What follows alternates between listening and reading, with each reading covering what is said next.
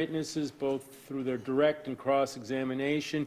You also had various exhibits published for you via this audio-visual. You heard the court read you a stipulation of fact, told you what that was, and then somewhere around 4:35, 4:40, we called it a day, asked you to come back here, and here you all are. So we're going to pick up where we left off, and that is in the midst of the state's case in chief.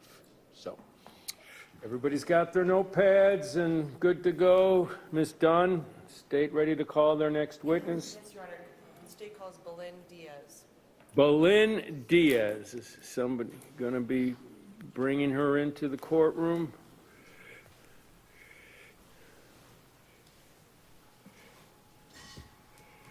Okay, ma'am, come on right up front here, right down the aisle there, through the gate.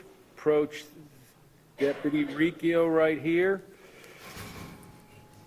Position yourself about right there. Face the clerk. Raise your right hand.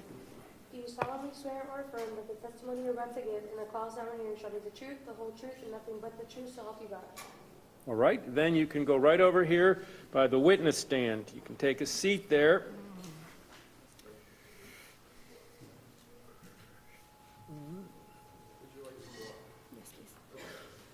So I just ask you to speak loudly and clearly and into the microphone. So we all want to be able to hear you, and we want to get your testimony on the recordation equipment. All right? Yes. All right. Good morning, Ms. Diaz. Can you please introduce yourself to the jury? Good morning. My name is Belen Diaz, and I'm a dispatcher with the Key West Police Department. You got to up the volume. That's not loud enough. My name is Belen Diaz. I'm a dispatcher with the Key West Police Department. Yeah, it's better. Ms. Diaz, how long have you been working with the Key West Police Department as a dispatcher? 18 years. Okay.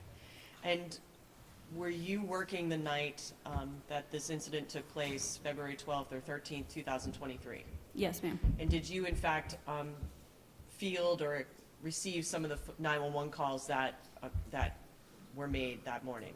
Unfortunately, yes. Okay. Before we get into the phone call, can you explain to the members of the jury when someone calls 911, what does your system record? The phone call gets recorded before we even answer the calls. So anything, as it's calling, the trunk lines pick up the phone calls, they automatically get recorded, even before we answer. Okay. And while the person is on the line with you, tell the members of the jury what happens when the call is placed on hold or you're not speaking with them. Is it still being recorded? Yes, ma'am. Okay. The other thing I want you to would ask you to explain to the members of the jury, are there two different channels or radio lines that you have with the police officer and possibly the 911 call? If you can explain that to the members of the jury. We have 3 different radio channels that we use. We have Patrol 1, which is our officers, strictly law enforcement radio. We have our resources channel 2, and we have fire and rescue for EMS and firefighters. So in a situation where a call comes in at 911 and a dispatcher is speaking to the 911 operator, is that cord or that conversation being heard by an officer in their ear or their earpiece? No. Okay. And similarly, is the 911 person, the person on the call, are they able to hear what you may be saying to a police officer on a different channel? No. Okay.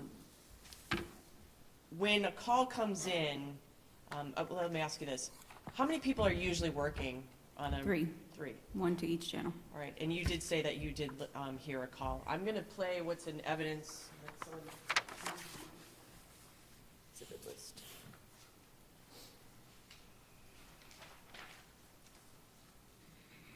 What is in evidence as states Exhibit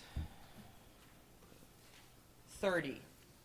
And this, I believe, is a phone, the 911 call placed by the defendant, Lloyd Brewer.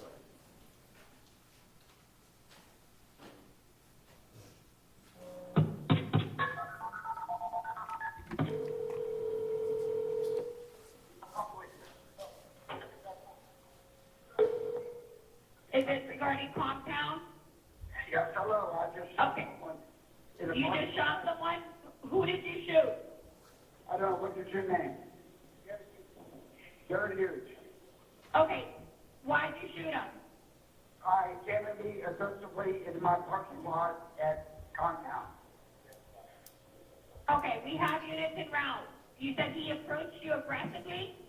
Yes, Are you the owner of Conchtown? yes.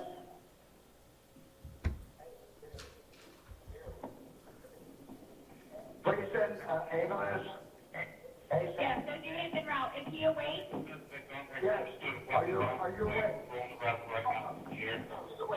Okay, do me a favor. I need you to put the weapon away. Can you do that for me? Yes, the weapon is set aside. Okay, there's a unit pulling up right now. Okay, can you tell me where you hurt him? Where you injured? Where? In the stomach.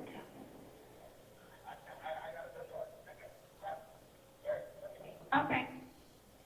We have units pulling up, okay? Where is the weapon right now? He's here now. Okay, where is the weapon right now? He's there.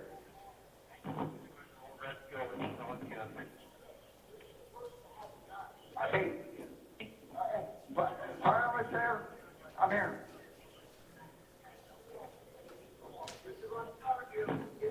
I own the property.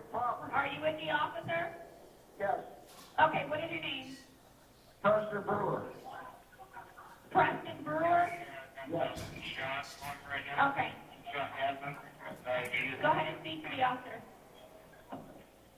Okay, Yes. go ahead and speak to the officer. Thank you. Officer. No. He's attending to the person. Let him talk to the person, okay? Yeah. Where is the gun, just so my officers know? It's on the top of his Jeep. What Jeep? Give me a description of the vehicle. It's right there. Yeah, dude, I'm talking to 911. I'm telling you right now. We're trying to get United Flight, okay? Okay, all right, I'm dealing with the person shot. Call. Okay, do me a favor. I just need you to step aside and wait for the officers to come speak to you, okay? They're here. Thank you. Hold up, don't want the entrance for the ambulance. So, Ms. Diaz, just so the jury is clear, was that you? Yes, Okay. And when we heard the call end, would that have been the discontinuation of any conversation you had with the defendant that night? yes, And in searching, and I believe I asked you, was that the only call that you received from the defendant at that night? yes, And isn't it true that you had received 2 calls prior to the call received from Mr. Brewer? yes, yes. I have nothing further. Cross-examination? No question, Your Honor. All right. May this witness be excused then? Yes, Your Honor. All right, ma'am. Thank you. You can step down and be excused. Yes, you can be excused.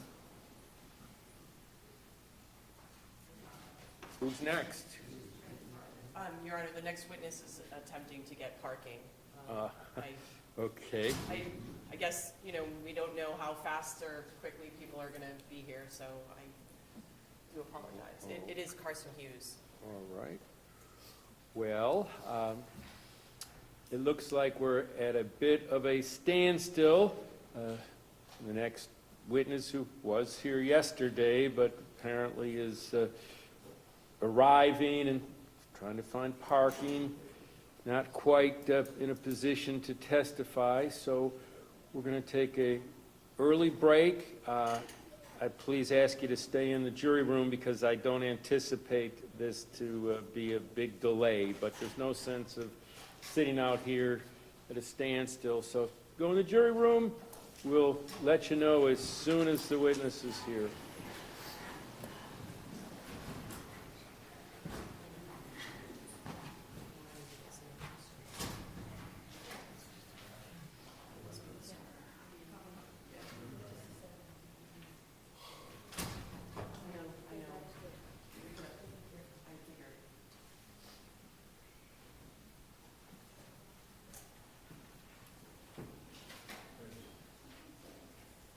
Parking is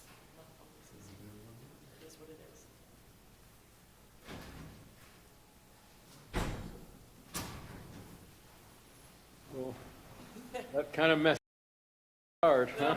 No, I did hear he's here, so he's in the bathroom.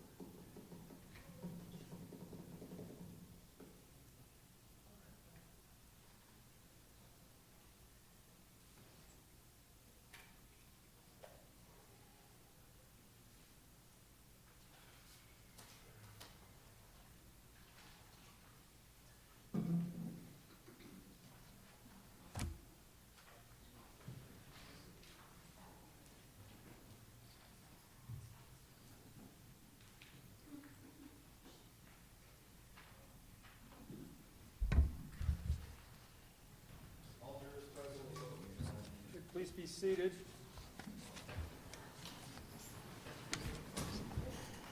Well, at least that wasn't very long, so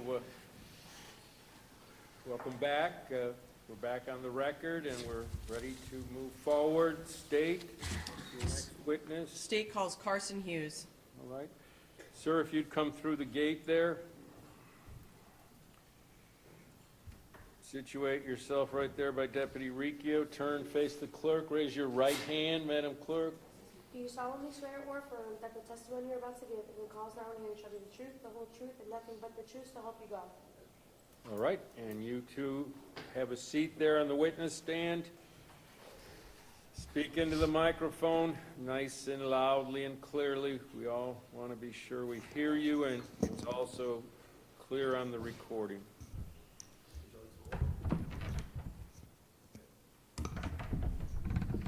Good morning. Carson, can you please introduce yourself to the jury? Good morning. My name is Carson Hughes. And Carson, were you the older or younger brother of Garrett? Or you don't work on the same shifts, do you? Logan and I work on the same shift, and Blake is on a different shift. Okay. And I'm going to take you back to that night, the night that your brother died.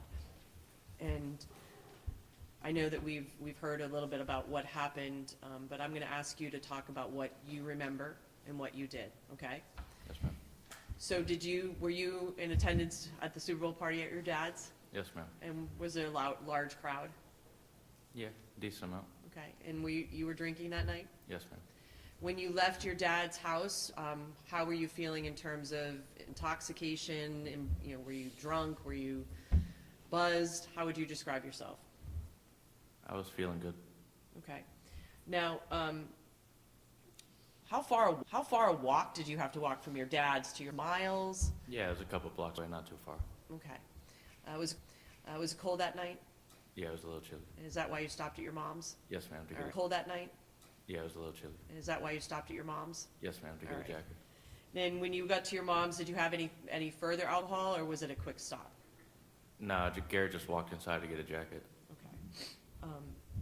Now, before we get into further questions, you and I have discussed a little bit about what you were going to be having to talk about today, correct? Yes, ma'am. And you also have seen some of the videos with me, correct? Yes, ma'am. And in seeing those videos, can you tell the members of the jury, has watching the videos affected your memory or what you remember seeing? Has it had any impact on that? And your brother, do you remember what he was having? Bud Light. All right. And we've already seen the clips and you saw the clips, so I'm not going to ask you to identify yourself, but when you came in, you went to the front of the bar, towards the front door? Yes, ma'am. All right. When you were playing darts with your brother, was there any conversation about anyone else in the bar, Mr. Brewer or anyone? No. Okay. And you saw it from some of the videos that you actually passed by Mr. Brewer. At that point, did you know who he was? No, ma'am. Did you have any words with him? Nope. Okay. Was it only after you saw the video and it was pointed out that you passed right by him that you even noticed him? Yeah, after I saw the video. Okay. And when you were outside with your brother, when everything took place in the parking lot, did you have any recollection then, like, oh my God, that was the guy sitting at the bar? No, ma'am. I mean, I didn't realize him at the bar. Just 1 second. Sorry. Apologize, Your Honor. All right. So I'm going to take you back to the point where you go outside the bar with your brother. At that point in time, you've been at your dad's house, you're at Conchtown, it's about 12 o'clock, midnight. How were you feeling in terms of the amount of alcohol you had? I was feeling good still. Okay. Compare yourself to what you noticed of your brother. Were you I'm going to ask you this way, were you as intoxicated as your brother was that night when you left? He was probably feeling better. He was feeling better, okay, all right. Outside at that point, No. was it just you and your brother? Yes, ma'am. All right.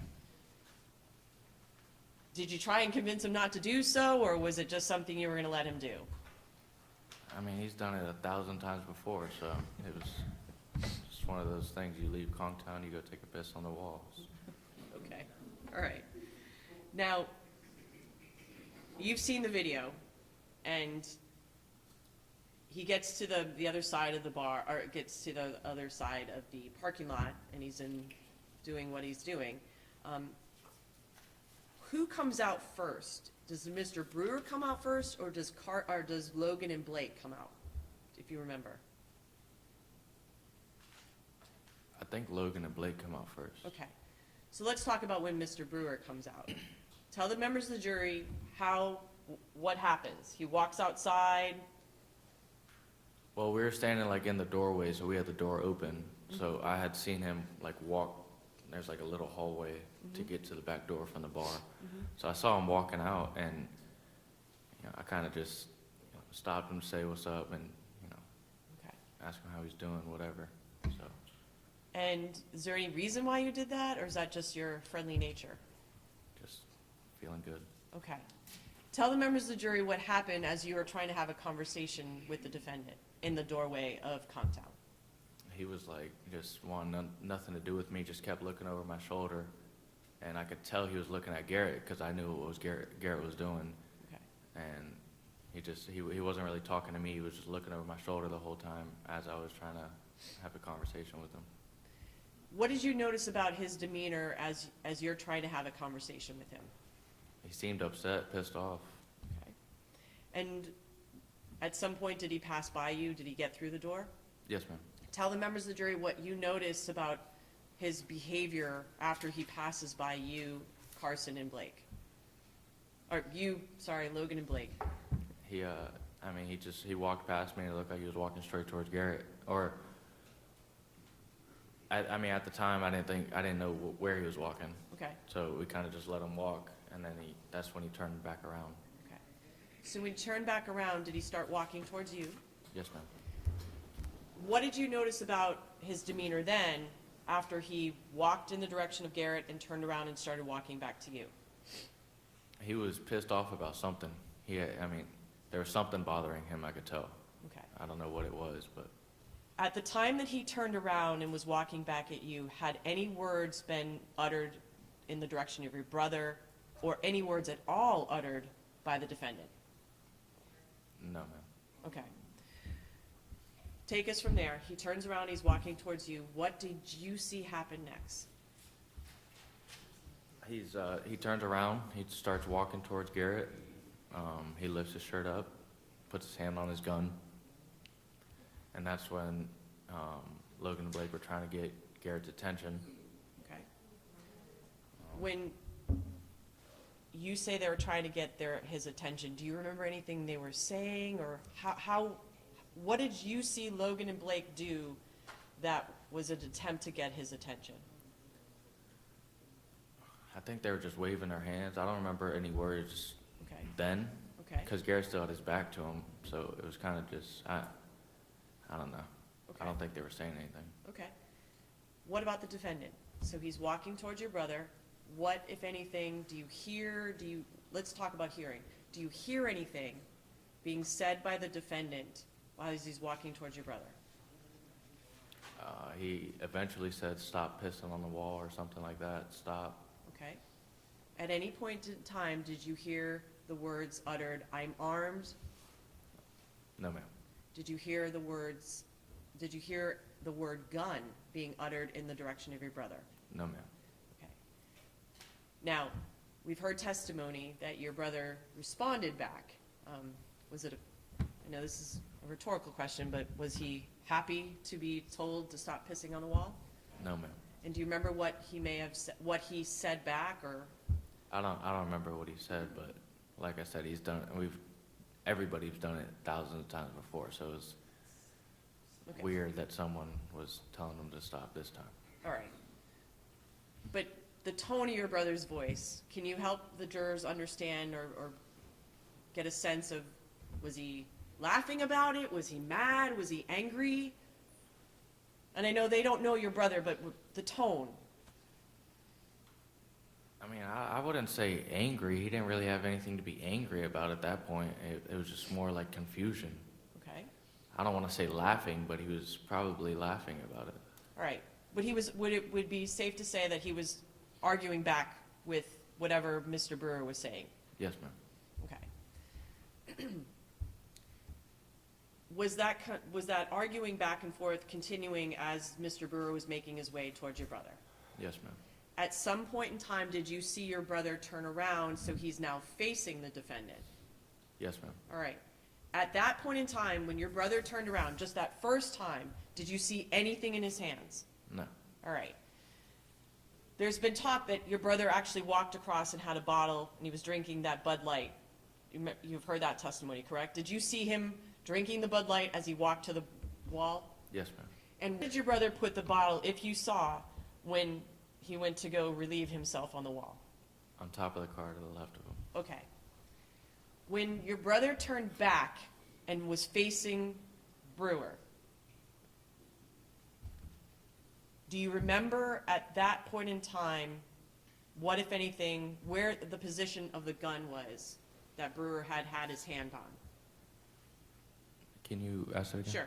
That was a really bad question.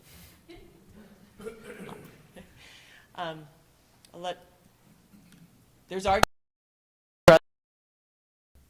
Tell the members of the jury, what do you see as he gets close? He reaches for his gun. Okay. On his right. And when you say reaching, does he just hold it there or does he do something else with it? Well, what do you mean by reaching? I mean, at first he kind of put his hand on it as he was walking up. Okay. And then eventually he pulled it out of the holster and drew on Garrett. Okay. When you say drew on Garrett, would you mean he was pointing it at Garrett? At the time that you saw the defendant draw the gun and point it at your brother, do you remember the direction your brother was facing when the defendant first pointed the gun at him? I think he still had his back turned. Okay. Objection, Judge. You said it. What's the? Okay. I'm going to overrule the objection. Thank you. One other question. when the defendant was making his way towards your brother and arguing about peeing on the wall, was your brother still peeing on the wall at that time? Yes, ma'am. And when the defendant was getting closer, at some point in time, was your brother done peeing on the wall? Yes, ma'am. And at the time that the defendant was close enough and started to draw the gun, was your brother finished? Was he turned? Okay. Okay, Sure. all right. We'll At- grant, sustain the objection. Just rephrase the question, please. Carson, do you remember whether or not at the time that, was Garrett still peeing on the wall when the defendant pointed the gun? Judge, it's a reading question. Okay, Okay, let's try it again. So, what was your brother doing at the moment that the defendant pulled his gun out and pointed it at your brother? Zipping up his pants. Okay. And at that point in time, did your brother have anything in his hands along with zipping up his pants? No, ma'am. Okay. When your brother turned around, when he turns around and sees Mr. Brewer, did you see your brother ever make any, It looked like they tried to get out the way of each other. and can you explain that a little bit better for the jury? Brewer stepped to his left, Garrett stepped to his left, so they kind of had a clear passage to, move, or Okay. however. And then Brewer stepped back over to his right, and now he's in front of Garrett, and, stepped towards Garrett, and then, Garrett tried to hit the gun away, tried to get it out of his face, and then, he got to the back of Brewer, and they got in a little wrestling match or whatever, and then that's when I heard the shots. Okay. During that period of time that you just described to the jury, did your brother have anything in his hands? No, ma'am. And when you say they were in opposite directions, at the time that the defendant moved to his left, is he still in front of your brother in between those two cars? Yes, ma'am. Okay. And when you said your brother moved to his left, just to make sure, so they moved in opposite directions. Yes, ma'am. When you testified the defendant moved towards your brother, had your brother moved in the direction of the defendant prior to the defendant moving in his direction? No. Can you explain in more detail, if possible, what you meant when you said it looked like your brother tried to push the gun away or get it out of his face, as best as you can? Describe it. Just describe it in any more detail than that, if you can. He had the gun pointed in his face, so it looked like he tried to hit it away with the back of his hand. Okay? Tried to hit it away, and just the back of, I think it was right hand. I'm not sure. But Okay. You also said it looked like he got to the back of the defendant. Can you describe that in any better detail, if possible? at that situation, you got a gun pointed at you. You only got. Well, I know not why it may have happened, but the body positions, you said the back of the defendant. So, was your brother grabbing at the defendant? What do you mean he was at the back of the defendant? Yeah, so he hit the gun away, and then he went to his back, his actual back, and then I think he was grabbing him there, and Okay. I don't know what his plan was from there, but What your brother's plan was? right. Okay. So at some point in time, you saw the defendant, your brother, behind the defendant. Is that true? Yes, ma'am. All right. Did you see them in any other position thereafter, from your position where you were standing? Not that I really remember, no. Okay. What were you focused on, Carson, at the time? Garrett, Okay. How quickly did this happen? fast. And in the manner, you said you saw the defendant move towards your brother after he moved to the left and then moved towards your brother. How quickly was the defendant moving in the direction of your brother? With the purpose, very quick. What about your brother? The mannerism in which he was walking from the moment he turned around and sees the gun in his face, how quickly was he walking in any direction that you described? Not quickly, I mean, he was a little distorted, so Okay. I don't think he even realized what was going on at the time. All right. So you hear the shot. Did you, from your position, were you able to see the actual shooting or anything that happened prior to you hearing it? No, I couldn't tell where the gun was, or they were kind of Okay, entangled, so I just heard it. okay. And as you're watching this, where are you, what are you doing? Are you standing still? Are you moving towards them? I'm like kind of walking towards them, and then I hear the shot, and then I run towards them. Okay. Tell the members of the jury what happens when you run towards them and after the shot and you run in the direction of your brother and the defendant. They were on the ground, so I helped Garrett up, and then Garrett walked around the front of a car, and then I had exchanged words with Brewer, and he pointed the gun at me, and I kind of threw my hands up, and then I was like, holy shit, I think Garrett got shot. So I turned around just to look for Garrett, and that's when he was in the middle of the parking lot. Okay. Now, you walked away from Mr. Brewer knowing that he had a gun. Is that correct? Yes, ma'am. Why? I don't know. I was just worried about Garrett. Okay. When you said you exchanged words with Mr. Brewer, do you remember exactly what you said? No, ma'am. Did you have any physical contact with him that you remember? I don't remember. Okay. So you go find your brother. Where do you meet your brother?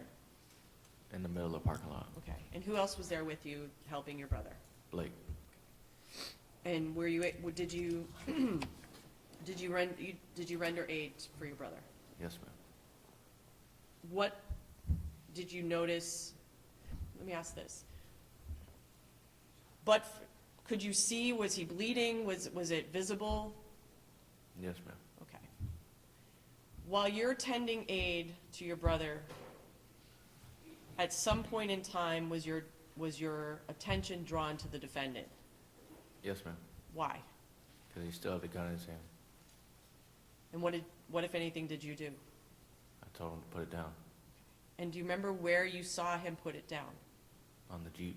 Just 1 minute, Your Honor. You heard, just 1 minute, Your Honor. You heard, you heard the 911 call. You were here present when we played the 911 call of Blake's. Was that your voice that we heard screaming, put the fucking gun down? Yes, ma'am.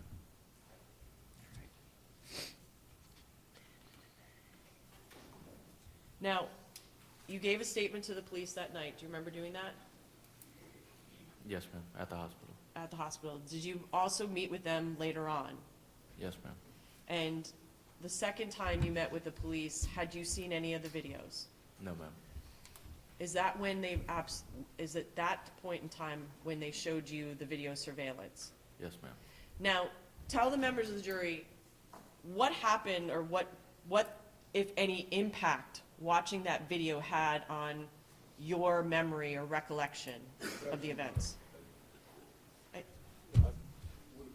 What if, Point of question, but he's testifying to this here under oath, to the best of his memory. I don't understand what. well, okay. I'm going to overrule the objection. I believe it's a valid inquiry, so Can you ask the question again? Absolutely. What, if any, impact or effect did watching the video have on your memory or recollection of what you saw happen that night? The only thing I really learned from the video is that two things. They went to the ground and then Brewer pointed the gun at me. I didn't remember that prior to seeing the video. All right. And has watching the video affected your testimony either at the deposition that you were subjected to years ago or your testimony here today? No, ma'am, it just justifies it. I'm going to show you some clips, and I'm going to ask you to point out a few things, okay? For the record, I'm going to show what's in evidence as State's Exhibit 3.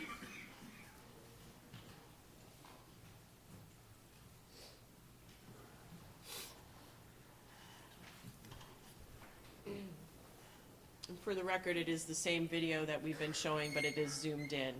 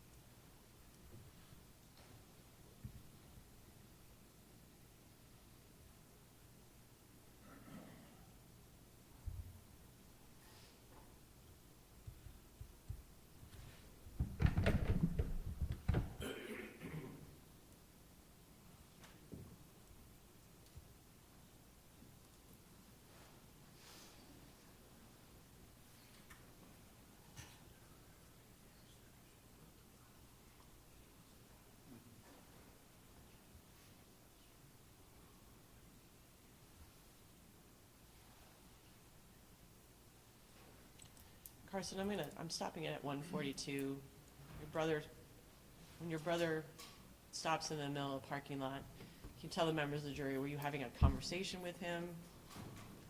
Yeah, he was probably just saying something stupid.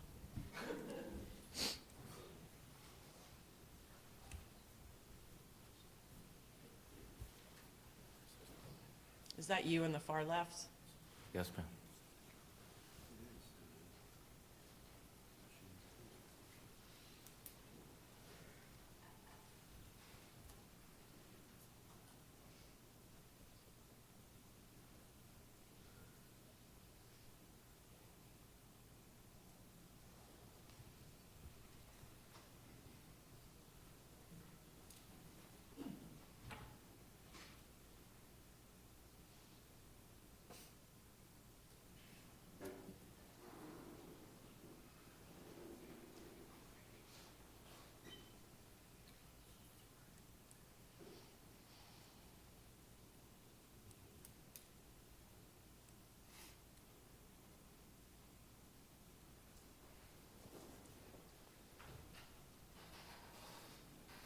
Stopping it at 245. Carson, do you remember where you were positioned at this point in time when the defendant walks out and was scratching the back of his head? I was like right behind Logan somewhere, behind, like right next to the door, the back door.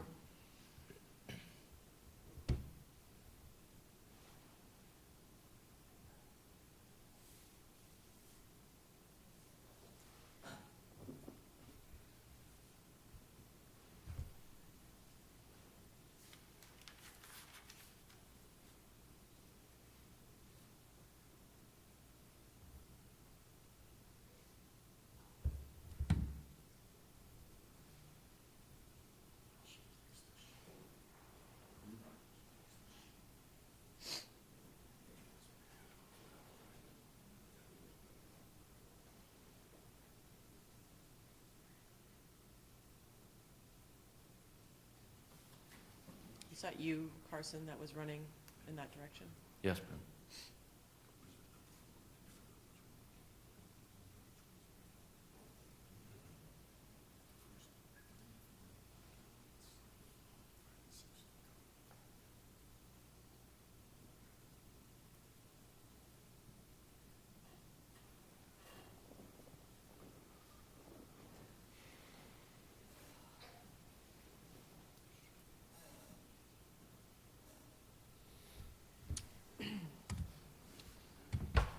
I'm also going to show what's in evidence as State's Exhibit 4,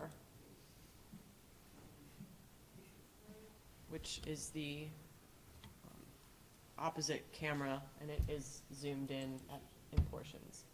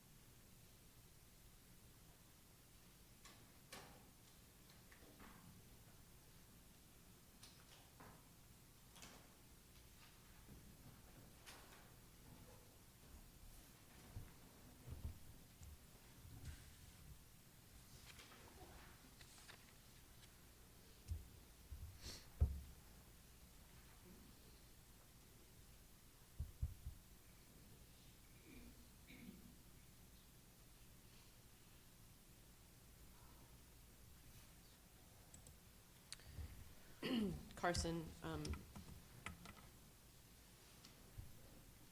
at the time that you saw the defendant pointing the gun at your brother, other than your brother moving to his left, did you see your brother do anything with his hands in a violent manner? No, the only thing I saw was him trying to knock the gun out of his face. Okay.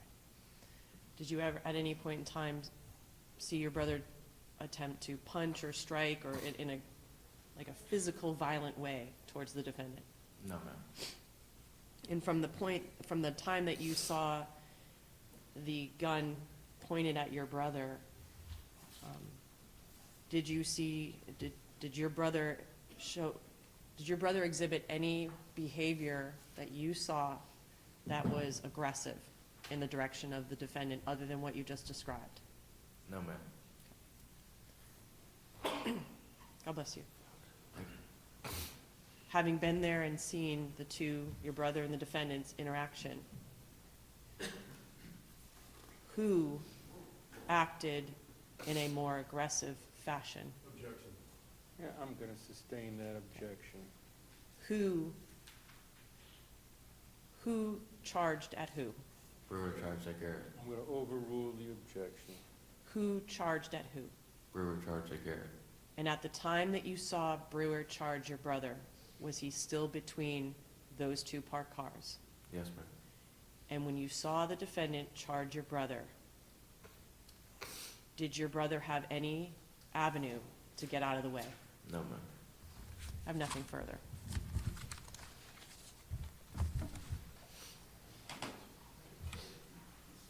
Cross-examination?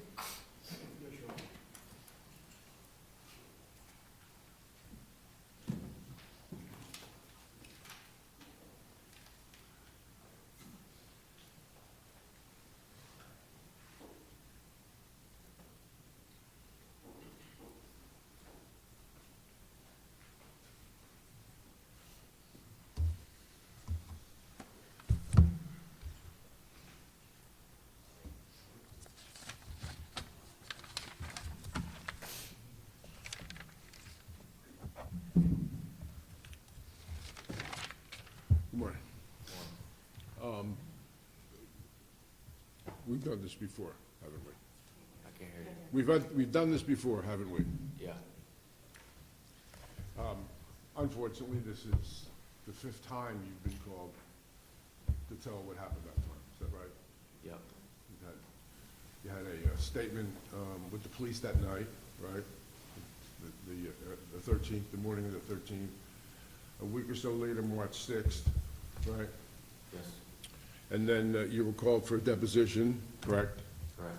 And then you testified, the last time you testified was in a hearing in December of '24, correct? Yes, sir. And now it's, I don't know, over a year later, right, and you're here now, correct?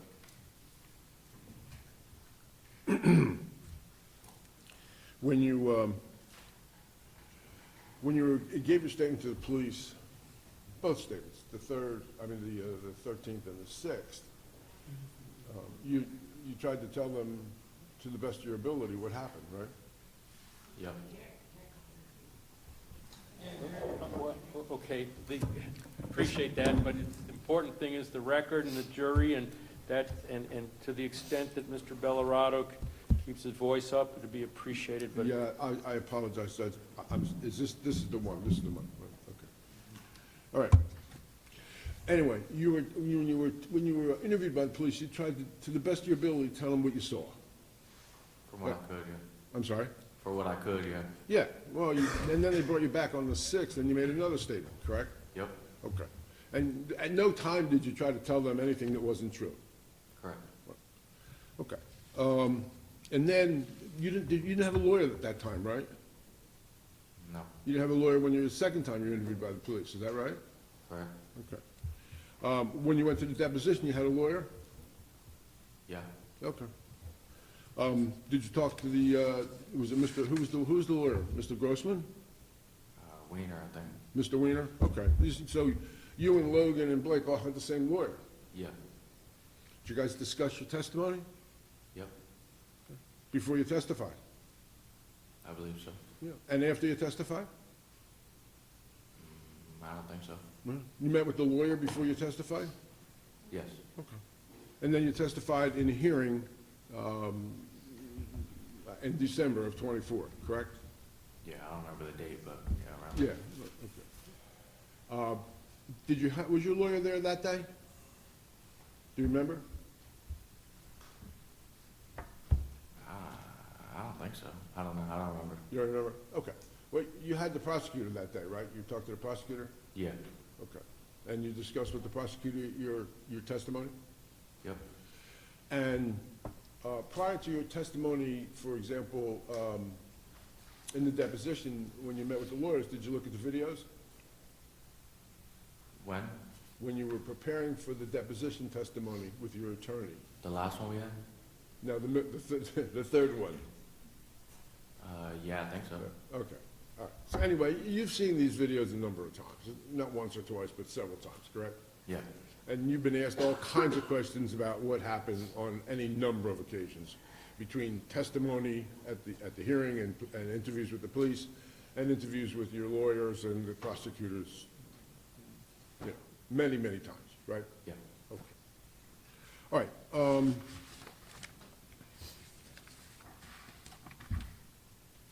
you know, I was just wondering, I heard that video just a few minutes ago about,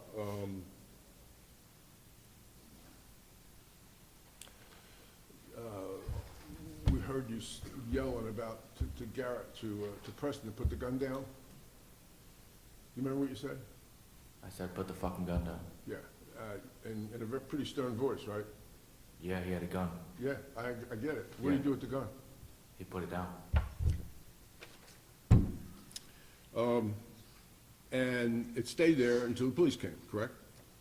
Yeah, Okay.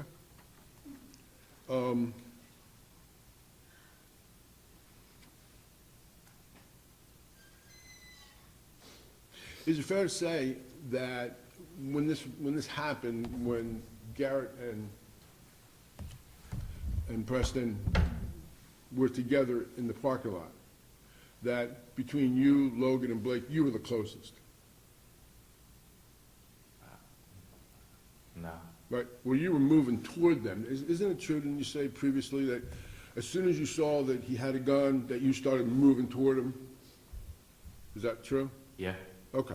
Do you know where Blake and Logan were? no. You don't have no idea? I mean, I can see in the video, but when, at the time, I don't know. I Okay. wasn't- So they were further on the right side, right, closer Yeah. to the door, right? While Yeah. you were approaching your brother and Preston. And is it fair to say you were right in line with them as you were moving toward them, correct? No, No? They weren't in front of you? yeah, but I was off to the side. How I so? walked around the Jeep. You were by the Jeep? Yeah, Okay. And you were moving toward them at the Yeah. time? Okay.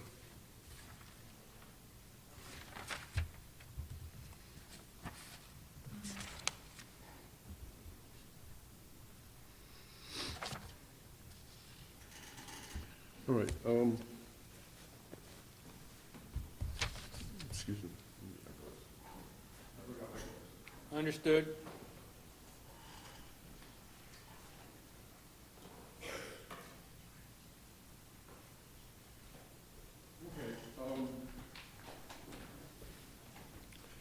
Mr. Hughes, you described, your brother's attitude when when he turned and he saw that Preston was walking toward him, right? And is it fair to say that, his attitude was like, what do you want? What are you bothering me for? right, And that's the way you previously described it, right? I mean, it was like, what the fuck do you want, right? yeah. I mean, What? Because- somebody walks up to you when you're taking a piss. I'm sorry? Somebody walks up to you when you're taking a piss, it's kind of weird. Oh, yeah, right. By the way, did you pee on that wall that night? No, Did Logan? no, Did Blake? nope, See anybody else peeing on that wall that night? Could have been a bunch of people. I don't And know. that's I not my was question. outside. Did you see anybody else peeing on that wall that Did I night? see anybody? No. Okay. But anyway, Garrett was peeing on the wall, and he felt he had a right to pee on the wall, and this guy shouldn't be bothering him, correct? I don't know what Garrett was feeling. Well, that's what his attitude was. I don't know what. Well, you just said that the way you described it was, what the fuck do you want coming over here bothering me? I'm peeing on the wall. Yeah, it's fucking weird. Yeah, well, that's Garrett's attitude, isn't it? Yeah, to me, that would be my attitude too. Now, I'm asking about your attitude, you weren't the one. Well, how am I That's supposed to know what Garrett's attitude I'm was? asking you, you were asked to describe it, and you described it as Garrett's look on his face was, what the fuck do you want? Right. Okay, so that's, communicates what you saw Garrett's attitude toward Preston, correct? Sure. Okay.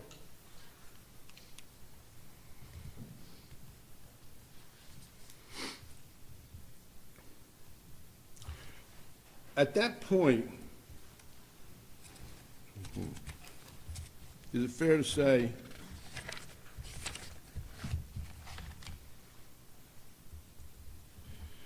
that when Preston approached Garrett and he said, like, you know, what are you doing, what do you want?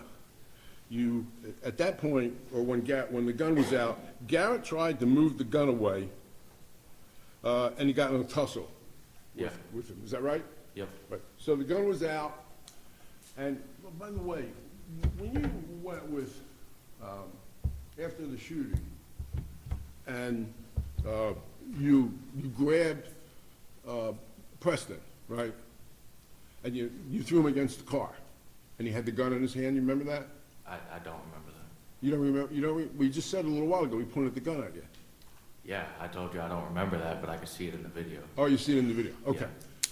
All right, do you remember, you don't remember grabbing him? I don't. And you don't remember him putting the gun, No. but you could see that he had the gun in his hand, correct? And he pointed it at you, or the gun was pointed at you, whether it was intentional or not, that's where the gun was, correct? I know that now, yes. Right, okay. And you know, and then you turned your back and you walked away from him, correct? Correct. Okay. So, you just saw him shoot your brother, right? Yep. According to what you saw. And the government's position is that he intentionally shot and killed your brother, right? Right. And he pointed the gun at you. Yep. Did you get shot that night? I'm still here, so no. Did you get shot that night? No, sir. And when you turn your back on him, after you went after him after he just shot your brother supposedly, did he shoot you? Not to my recollection. Did you get shot or not? I don't remember. You don't remember whether you got shot that night? Is that what you're telling me? I didn't get shot. I mean, Did you get shot or not? no, I didn't get fucking shot. Oh, good, okay. It's a good thing you didn't get shot. I'm glad you understand that.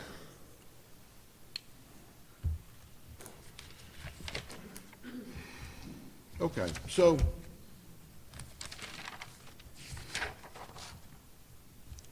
you know, you're the older brother for Garrett, Yep.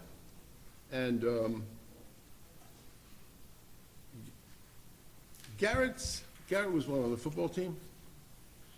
What was that? Garrett was on the football team? Yeah. Were you on the football team? Yep. What was your relationship with Garrett? My best friend. You were his big brother. You were always protecting him, weren't you? You could say. Because Garrett had an attitude, didn't he? Garrett had an attitude, and you found yourself on several occasions have to be there for him because he has this attitude. Isn't it right? I don't know if it was because of Garrett's attitude. What would you describe it? Tough guy? Don't take any shit? That kind of thing? I mean, it depends what the occasion was. I don't know what the fuck you're talking about. You got a tattoo on you got a tattoo on your arm? I got plenty of tattoos. Your Honor, I'm going to object to it's clear that we're getting into a badgering of the witness. Right, We're using let- profanity. Oh, back okay, and forth. yes, I do believe that we should save those types of vocabulary. Either it's a direct quote from some incident that happened in the case, but otherwise, I would appreciate if we, both sides refrain from that language, and otherwise, we're not going to have a bickering, so let's keep it in the question and answer format. You got a tattoo on your arm? I got plenty of tattoos. You got a tattoo on your arm that says, "I'm my brother's keeper," doesn't it? Yep. Is that right? That's right. And it's been a regular experience for you that you've had to come to Garrett's aid as a result of his attitude and involvement that he gets himself into. Isn't that true? No. It's not true? That I have to come to Garrett's aid? No. I'm sorry? That I have to come to Garrett's aid? No.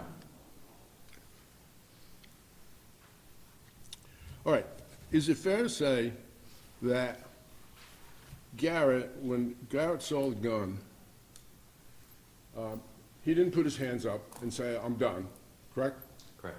What he did was, he tried to grab the gun, and he tried to turn or get behind Preston and get him in a chokehold. After he tried to get out the way, yes. Yep.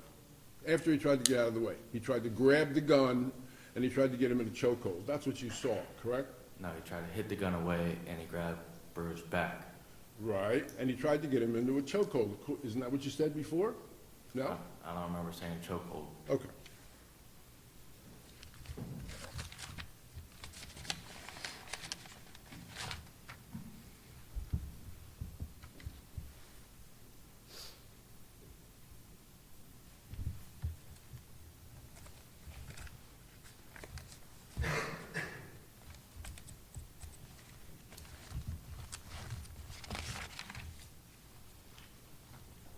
You were interviewed on the 6th of March by the police, page 17.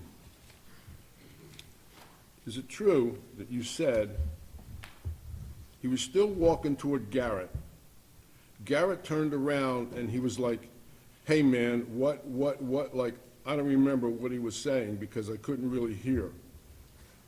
I just seemed like, as I'm going towards this guy, I see Garrett be like this, try to knock the gun away, and then he tries to get behind him to like get him, to slam him, or get him in a chokehold or something. You say that to the police? What was the question? Did you say that to the police in the interview? I guess so.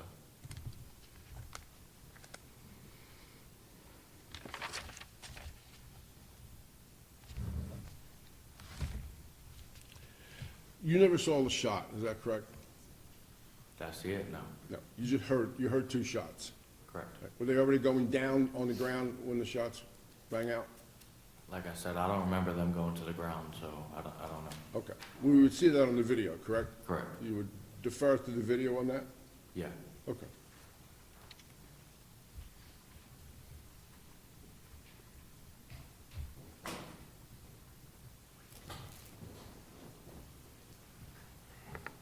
Is it fair to say that you could describe what was happening between the gun and the two of them, is that they were struggling for the gun, from what you could see? They had their back turned towards me, so I don't know what they were doing with the gun.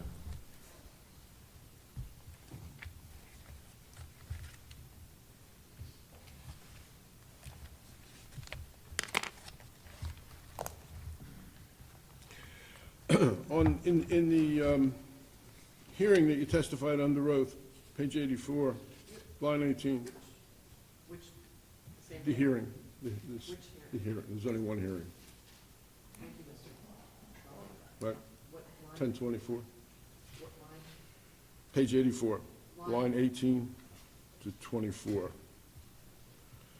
And you said, you were asked a question, you answered the question, said, "I believe Garrett tried to hit it away, tried to hit the gun away." Yes, sir. So they weren't throwing punches, but you think they were struggling over the gun?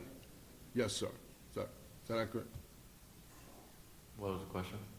Do you remember saying that? That's what you said. Do you admit that you said that to the police, on under oath at the hearing?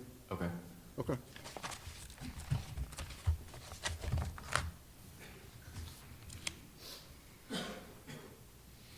There's no doubt in your mind that when Garrett came out of the building, he had a bottle of beer. This, I guess it was a Bud Light, correct?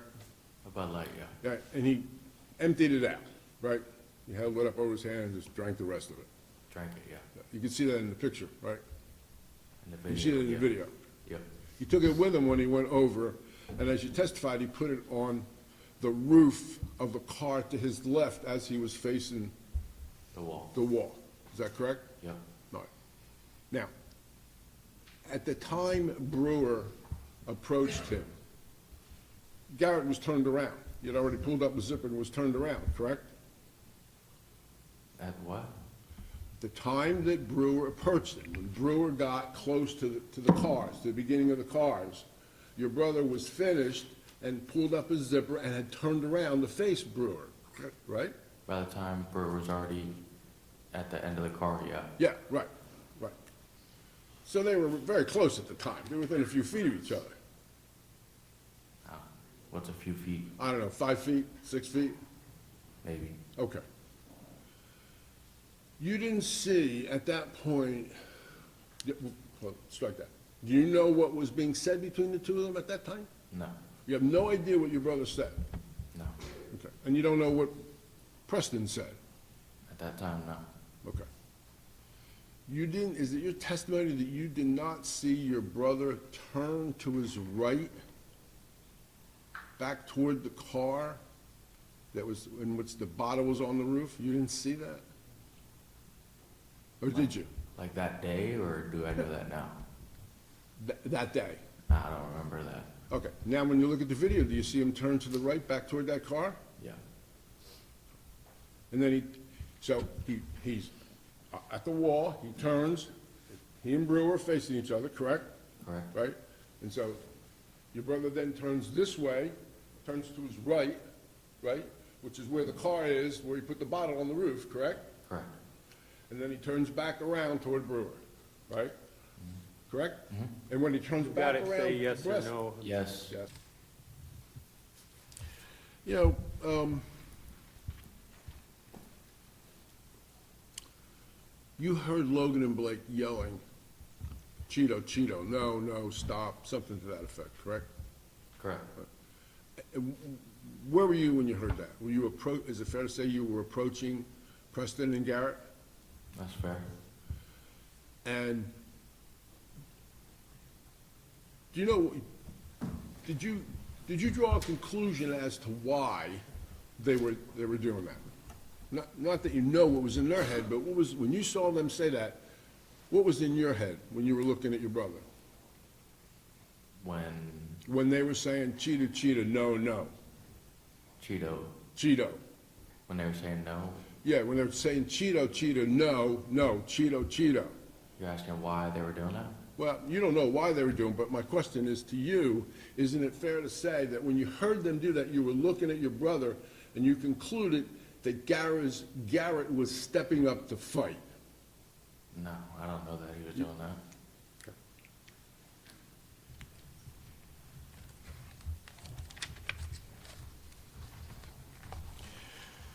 You were interviewed by the police department on March 6th, page 30 of the transcript of your statement. And, well, it begins at the bottom of the page 29.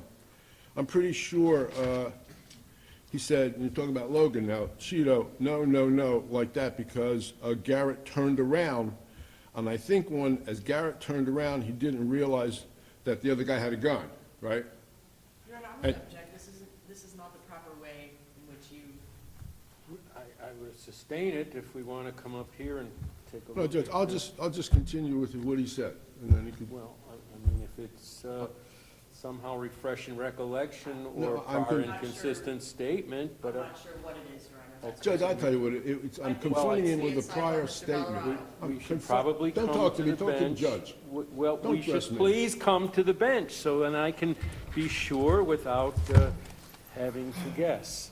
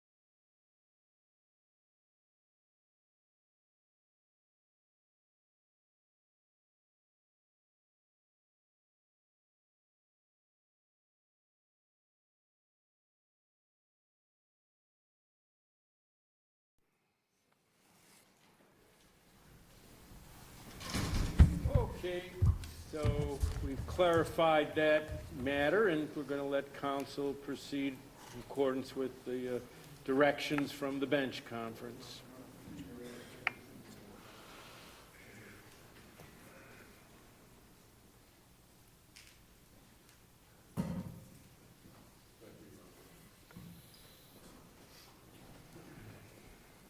Okay, Mr. Hughes, did you tell the police that at that time that we just were talking about, when Logan and Blake were yelling, no, no, Cheeto, Cheeto, no, no, no, that you concluded that it looked like Garrett was stepping up to fight? Did you tell the police that? I don't remember. Okay. If I showed you the transcript, would that refresh your recollection, or? Yeah.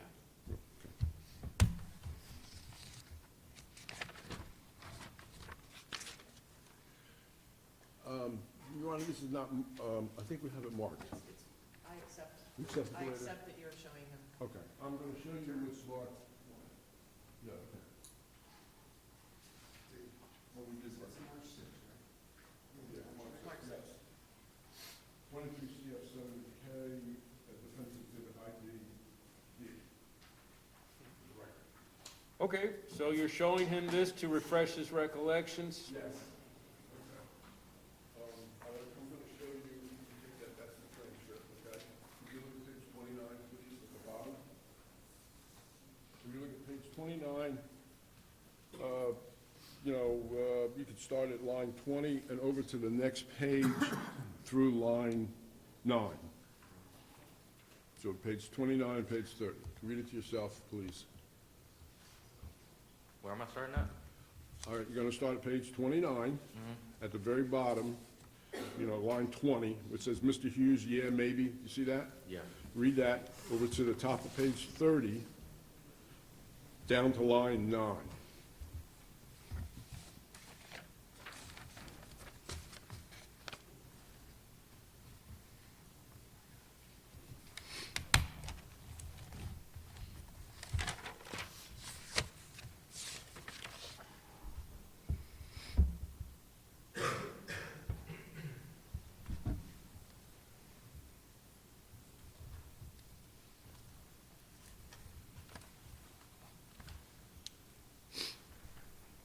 Did you read it? Yeah. Does that refresh your recollection that you said to the police that when they were yelling, Cheeto, Cheeto, no, no, that you looked at Garrett and you concluded that it looked like he was stepping up to fight? To fight or something. Or fight or something, right, that's, Correct. you said that to the police? Yep. Okay. I did.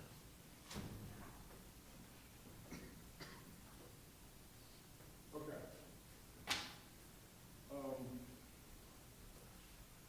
There was a time when, is it fair to say that you were a little confused about the way Preston was interacting with your brother, and you wanted to know, you were confused, you were asking yourself, did he ever deal with Garrett before? Do you remember that happening that night? No. No? You don't remember feeling that? Okay. Do you remember on the 13th, late that night when you were being interviewed again,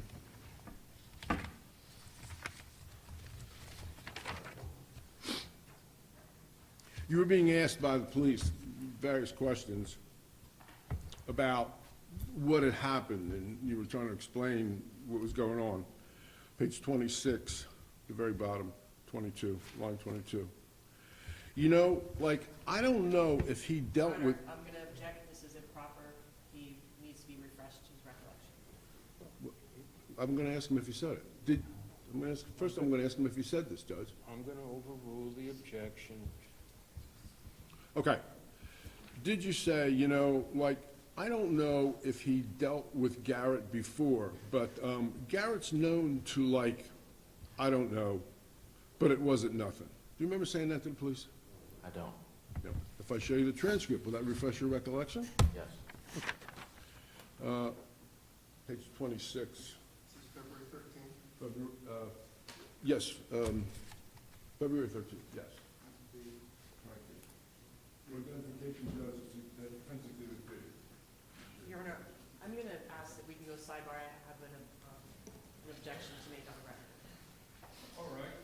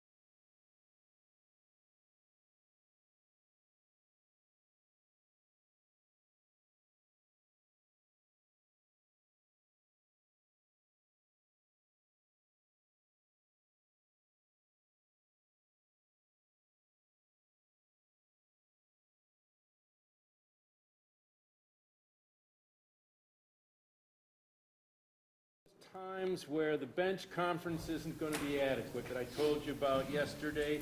So it coincides with about the window for our morning break. So let's break until, what is that, 10:45. You don't have to stay in the jury room. Follow the usual instructions. Let the deputy know who wants to have a little stretch outside the jury room, and I'll be back with you by 10:45.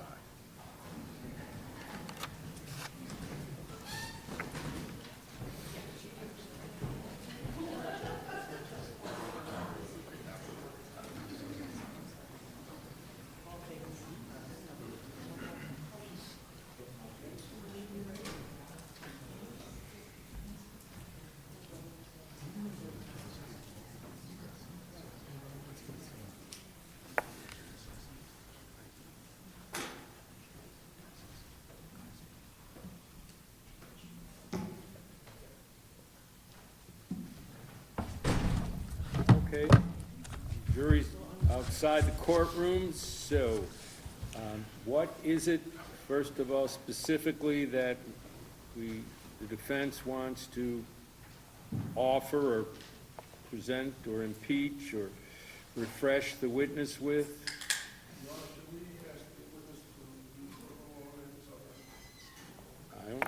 I don't know if it's necessary or not. State of any position on asking the witness to leave during this litigation outside on this issue? I have no preference, Your Honor, but we will, based upon any ruling you have, we'll have to Yeah, advise him, so having him here may save that step. But yeah. I don't see that there's any prejudice by having him here. If you want to take a break, you can take a break. If you want to remain on the witness stand, that's fine too. Which did you prefer, sir? All right. So what is it that we want to raise or bring up?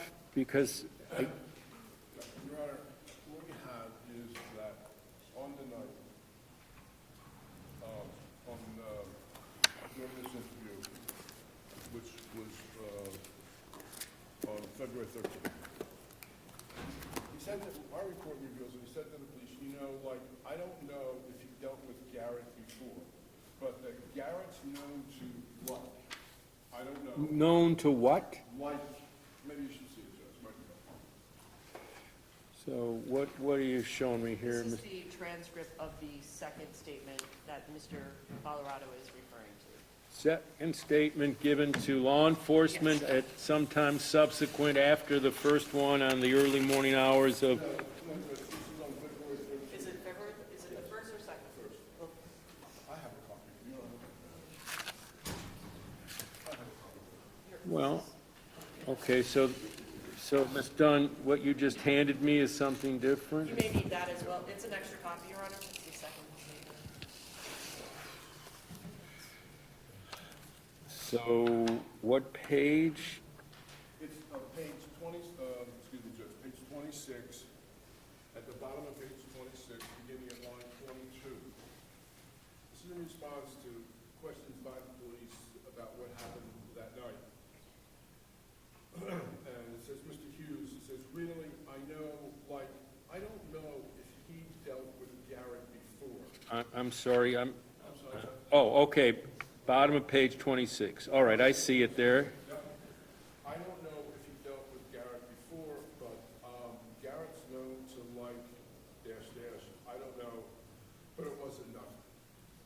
I want to ask him, what do you mean by that? You want to ask him what? What did he mean? Why did he say that? When he said Garrett's, but Garrett's known to like, I want to ask him what it was about Garrett that he felt was relevant to say that. This is important testimony concerning the actions of Garrett, not what Preston knew, okay?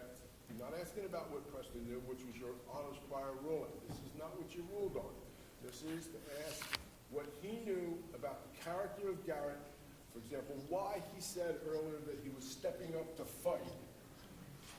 And this is evidence as to the actions of Garrett consistent with his past behavior known by his brother. But not known by Mr. Brewer, so then we're getting into some sort of character trait or propensity. I'm not sure, so I'm not sure what the admissibility of that is, but you're certainly not trying to get him to testify about some prior law enforcement encounter between the alleged victim and police, right? You're not going there. It has to do with the attitude that Garrett had, just like when he said, look, Preston goes up to Garrett and says, stop peeing on the wall. Yeah, I heard that more than enough. I've heard insanity-laced questions and testimony. I've heard plenty of that. So, And our position as judge that that's evidentiary of the character of the actions, not the character, the actions of Garrett that night when he was confronted by Preston. And his brother says to the police, I don't know if he knew, ever interacted with Garrett before, but Garrett is like, and I want to know what he meant by that. oh, well, all right. State, Your Honor, this is specifically character evidence of a victim that he's trying to get before this jury when there is absolutely no nexus that the defendant knew of this character trait, if you even have a character trait. This is exactly what we talked about in that motion, even though they had examples of prior acts of Mr. Garrett Hughes. In that hearing, we specifically argued for the exclusion of any character, behavior, or traits or evidence of the victim unless the defendant could show one of either the specific acts or the reputation. And unless counsel has any case law that they'd like to present to the court, it is not permitted. Secondly, it is not relevant as to what Carson knows of his brother's actions and what his propensity is when it's not even established, one, that Brewer knows about it, or two, he's testified as to the specific acts of Garrett. The third argument I would have is if you look at the transcript and you look at the question and how this answer or this statement by Carson was made, it wasn't asked, well, why do you think Garrett was doing this? Or why do you think Brewer was doing this? It is a conversation that they were having and not a specific question by law enforcement. It's absolutely inadmissible. yeah. Was there an order that was generated from that hearing? Yes. Did somebody, huh? There was, Your Honor. I can try and find it for you. Would you please? So, what's that?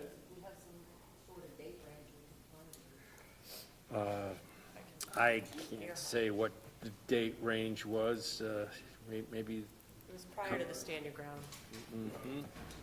Yeah, but anyway, I think you're on thin ice that is not appropriate. I mean, frankly, I think you've taken the issue quite far by getting all this testimony about this in-your-face attitude, this not taking any, whatever you want to call it and stuff. So now, what do you want him to say? He was a wise guy, he was aggressive, he was known to be a troublemaker.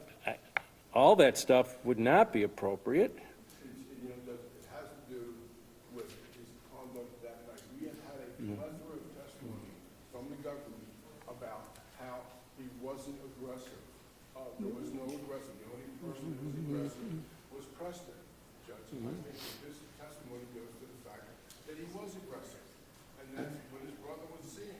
No, that's not what it goes to. It goes to, in the past, he's acted in a certain way. Now you want to say, oh, so look at members of the jury. This is a guy who's, violent, or this is a guy who's aggressive. He's wanting to show that his behavior on the night in question was consistent with this trait. And my recollection is there'd have to be, I don't know if specific acts of character would. It's 90.4 character evidence of the victim, and that's what governs. And again, you have to have either knowledge of the defendant of the specific acts or knowledge of the defendant of his reputation in the community. Those would be the only two permissible situations that character of a victim could ever be inquired of. Yep. Yeah, go ahead.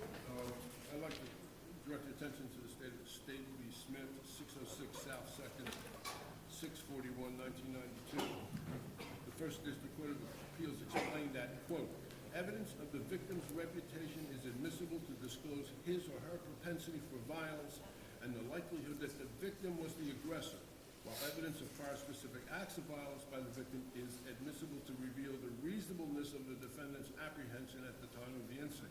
That's distinguishing between the two different aspects of that. The second being the one that you've forbidden before with your rule. The foundation distinction determines whether the defendant's knowledge is required. The court in Smith held that if reputation evidence is offered to show the victim's conduct, the defendant's prior knowledge of the victim's reputation is not necessary. If, however, the character evidence is offered to prove the reasonableness of the defendant's apprehension, prior knowledge of the specific act of violence is necessary. And Judge, we are offering it for the first. Okay, what's You haven't established the reputation. You're specifically asking this gentleman as to what he knew of his brother. This isn't reputation. It's absolutely not reputation. That's not how you do it. Judge, the prosecution doesn't have to write down the questions for me and ask the questions for me when they want. He said this, and my questions about his reputation is, you said that Garrett is, like to blah, blah.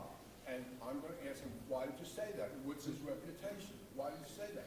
No, I'm going to sustain the objection. That's not a foundation for reputation. I'm sustaining the objection. His reputation is established in a certain way. This is all, I don't think this is admissible, and I'm going to sustain it and take a break, and that's the court's ruling. I've heard plenty. Thank you very much. And we're going to take our break.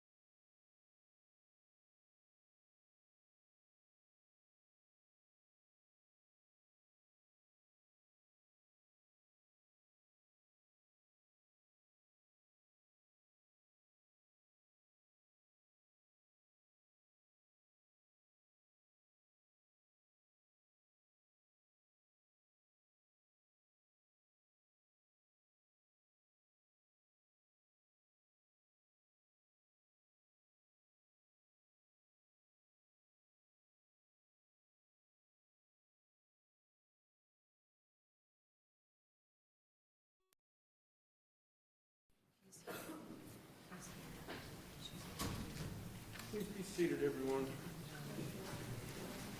Okay, so we're back.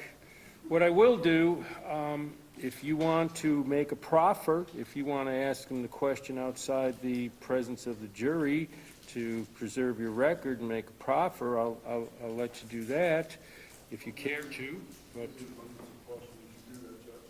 All right.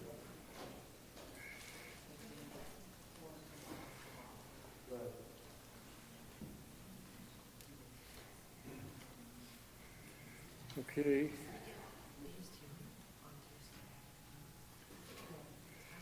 All right, Mr. Hughes, come on back up, have a seat in the witness stand. I've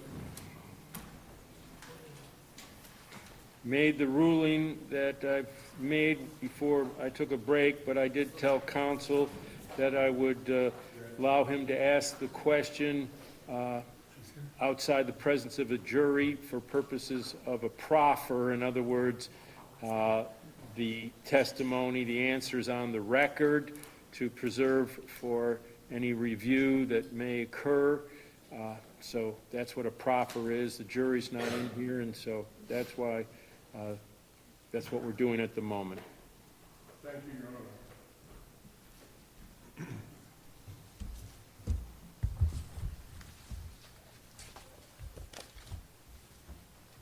Mr. Hughes, when you were,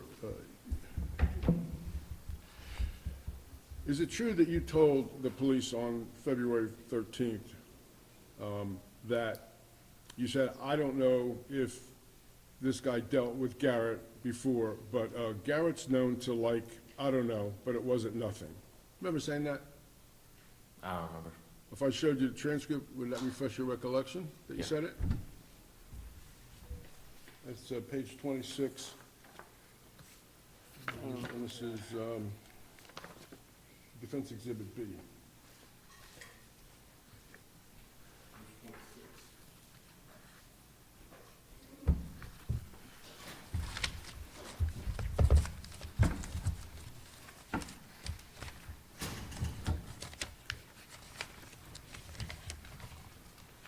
Okay, it's right at the bottom of that page. You see where it says, Detective Seeley says, okay, and then it says, Mr. Hughes. You see that? Yes, sir. Could you read that to yourself, please?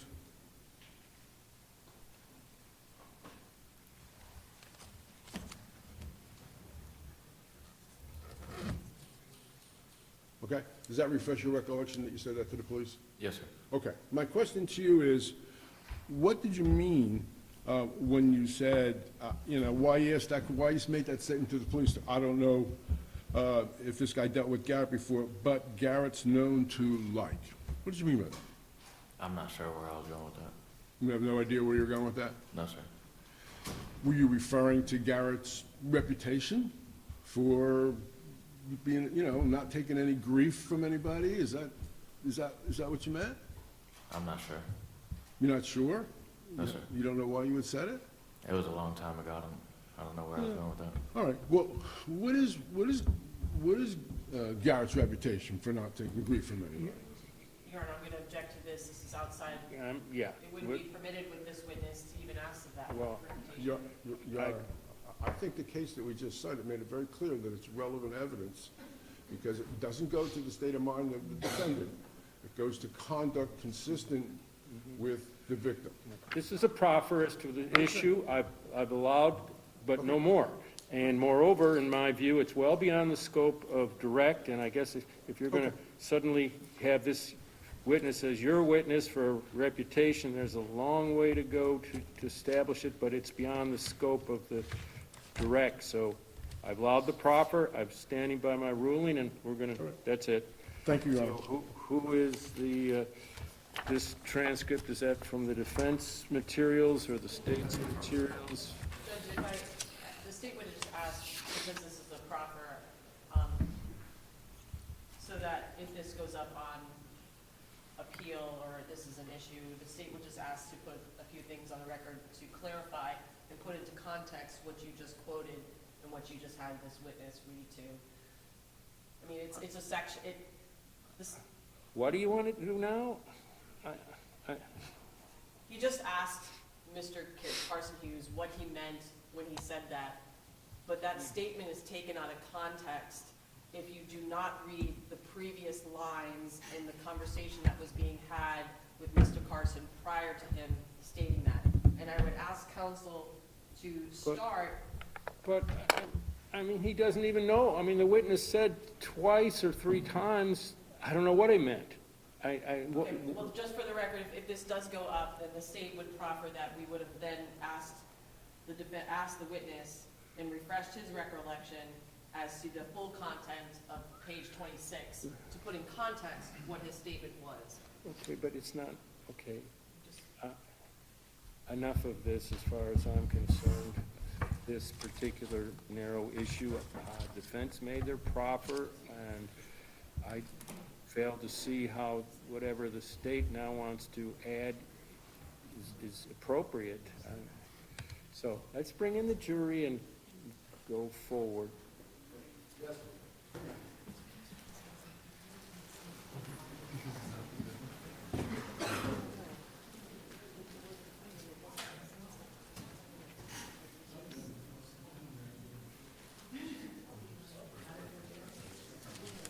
Did you ever find that order from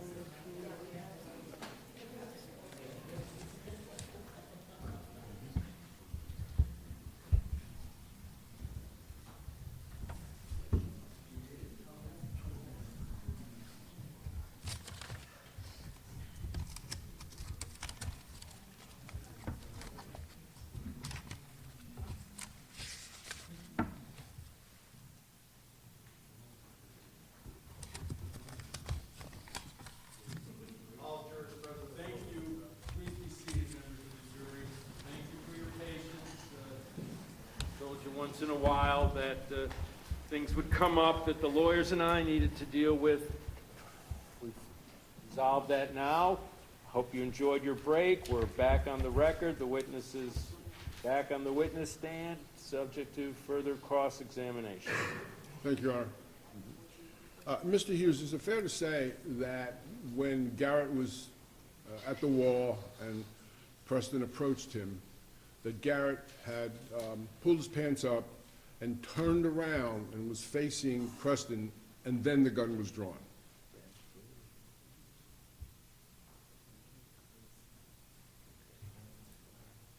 Now, I'm asking you for your recollection, for what you saw, not necessarily what you saw in the video. If you Yeah, didn't see it, I don't really know.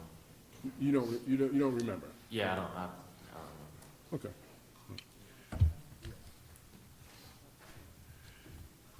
Did you tell the police when you were interviewed on the 13th that, oh, you will, hold on, that at page 20, line 10, line 8, Garrett pulled up his pants, and then on line 10, turned around, then the gun was drawn? Do you remember saying that to the police? Yeah. Okay. But as you sit here today, it's 3 years later, and you just don't remember. Correct. But you don't deny that that's what you said to the police that night? Correct. Okay.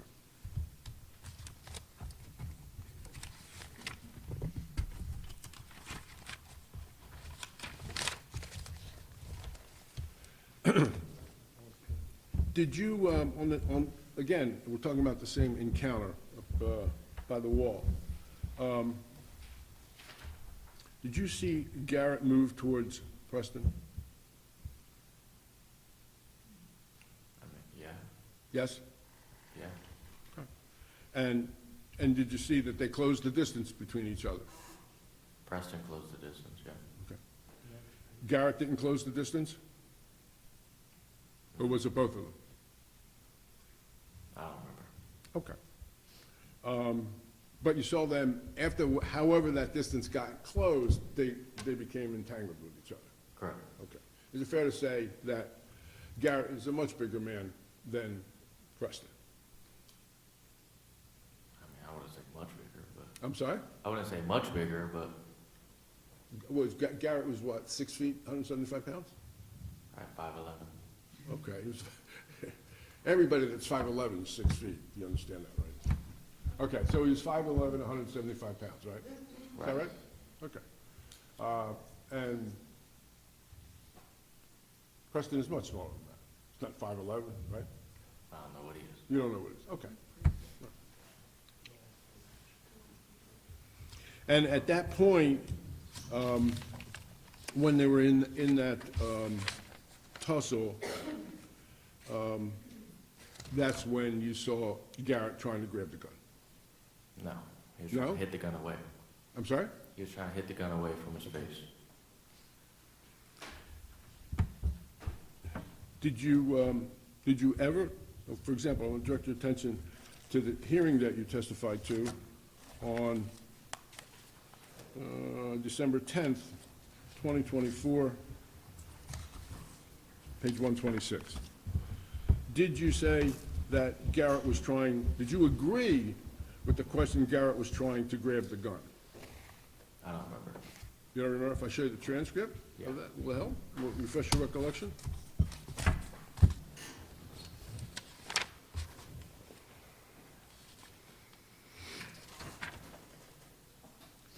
This is page 126. Exhibit. I'm sorry, did you say F or S? F is in Frank. This is a defense exhibit F, page 126. Hang on, okay? You direct your attention to line 22. Read that to yourself. 22, yeah, there was a question there and an answer. Actually, 23. There's a question at 23 and an answer at 25. That, Yeah. does that refresh your recollections? When was this? This was at the hearing that you testified to in December of '24. You know what I'm talking about, when the judge was there? Yeah. Okay. Do you have recollection, you remember saying that now? Yeah. Okay. So what you said was, you were asked the question, okay, and in fact, Garrett was trying to grab the gun, right? And you said, yes, sir. All right. Okay. Your Honor, thank you very much. I have no further questions. All right, thank you.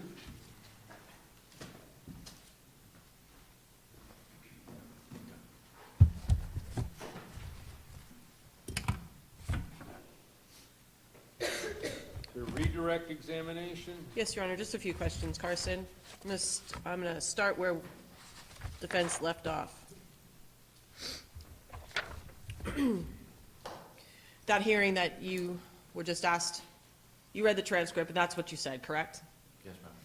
Did you mean grab, or had you previously, on 2 other occasions, said he tried to push or slap the gun away? Objection, Yeah, I'm going to sustain the objection. I don't think that's, yeah, I'm going to sustain Okay. the objection.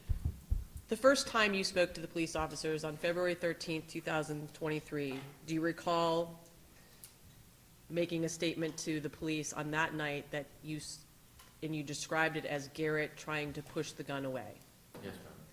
And then the second time that you spoke to the police? Judge, unless we want to refer to a specific part of the transcript. Okay, all right, I'll sustain it. Page certainly. 7, page 7. Page 7 on 213.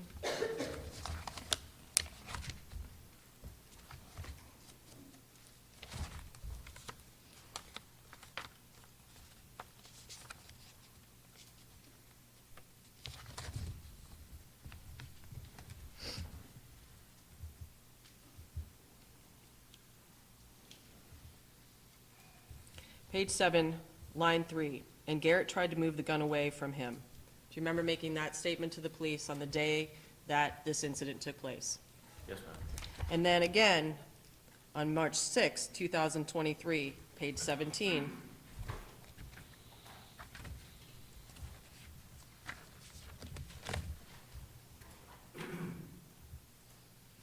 Lines 15. So this guy's got his gun pointed like this. Garrett did like this to knock it out. And as he did, he got behind him and grabbed this guy. Do you remember making that statement to the police when asked questions by the detective as to what you saw happen? Yes, ma'am. And then in the hearing that you just read the transcript, you were asked to just to confirm what they were asked of the question proposed to you, did Garrett grab the gun? Is that what the context of the statement you made. Yes, ma'am. At any point in time, did you see Garrett try and actually grab that gun? No. Thank you. Let's go, since it was asked about. Can you tell the members of the jury about your tattoo and what that meant, what that means? His brother, the one that said, counsel asked you about the tattoo you have on your arm, his brother's keeper. What does it say? I'm sorry. It says my brother's keeper. Can you tell the members of the jury what's significant or why you have that, what it means? I got a lot of brothers, and I just like to be there for them. So Okay, all right, thank you for clarifying that. All right, the next topic would be,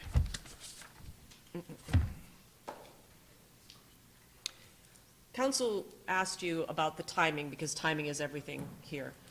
When your brother turned around and the gun is pointed in his direction, did they immediately get into this entanglement, or was there some time that passed before they were actually entangled? there was some time that passed. And when your brother turned around and the gun was pointed at your brother, did the moving to the left by both parties happen before the entanglement? Yes, ma'am. Right. Let's talk about the chokehold. What were you trying to explain or express to the detectives when you used the phrase chokehold? Well, he just got to the back of Brewer, and there was like nowhere for him to go. He was in between two cars, so I guess that's what he thought his best option was. Okay. Did you ever see your brother actually put him in a chokehold? No, ma'am. Okay. Just have a few more questions, Carson.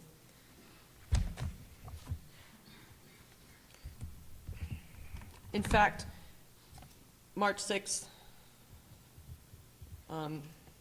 page 17, lines 15 through 20. Do you recall telling the detectives on March 6th that the guy actually, referring to Brewer, like he had slipped out of it a little? Do you remember making a statement about the defendant having slipped out of it a little? Yes, ma'am. Does not check. First of all, she's leading. Second of all, this is beyond just a cross. I'd have to have you come up to the bench to understand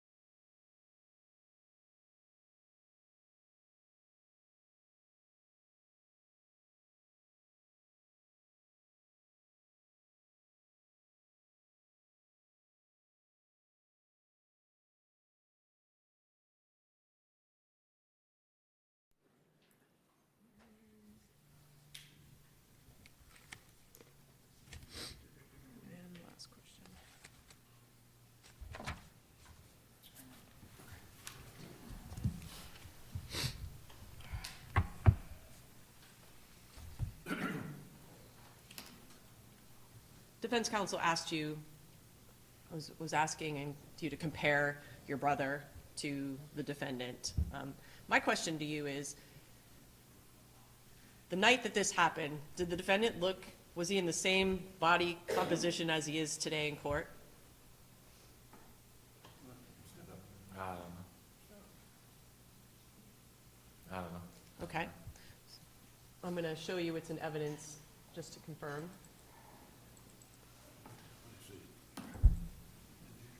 Where is it?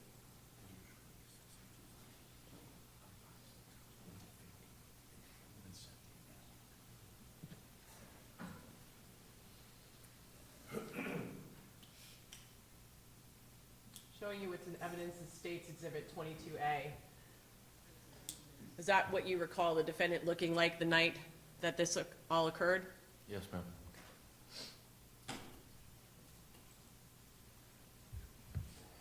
I have nothing further, Your Honor. Thank you for your time. All right, so witness may step down. I don't, going to be released from his subpoena, or is going to be subject to recall? Well, I'm going to keep him under the subpoena, but he has been allowed to. So. Right. All right, you can step down, sir. State of next witness. Yes, state would call Officer Hansel from the Key West Police Department. All right, Officer Hansel.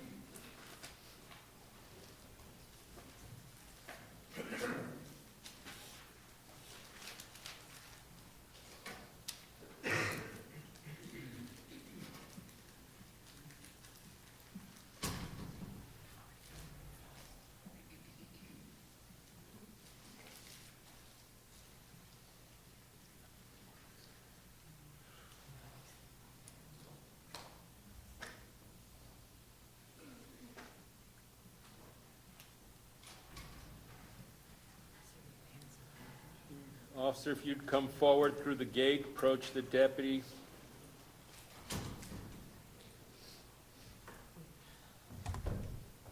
That's good. Would you face the clerk here? Raise your right hand. Do you solemnly swear or affirm that the testimony you're about to give in the Conchtown hearing shall be the truth, the whole truth, and nothing but the truth, so help you God? All right, you can have a seat right over here on the witness stand. Speak loudly and clearly into the microphone so we're all able to hear you clearly.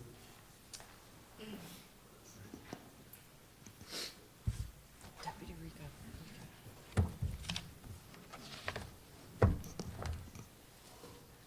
Good morning. Please introduce yourself to the members of the jury.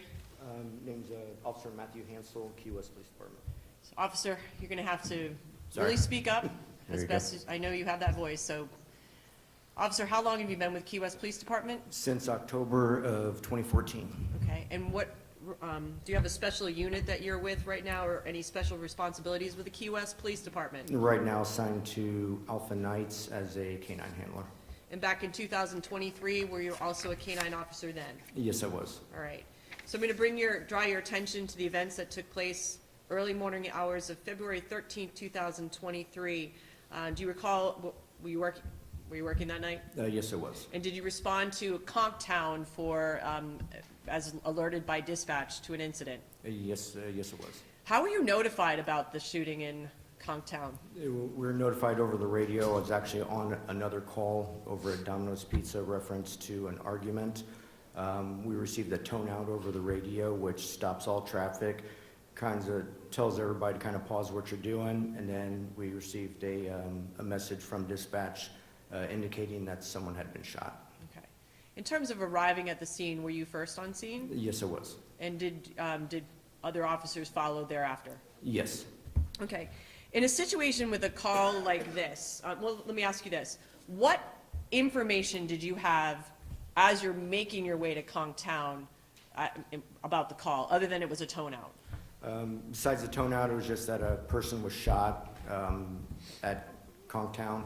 And as obviously from what I'm doing, you go from one call to the next. So I'm just trying to process getting to Conchtown as quick as I can because someone was shot.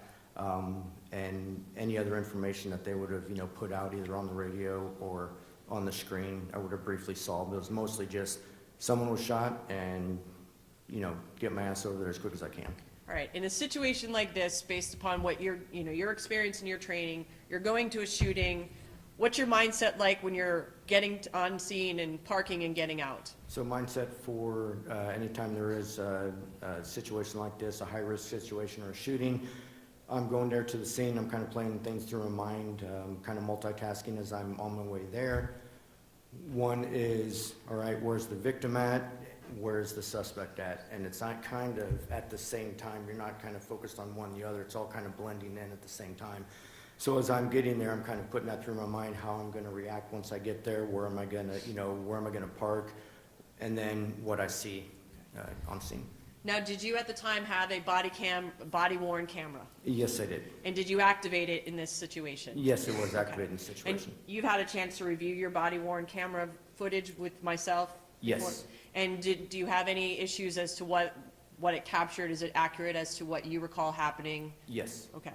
Now, what area did you go to first when you arrived? So when I parked on the little access road between Wendy's and Conchtown. I get out of my K-9 patrol vehicle and I go immediately over to where the victim was lying on the ground in the parking lot with two other persons that were kind of kneeled down next to him, and from what I can recall and see, performing some type of life-saving measures.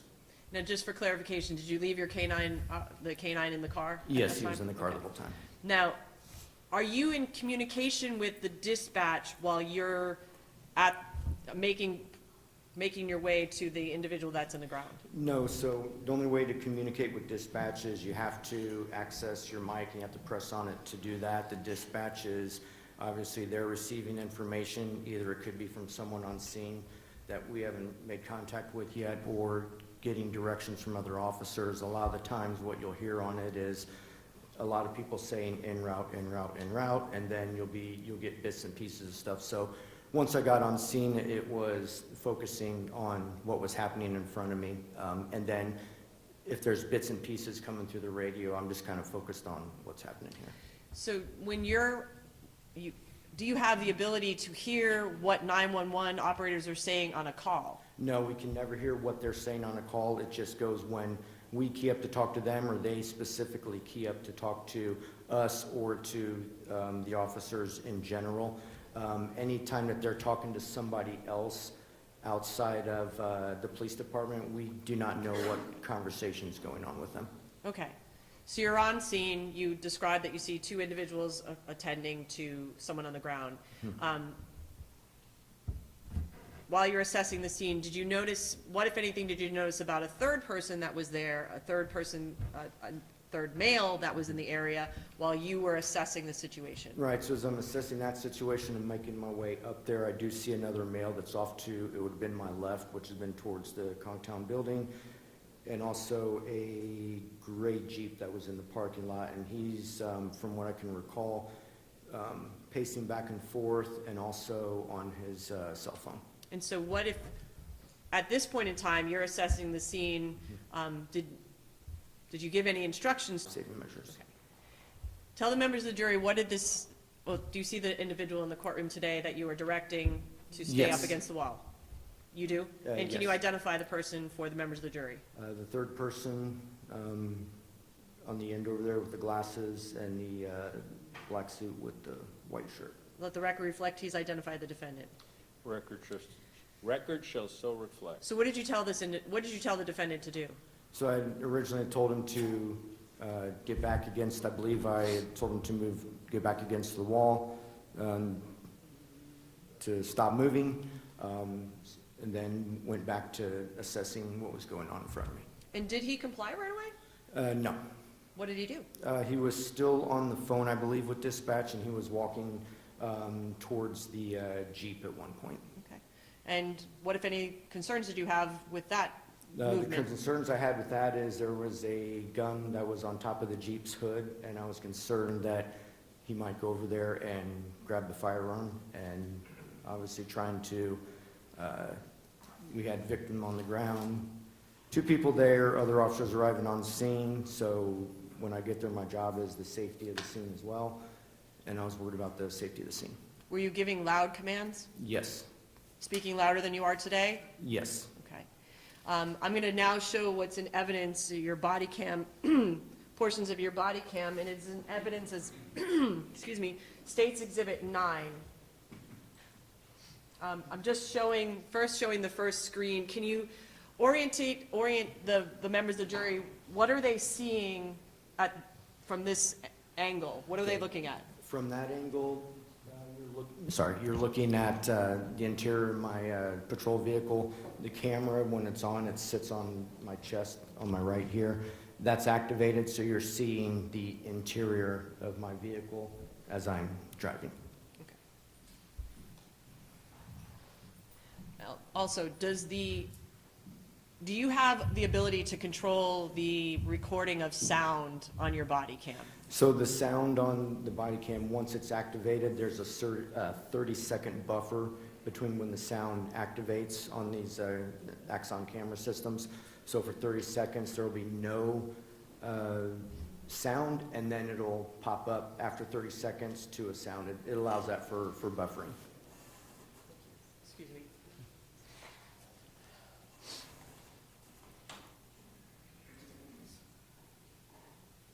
Is that why there's no sound right now? That's correct. Okay.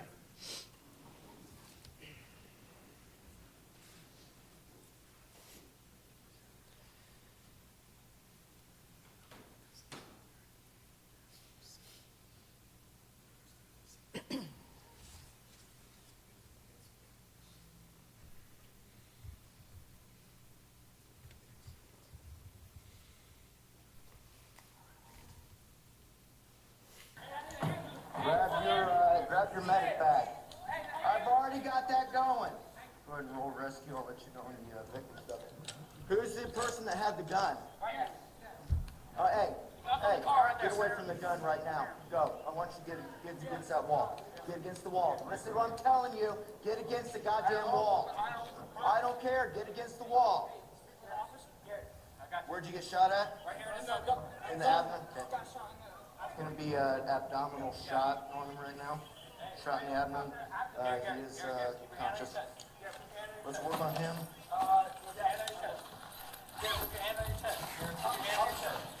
Hold on a second. I'm dealing with someone that just got shot. You keep your hands right where they're at. Yeah, gloves.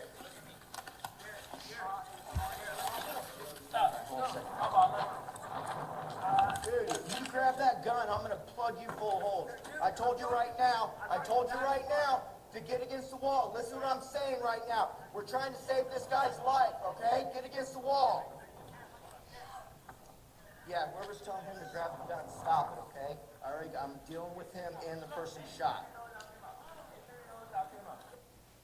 Officer Hansel, did you learn that whether or not anyone was telling the defendant to actually touch the gun or grab the gun? Right, I was told there's no one that was telling them to grab or touch the gun. But at the time, you can't hear what 911... Right, at the time I can't hear 911 what they're saying, so what I'm seeing is what the person's doing. They're on the phone talking, so at that moment and at that time that everything's going on, that's just something that came in the top of my head. If someone's telling me to tell him to stop because he's on the phone, he's not listening to me, he's moving around. You can see I had to tell him multiple times just to do just the simplest of tasks, which he was not paying attention to me. So as he's walking back over towards the Jeep, you see what I had to do, come away from where I was at, and then take charge of the situation, and said what I said, because I used that as getting his attention, and that was just the best way to get his attention. And was your gun drawn while you were saying this to him? Yes, it was. And was he complying with your orders while you were literally pointing a gun at him? He kept kind of moving towards it, then kind of paused, and as you could see in the video, there's a little bit of hesitation. So eventually, yes, but not automatically. Okay. And did you take custody, or did you actually grab the gun and remove it from the hood of the car? Yes, so during that time, my best course of action for safety of the scene is I did grab the gun off the top of the Jeep. I did go back over towards the victim, and I did place the gun next, I don't know if it was next to me or underneath my leg to kind of secure it. During the scene, the gun was placed in my canine patrol vehicle until I could place it into evidence. Your Honor, permission to approach. Yes? Okay. I'm going to show you what's in evidence of State's Exhibit 26. Do you recognize State's Exhibit 26? Yes, I do. And what is State's Exhibit 26? It is the handgun that I'd recovered from the top of the Jeep. Okay. I'm going to ask you, walk on with gloves, or? Oh, sure, yeah.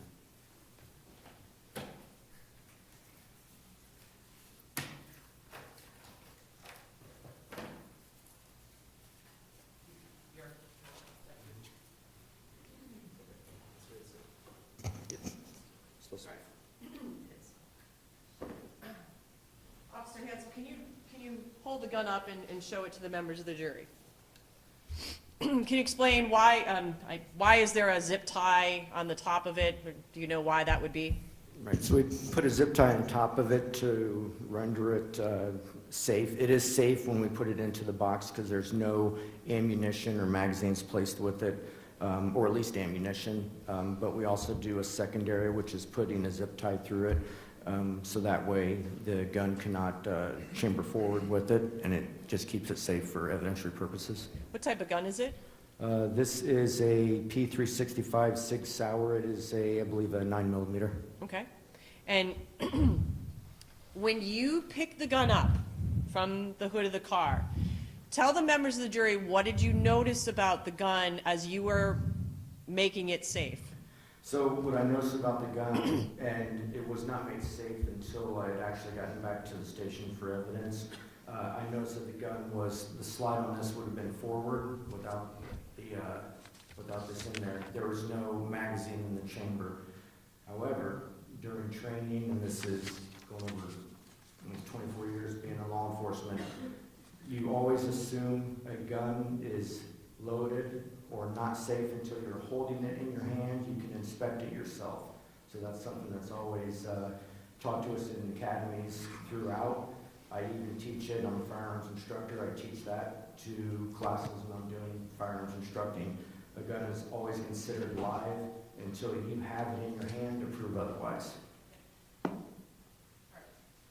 about that. So what did you find when you went to make it safe? What did you find in the what did you find? I'm not gonna use the words. What did you find? Correct. So once I'd taken it back to station to process it into putting it into evidence, I did make the gun what we call safe, and that is sliding it back to where the chamber locks, and it did eject a round out of from the chamber, which shows that the firearm was in fact the whole time a live firearm. All right, I'm going to show you what's in evidence as 28A. Do you recognize what is contained in 28, the bag, which is labeled 28A? Yes. And what is that? And that is the round that was inside the handgun.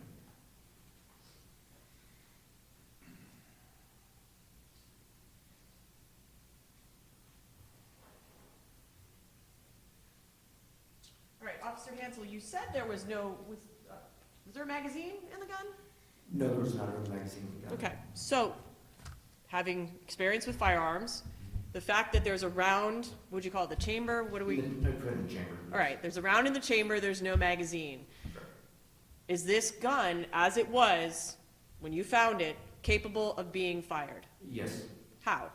I mean, you don't need a magazine in the bottom of the gun to fire that round? It will only, if there's a round that's chambered into the magazine ready to go, it can be fired. Now, did you, just so the magazine would go at the bottom of the Yes. handle? Okay. And are you, were you responsible for looking for the magazine or anything other than just taking custody of the gun and making it secure? Yeah, I just took custody of what I had picked up at the scene and placing that into evidence, which was just the firearm.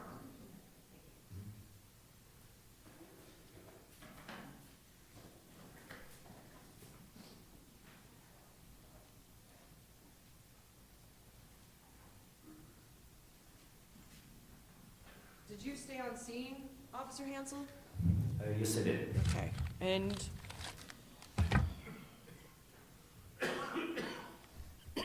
safe to say there were a lot of officers that responded? Yes. And do you know whether or not the crime scene tape went up right away? It did not go up right away. Obviously, we have to get the medics in on scene to treat the victim. Once he's out of the way, then everything kind of not pauses, but we kind of just take a breath, and then we'll work on getting the crime scene tape up sometime after that. Okay. And when you arrived on scene, whatever was captured on your body cam would be where anything found on the crime scene was at that time, correct? Correct. But you have no way of ascertaining where the items were prior to you arriving on scene, correct? That's correct. Safe to say that the focus was on the individual that was shot as the officers were arriving? That's correct. Do you know how long you may have been at the scene that day? I can't recall. It could definitely, possibly a few hours. Could have been more. Other than the encounter with the defendant when you first arrived, did you speak with him again? No other direct contact. I have no other questions, Your Honor.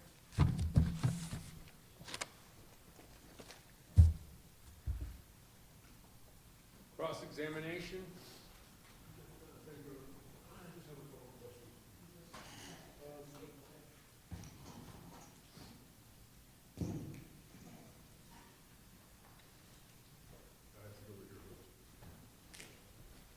Officer, the fact that there was a round in the chamber, when that gun fires, the bullet goes out the front, right? And the brass is ejected. You're correct. And so if 2 rounds are fired, the second round goes out the barrel, and the second round, the brass is ejected, and a third round is automatically, right, chambered into the chamber. That's correct, as long as the magazine is in. Right. So the magazine couldn't have been taken out until after the second shot. Well, I'm sorry, what you said? Very good. The magazine was not in the gun, correct? No, it was not in the It was found someplace else. Correct. Right. So based on the way the gun operates, somehow that magazine came out of that gun after the second shot, Correct. okay? And how does the magazine come out? It could come out by someone taking it out, depending on the mechanism with the firearm. Okay. In that particular firearm, is there a little button on the side that you press and the magazine? Yes, it is. So if, it doesn't have to be with intention. If somebody grabs the gun and without intention presses that little button, that magazine could just as easily fall out. Correct. The body worn camera, what you just saw, was an accurate version of what happened that night, correct? Correct. And is it fair to say that when you directed Preston immediately to go to the wall, when you first directed him, he did go to the wall? He put his hand on the wall. Then he was on the tele. Did you say he was on the phone with dispatch or 911 or? Correct, I believe it to be dispatch. Okay, and then he was listening to them rather than listening to you, and that wasn't a good thing to do, right? Correct. Right. And that's while he's talking to them, he's going over and he's pointing to where the gun was, right? Correct. And did you say something to 911 or dispatch? Did you say, stop telling them what to do or something? Yes, I was interpreting what they were saying at the time. Obviously, it's not something that they train on at all. Sure. But it's something that, because what I'm seeing with what his actions are at the scene and him walking over there, I'm kind of one of the more, I'll just say it as I say it, kind of officers. And at that point, I'll say it, and if I upset them, I upset them, but I'll say, hey, if they're stopped, tell them to stop. Good, right. And tell them to come here, tell them to pay attention to me and not to you. That's correct. Because you're the guy on the scene. Correct. Thank you very much. I think so. Redirect? Just briefly. But initially, the defendant was not complying with your orders as you are on scene with a gun pointed at him, correct? That's correct. I had to give multiple commands for him to go towards the wall. And again, like I explained a few minutes ago, the simplest of commands, and he was not paying attention to that. In response, he actually said, well, I'm the owner of this property. That is correct. Did that make any matter to you? No, that didn't matter, and I even think I even said I didn't care that he was the owner of the property at that time. All right. I have nothing further, Your Honor. Witness may be excused. Yes. Thank you, officer. You can step down and be excused.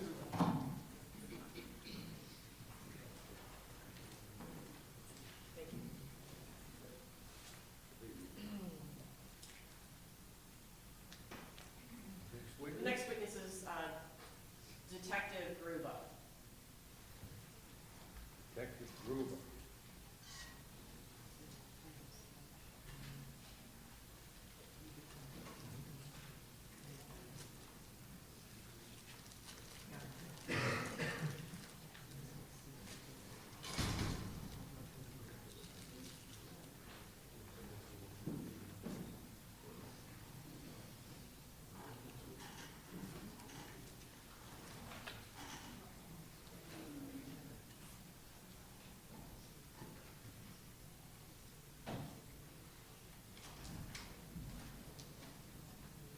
You'd come right through the alley there, or aisle, right up through the gate and approach the deputy right here.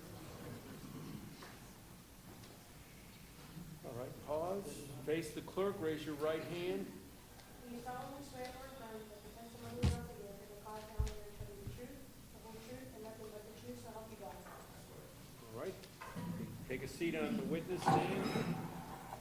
Please speak loudly and clearly into the microphone so you can be heard by everyone here.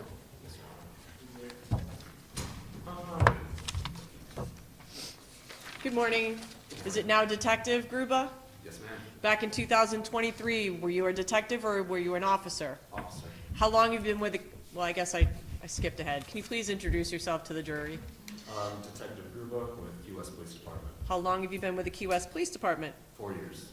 And back in 2023, the Super Bowl Sunday, were you working? Yes. And what were I'm you? sorry, just for the record, did you tell us your first name? Oh, Sorry, Jack Gruba. Thank you. sorry. What were you in the? Were you on road patrol at that time? Yes, I was on road patrol. And do you remember arriving to the scene of Conchtown in response to a shooting? Yes. Did you have a body camera at that time? Yes. And when you arrived, did you actually turn it on? Yes. Prior to today, have you gone over and looked at the footage that was captured by your camera with me? Yes. And is it accurate in what you recall your activities were and the interaction you had that night? Yes. Okay. What was your primary responsibility after when you got to the scene that night? Primary responsibility was just to be with the defendant, Brewer. Okay. And when you say be with, what do you mean? Like, Just be by his side, make sure that he didn't leave, walk off, and make sure he didn't have any weapons when I initially arrived. he wasn't in handcuffs, was he? No. Okay. And where, for the majority of the time you were with him, where were you located with the defendant? On the wall, near the wall of Conchtown Liquors, in the middle of the parking lot. So still outside in the parking lot, correct? Yes. Okay. Do you remember approximately how long you may have been with him that night on scene? A little over an hour. A little over an hour, okay. And did you get close to him at times? Yes. And did you have an opportunity to be so close that you may have smelt anything coming from his person? Yes. Can you tell the members of the jury what did you smell or what did you notice in terms of a scent coming from the defendant? The odor of alcoholic intoxicants was coming from his breath. Okay, did you notice anything about his appearance that is consistent with your observation of your scent of those intoxicants? Yeah, that goes along with it, the glossy eyes and slurred speech, Okay. Was the defendant cooperative with you for the majority of the time? for the most part, yes. Did you notice, and you said something about his speech, what do you mean, what did you notice about his speech? Just the normal slurredness, or slur, and the relaxation of the tongue. Okay. Well, had you ever had a conversation with him prior? No. All right, so were these things that you were trained to detect when interacting with individuals that may be under the influence? Yes. Okay. Now, you're with him for over an hour. Tell the members of the jury, where does he go next? Or who does he go with? Then I hand him off to Officer Lopez. Okay, and what was the purpose of him going with Officer Lopez? He was going to take him to the department, the police department, for further questioning. Okay. And based upon your interaction with the defendant, was this something that the defendant wanted to do as well? To speak to a detective? Yes. And how do you know that? He specifically told me he wanted to speak to Marcus DeValley. And who is Marcus DeValley? At the time, he was a detective. And does Detective DeValley have a nickname? Tattoo. Okay. And was that something the defendant was specifically asking? Is that someone the defendant was specifically asking for? Yes. All right. I'm going to show you now your clips of your body cam, and for the record, it states Exhibit 10.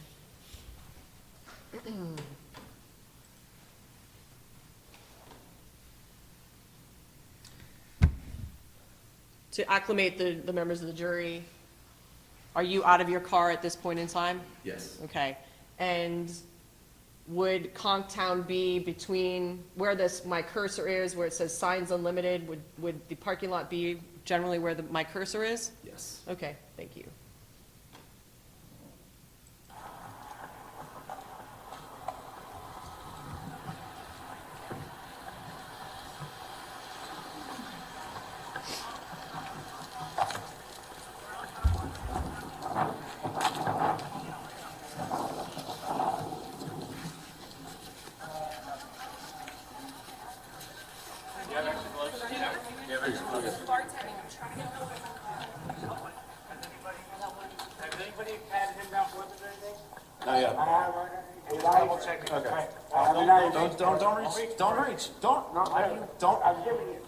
Don't do that. Detective Gruber, what did he hand to you? Pocket knife. And what commands were you giving, and oh, actually, can you identify who the other officer was on scene? Yes, that's Sergeant Malsheimer. Okay, and what directions or instructions were you giving the defendant prior to him reaching in and grabbing that? Not to reach. Okay, and did he hand it to you? Yes. And did you take custody of it? Yes.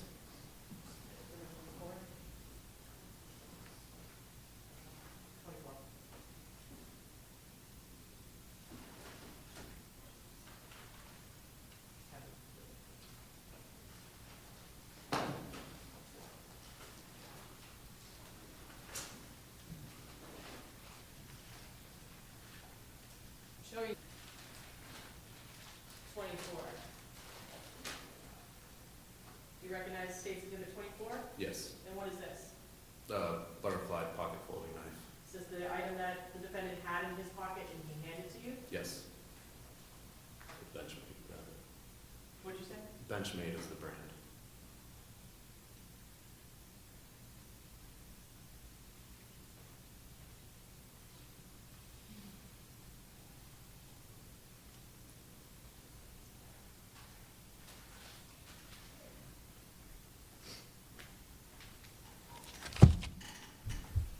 Going back to your body cam video. Starting, I'm giving it to you. Don't do that. We understand. Okay. We just said not to do that 6 times. Hey. Don't reach for anything. Stop, I'm gonna put you in I have nothing else. Okay. Stand up. Just stop. Stand up for me. Stand up. Put your hands against this wall for me. Okay.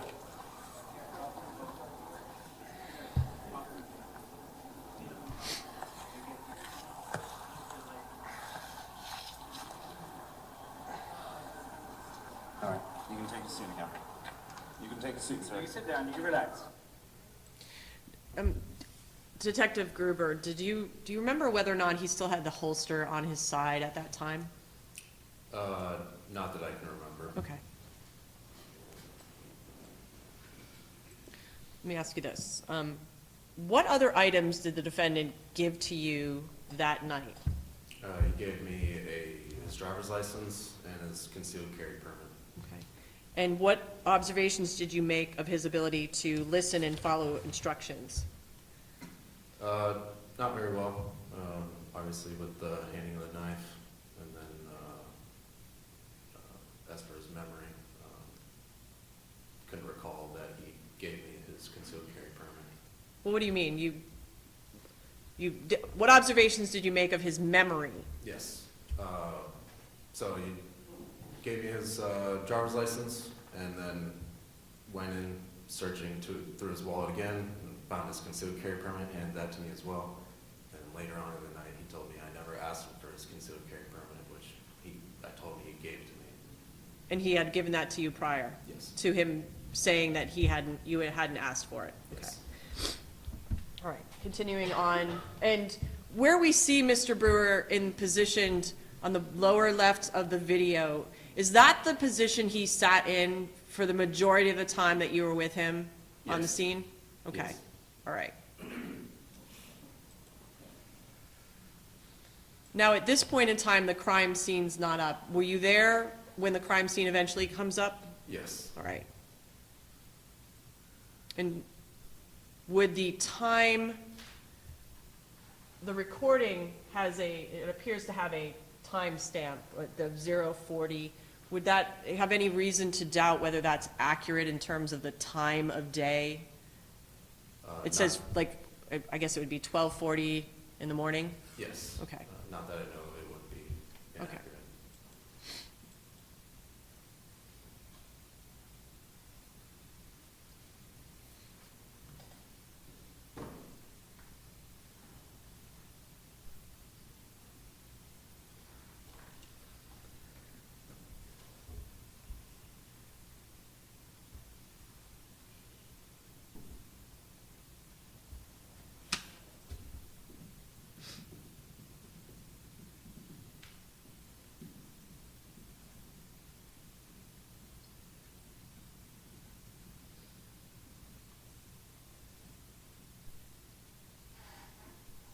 What was the defendant reaching for at that point in time?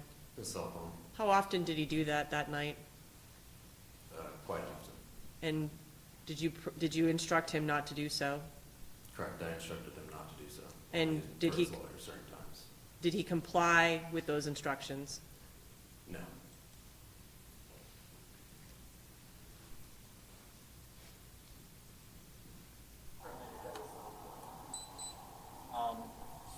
Just so we're not in the midst of all this with you, can you come sit on the staircase with Officer Herzl, please? Okay, the time on your body cam says about 1:07. At this point in time, we see the crime scene tape. So is it safe to assume that Mr. Brewer stayed in this position from the time you first got there to approximately 1:07? Yes. Okay. And he would have been present when the crime scene, he would not have been moved when the crime scene tape went up, correct? Correct. And you stayed with him the whole time? Yes. I want to go to my staircase. Yeah. We'll go right to this little opening here, please.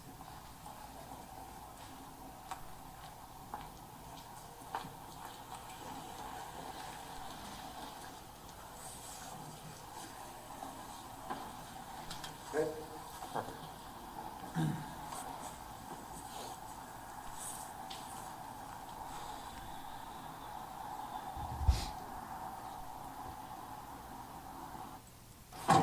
Sorry.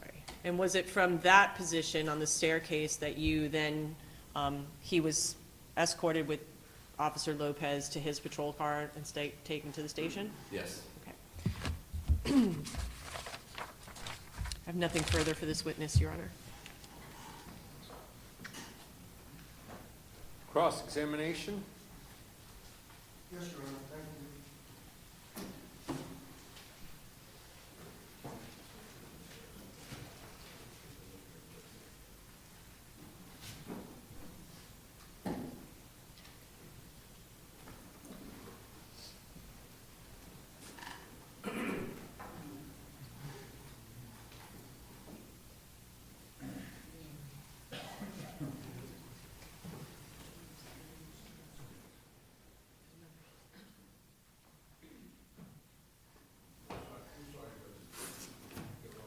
Understand, just take your time to get your materials together.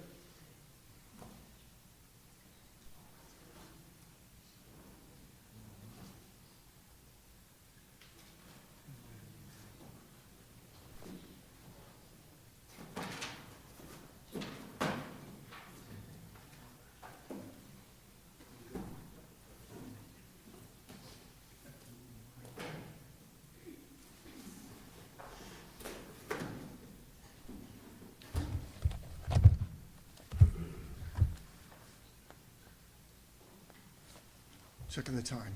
Good morning, Detective. Morning. You're from Key West, is that right?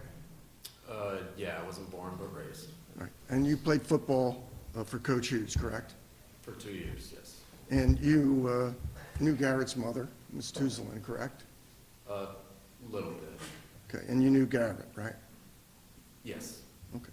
And I want to go back for a minute. You watched your body-worn camera, correct? Yes.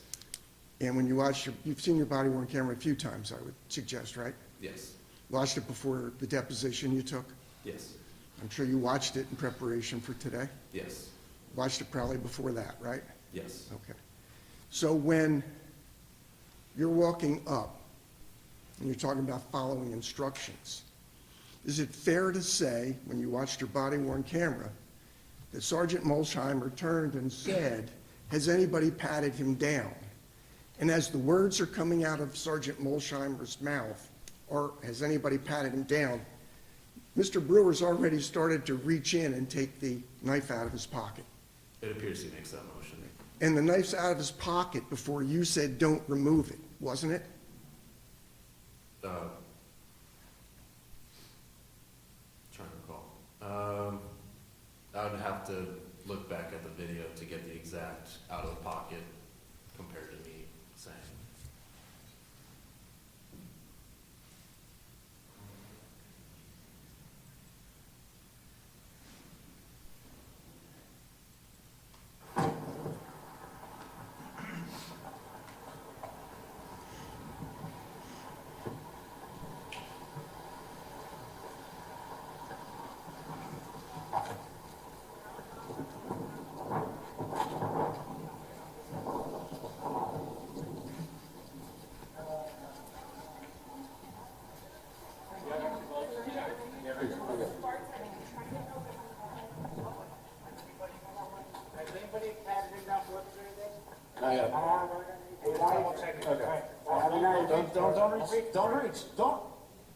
So it appears I'm saying don't reach prior to it coming out of his pocket.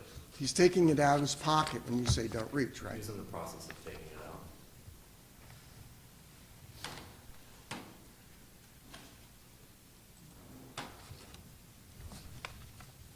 Knife was folded, right? Yes, Wasn't open when he took it out of his pocket. correct.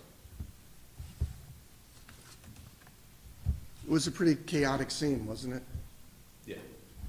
People all over the place, Yeah. orders being given.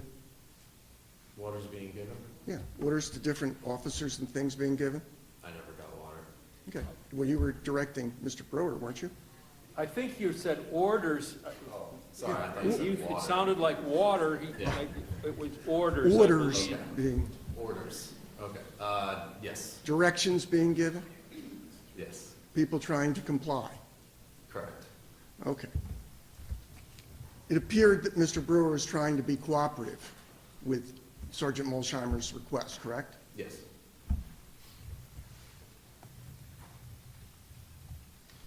Mr. Brewer is told to sit, told to get up, he gets up, you pat him down, no problem, right?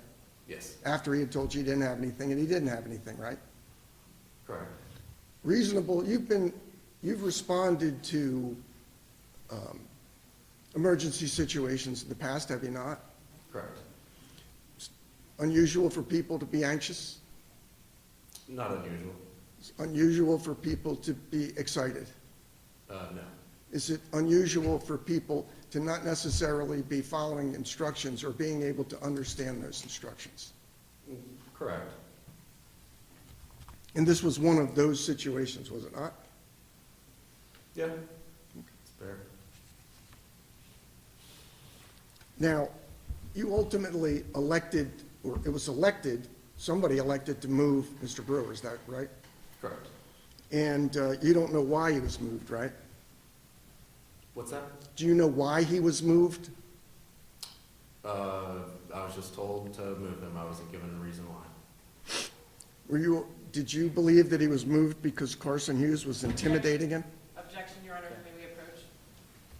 Well, I would sustain the objection, but if you want to approach, you can approach.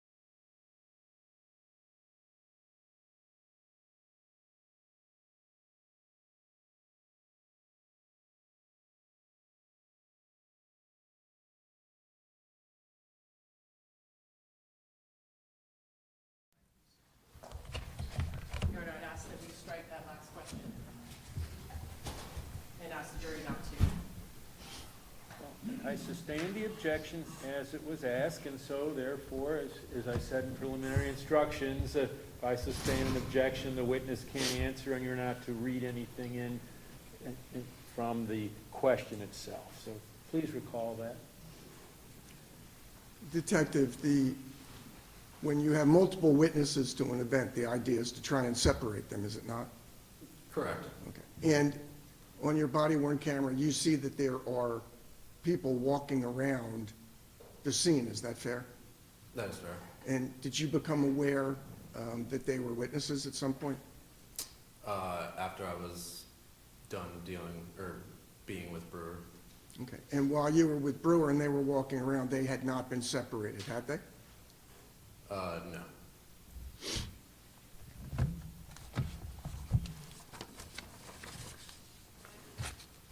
Now, you formed a belief that Mr. Brewer was intoxicated, is that right? Correct. And it's fair to say that you believed he could walk straight, but probably could not safely operate a vehicle. Is that fair? That's fair. I don't have any other questions, Your Honor. Thank you. Is there redirect Just a few. examination?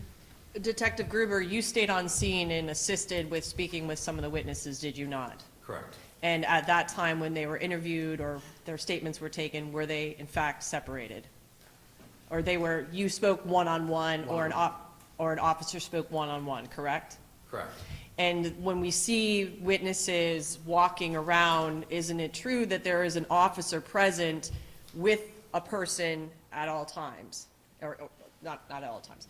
When we see people in the scene from your body cam, they are in the presence of an officer, are they not? Correct. And is it your understanding at that point in time, statements are being taken, or was it at a later time? I don't know if statements were taken by other officers, but statements were taken by myself and Sergeant Malsheimer at a later time. And are you aware, based upon being involved in this case, that statements of the eyewitness, Carson, Logan, and Blake, were taken at the hospital? I do not know that. Okay. Were you present when Melissa Roberts' statement was, when Miss Melissa Roberts, the female that was in the car that had the dog? Yes. Was her statement taken while at the scene? Yes. I have nothing further. This witness may be excused? All right. Thank you, sir. You can step down and be excused, and we're going to ask the lawyers to come up to the bench here momentarily. We're talking about scheduling.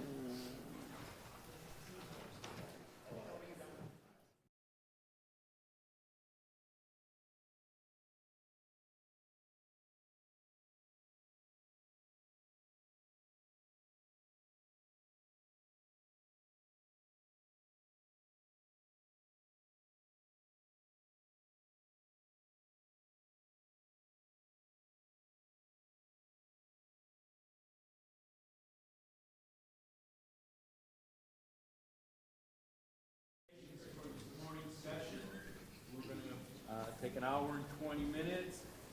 Clock up there says just about noon, so 1:20. Please be back and ready to go. Follow the court's instructions as you have throughout. Enjoy yourselves. We'll see you back at 1:20 for the next witness.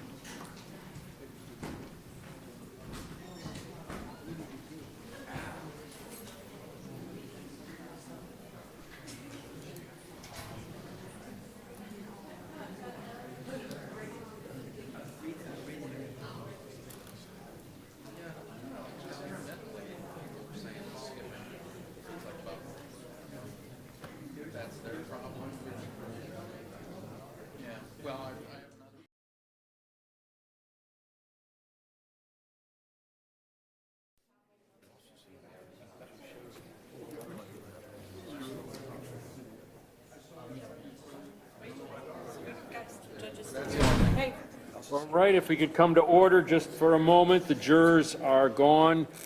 And I just wanted to follow up briefly on that whole business about the order that I had entered on this issue. And I don't know if you came up with your copy, but there was one point that I had made in that order, which is exactly consistent with the case law that the defense was citing, and I'd just like to read it for the record. Paragraph 11, the last two sentences. If the reputation of the victim for being a violent and dangerous person was not known by the defendant, such reputation evidence could still be considered in determining whether the victim was the initial aggressor. Of course, reputation would have to be proven in accordance with the proper legal requirements before it could be admitted into evidence. And that's essentially what I said, so I just wanted to emphasize that point. And Mr. Cantanzaro, you said you believed you had a copy of the order, so I just wanted to point that out to everyone for sake of the record. So with that, have a good lunch. We'll come back at 1:20 and go from there.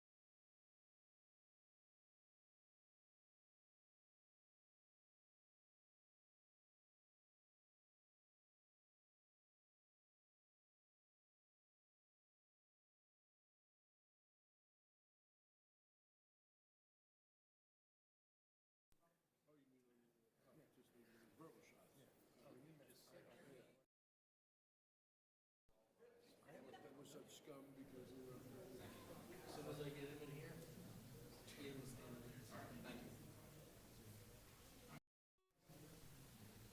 he's gonna let us know. They say all lies.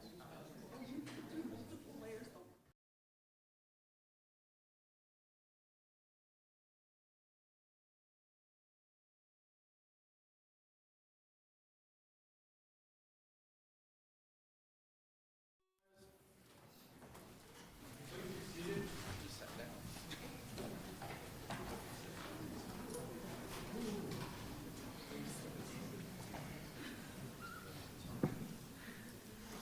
Well, good afternoon.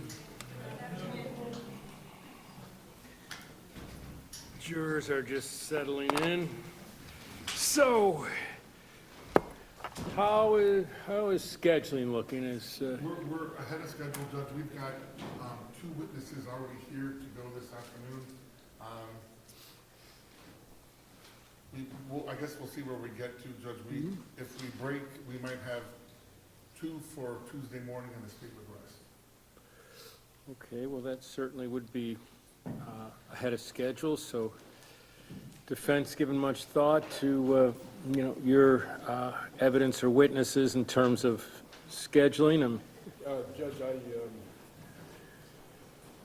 the moment, we anticipate that if they end early on the day, say in the morning on Tuesday, we probably end on Tuesday also.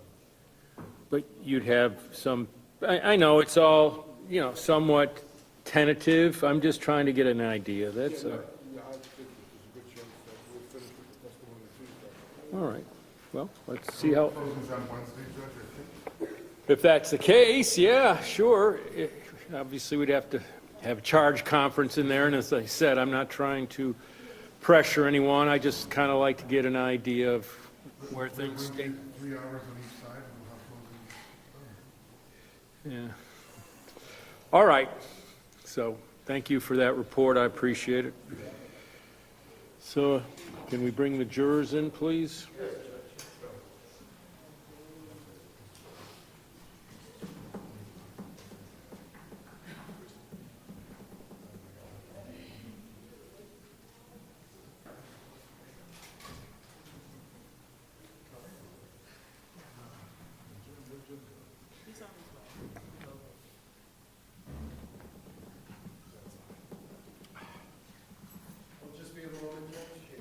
Okay. So,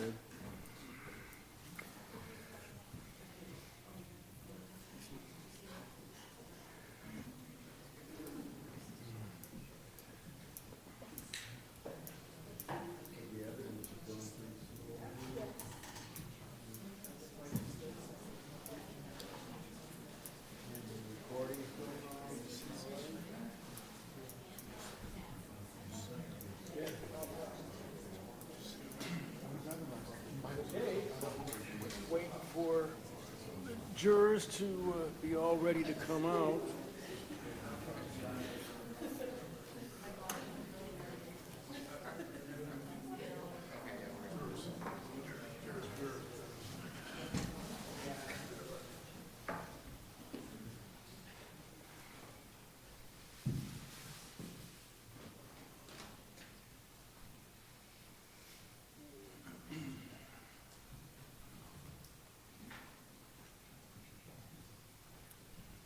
All due respect to the court, Your Honor. Good afternoon. Please be seated, members of the jury. Welcome back. I hope you had a pleasant lunch. I want to thank you for your timeliness, which you've demonstrated throughout, so it's greatly appreciated by everyone. We're back on the record now, and at this particular point in time, I'm going to ask if the state's prepared to call their next witness. Thank you, Judge. The state's going to call FDLE analyst O'Neill. Is that going to bring about a stipulation or not? Nothing for this witness. Oh, okay, that's fine. She was going to be stipulation, but she's lying. I don't even, oh, here's my stipulation.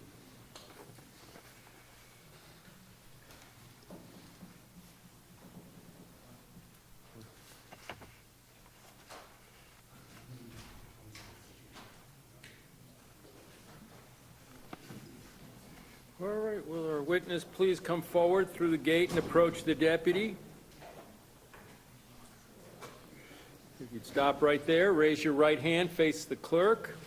Do you solemnly swear or affirm that the testimony you're about to give in the call sound hearing shall be the truth, the whole truth, and nothing but the truth, so help you God? All right, thank you.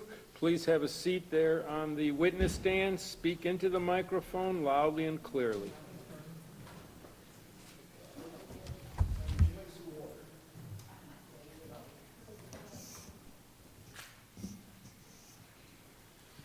Tom, we're gonna need some gloves too.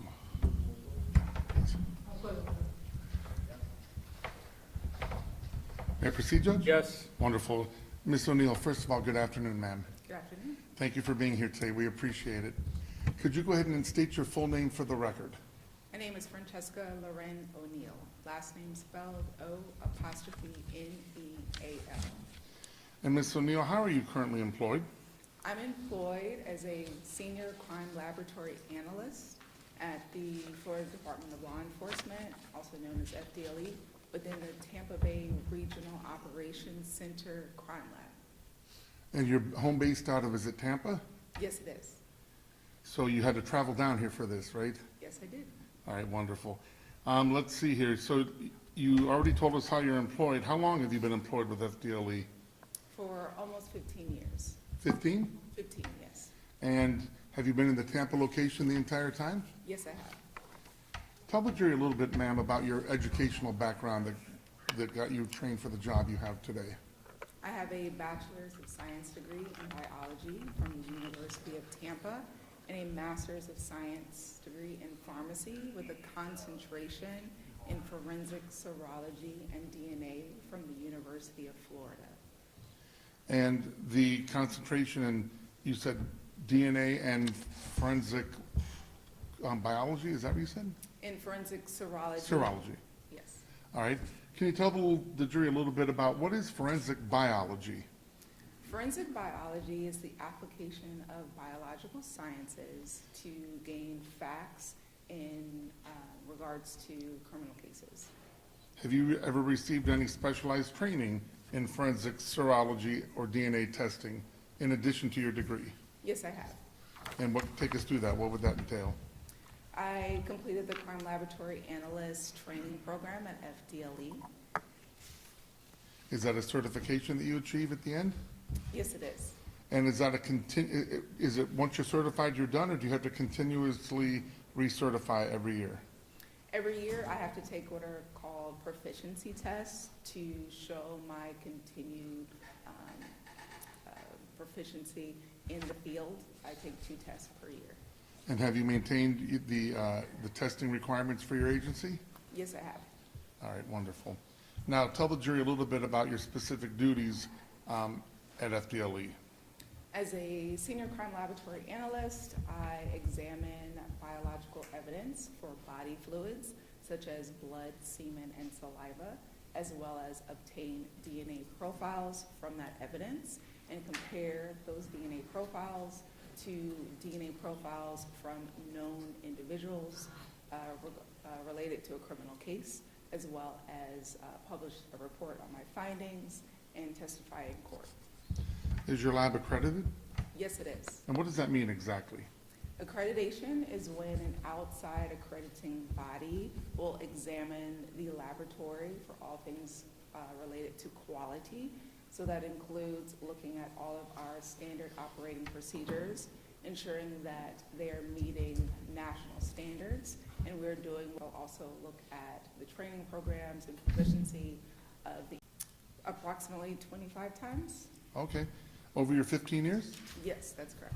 And have you been qualified in Florida as an expert, in the courts of Florida as an expert in forensic biology and DNA testing? Yes, I have. Now, your testimony that you said you've testified about 25 times, does that testimony include statistical interpretation of your results? Yes, it does. Have you received specialized training in statistical interpretation? Yes, I have. Let's tell the jury a little bit about chain of custody, Ms. O'Neill. What is chain of custody? Chain of custody is the tracking of evidence from the time that it's collected through the agency, the law enforcement agency collecting it, where they're storing it, transfer from person to person, transfer to the crime laboratory at FDLE. The individuals that have moved it or examined it, as well as the transfer back to that submitting agency. And it's typically tracked electronically within a laboratory information management system. Now, does the FDLE lab have such a system that tracks it and assigns it? Yes, we do. How is it that a case gets assigned to you specifically?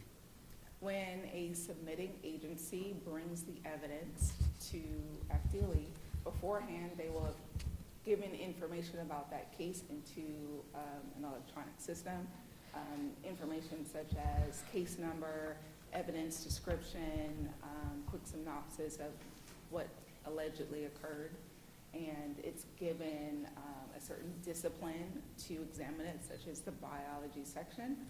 Then that evidence is received by FDLE, given a unique FDLE case number with a barcode on that evidence with that case number, and a case tracking form is created that has all of that information from the submitting agency. The evidence is placed in the vault, and the case tracking form is routed to the biology supervisors. The supervisor that is assigning cases at that time will receive those and randomly assign the case to me. I'll receive the case tracking form, and I will request that the evidence transferred to me.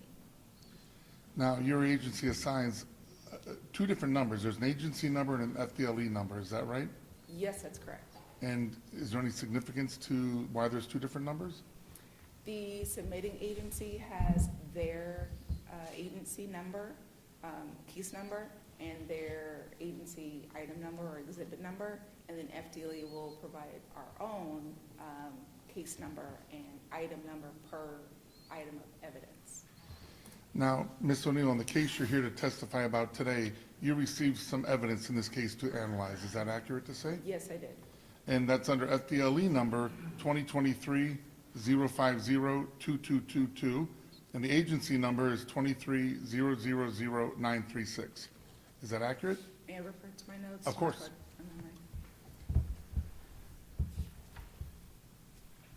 Yes, that's correct. Okay. And did you have a chance to review your results before coming down today to testify? Yes, I did. Before we get to, well, let me ask you, what kind of testing were you asked to do in regards to this case? Both serology and DNA testing. And when you say serology, you're referring to? Serology is the identification of body fluids. Okay. And you were also asked to do some DNA testing on the evidence submitted. Is that fair to say? Yes, that's correct. Ms. O'Neill, before we get into the specifics of what you got to review or what you were asked to review, let's talk a little bit with the jury about DNA. What is DNA? DNA stands for deoxyribonucleic acid.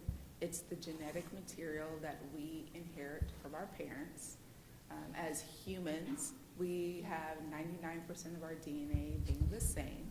And so in that 1% that makes us different from person to person is the type of DNA testing that I perform. We inherit 50% from our mother and 50% from our father, and those combinations of inheritance within that 1% is what makes us different from person to person, both physically and with our specific DNA profiles. Every individual has their own DNA information except for identical twins. So identical twins will have 100% the same. Anyone else would not have 100% the same as someone else. So it just so happens, Ms. O'Neill, I have an identical twin. So my twin and I would share the same DNA? Yes, that's correct. Oh, it's good to know.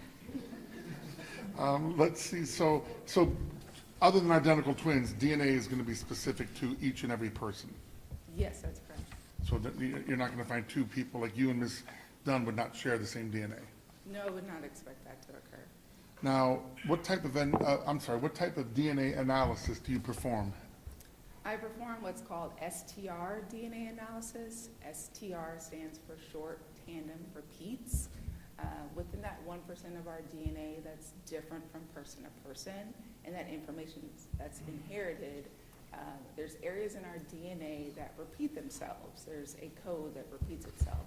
The amount of times that that information repeats itself is what is inherited. So for example, you can inherit 10 repeats from your mother, 12 repeats from your father, and so your DNA profile at that area would be a 10-12. And I am looking at 21 different areas in the DNA, as well as 3 areas for gender-specific markers to know if the profile is a male or female profile. How long has STR testing been used in the field of DNA? It's been around for decades. How long did you say, ma'am? Decades? Okay. Is it generally accepted in the scientific community? Yes, it is. Now, when you're doing this kind of testing, how do you know that you're getting accurate results? When I run my samples, I will run an extraction blank. An extraction is part of the DNA process where I am applying heat and chemicals to release the DNA from the cells in that sample. And so I'll run an extraction blank and treat it exactly the same as my samples. And at the end of the process, there should be no DNA in that sample. I also run what's called a positive control and a negative control. The positive control contains a known DNA profile. So at the end of the process, I should obtain that DNA profile. And then in the negative control, there's no DNA. Therefore, like the extraction blank, there should be no DNA in that sample at the end of the process. Now, what is the significance of 2 matching profiles? What does that mean to you? The significance means that what typically a match is between evidence sample DNA profile and a known individual. The significance would be that either that person contributed that DNA profile or someone else, unknown, unrelated, gave that profile. Once you have determined that there is a match between a sample and a known standard, what's your next step? Based on that significance, I will calculate a statistic to give value to that match. So once you get a match, then you move to the statistical interpretation of it. Yes, that's correct. And is that typically like 1 in whatever million chance that it would be somebody different than the person that was identified by the standard? That is a type of statistic that we have calculated in the past. Currently, we're calculating what's called a likelihood ratio. It is giving the probability or the chance of something occurring. In this instance, it's the chance of this DNA profile originating, given 2 explanations. The first explanation would be that it was originating from a certain individual, or the other explanation is from some unknown, unrelated individual. And so that likelihood ratio is looking at both of those explanations and giving which one is more likely for that profile. Now, you said you have had extra training and education in the field of statistics, is that right? Yes, it is. Can you tell the jury a little bit about what is a database? A database is a collection of information. When it comes to STR DNA analysis, it is a compilation of DNA profiles from individuals. And that information gives us how often DNA types or DNA profiles have been seen or observed in a population. And this information is used to calculate how often you would expect to find certain DNA profiles within a population. And so we use the database because we could not have a DNA profile for every person or human on the planet, so we'll use databases of information for those statistics. What kind of database does FDLE utilize? We use a database that was published in 2016. It is a compilation of 1,036 individuals coming from Florida, Tennessee, and Ohio with self-identified ethnicities. So it has African Americans, Caucasians, Hispanics, and Asian. Is the racial, what was the racial makeup of the donors determined to be in that, in your statistical database? Like I said, it's self-identified ethnicities. It's approximately 300 African Americans, approximately 300 Caucasians, approximately 200 Hispanics, and approximately 100 Asians. And has that database ever been published? Yes, it was. How do you know if the database you're using is suitable for your statistical analysis?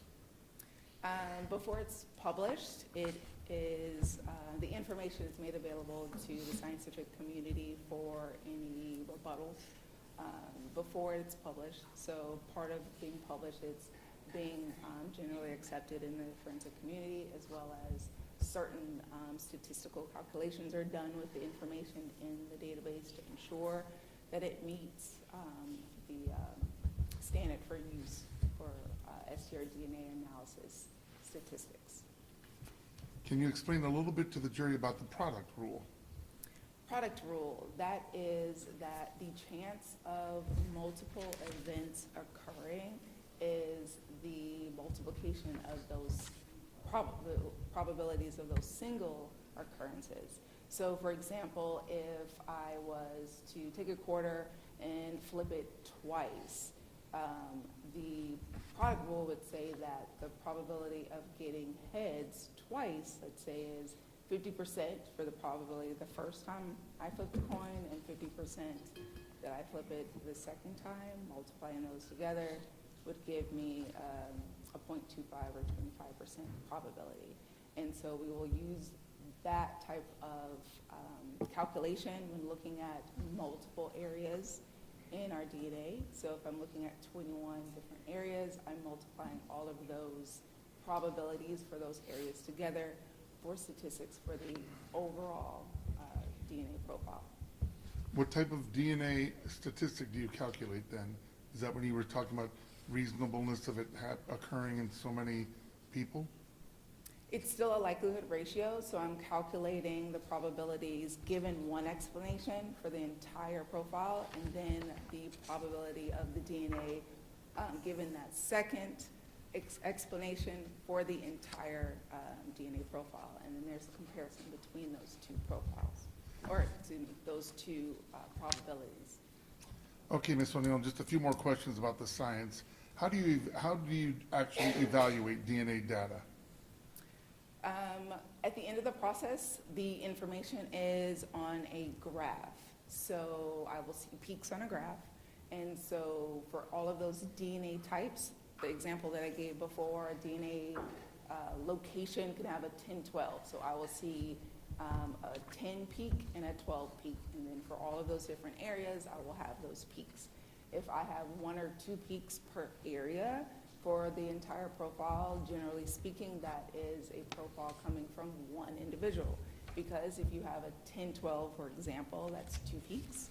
Or you have the same peak, meaning you have a 10 and a 10 from both parents, it'll show as 1 peak.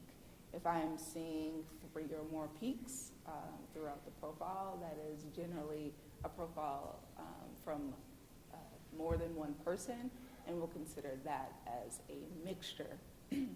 Now, once I have that information, I determine if it's coming from one individual or a mixture, then I'm looking to see if I have enough information to use it for comparisons to other individuals. Sometimes I'll have too little of information, or I'll have so much information that it's too complex to use, and then I'll determine that that information is not usable for comparisons and not interpretable. If I do decide that it is interpretable, I will, like I said, say that it's single source profile. If it's single source, a complete profile or a partial profile. Partial profile meaning that I'm not getting information in every area, but I can still say that I have just one person. If it's a mixture, then I'm going to look to see how many people are contributing to that mixture. And then I will compare DNA profiles from other individuals to that evidence profile, and then determine if they are included as a possible contributor or if they're excluded as a contributor.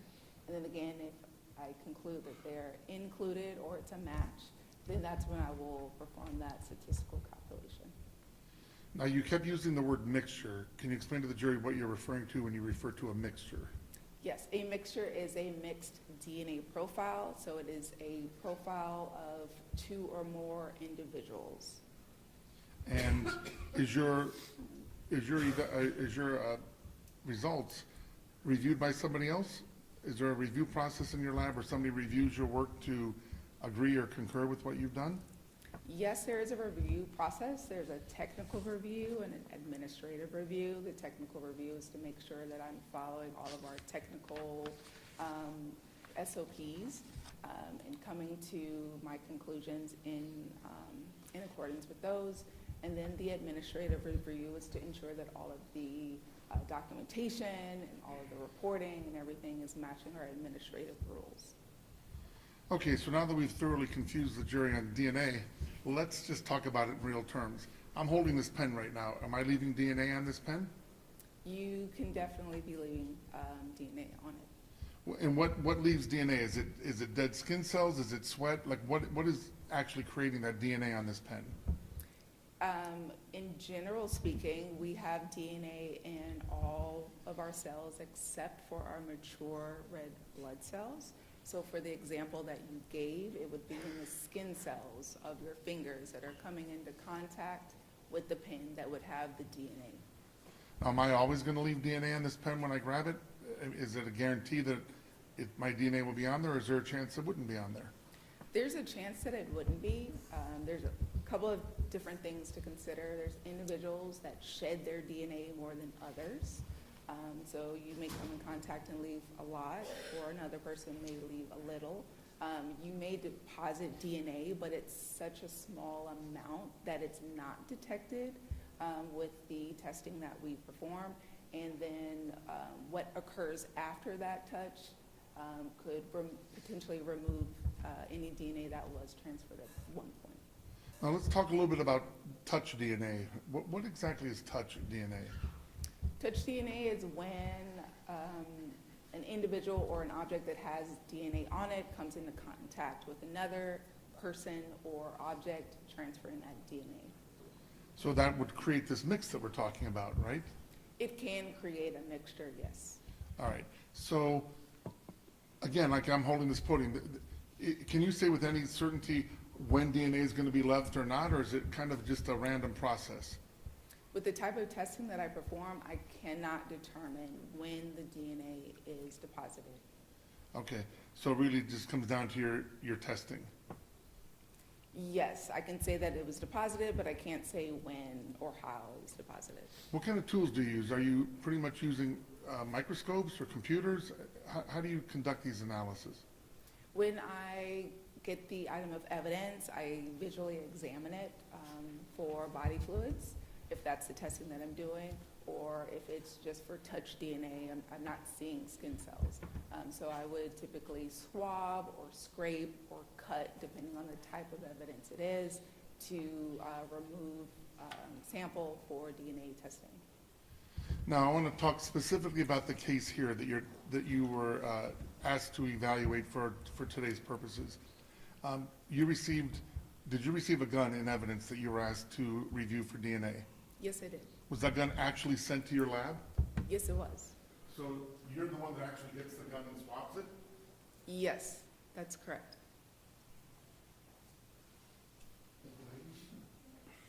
Ms. O'Neill, I'm going to hand you what's in evidence. It states 26.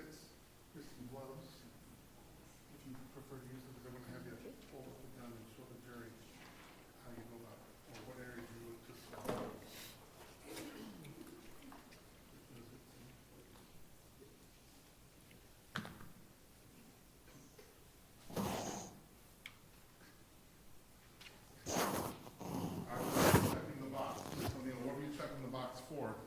I was checking the box for the FDLE barcode, which is right here, as well as like handwritten notes. So when I get evidence, I will write the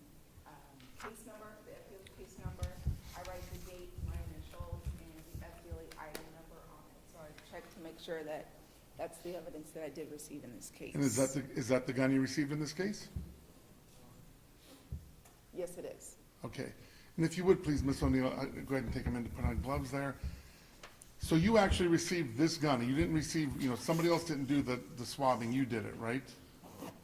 Yes, that's correct. Okay. So take the jury through your process. When you got the gun, did you swab it for potential DNA? Yes, I did. And what areas do you look to swab on a gun when you get it in the mail like this? It depends on a couple of things. For this case, it had a friction ridge assignment as well. So that means that we're looking for biological testing as well as looking for latent prints. And biological testing occurs before latent print testing occurs. So I typically won't even hold this. I will try to hold it from the zip tie to make sure that I'm not messing with any of the latent print testing, as well as I will only swab the rough textured areas because that's typically not going to mess with latent prints. They're looking at smoother areas. And so in this case, I took one swab and swabbed the rough areas of the grip. And then I took another swab and swabbed the sight as well as the rough areas on the slide on both sides. Okay, so when you're referring to the grip, we're talking about the handle here, right? Yes, all of the rough areas around there. Okay, and then the slide is on the top? Yes, so it would have been this area and this area on both sides, as well as the sights. Okay, and so you were able to do that, you swabbed the gun, right? Yes, that's correct. To create samples that you would then ultimately analyze. Yes, that's correct. Now, do you analyze right away, or do you wait for standards to come in? It depends on the case. Some cases I can go ahead and run the evidence, and sometimes I do need samples from known individuals for the case. In this case, I did take the samples, but I did not run them through the DNA process because I did need the profiles from other individuals. But since this gun needed to move on to latent print testing, I took the samples before it went on to latent prints and held those until I could get the profiles for other individuals. And the gun was also tested for biological matter, like body fluids or something? Yes, on both sides of the slide, I noticed orange staining, and so I performed the chemical color change test for the possible presence of blood, and both sides gave a negative result, meaning there wouldn't be blood for that orange staining. So that was negative for blood? Yes, that's correct. All right, so then you got this standard, and I think I said it because I know it, but I'm not sure the jury knows it. How did you receive this gun? How was it delivered to you? Is it shipped to you, or is it delivered in person? It can be shipped or delivered in person. Okay, so you've got these DNA samples. Now, you talked about getting standards or known samples in order to complete your testing, right? Yes.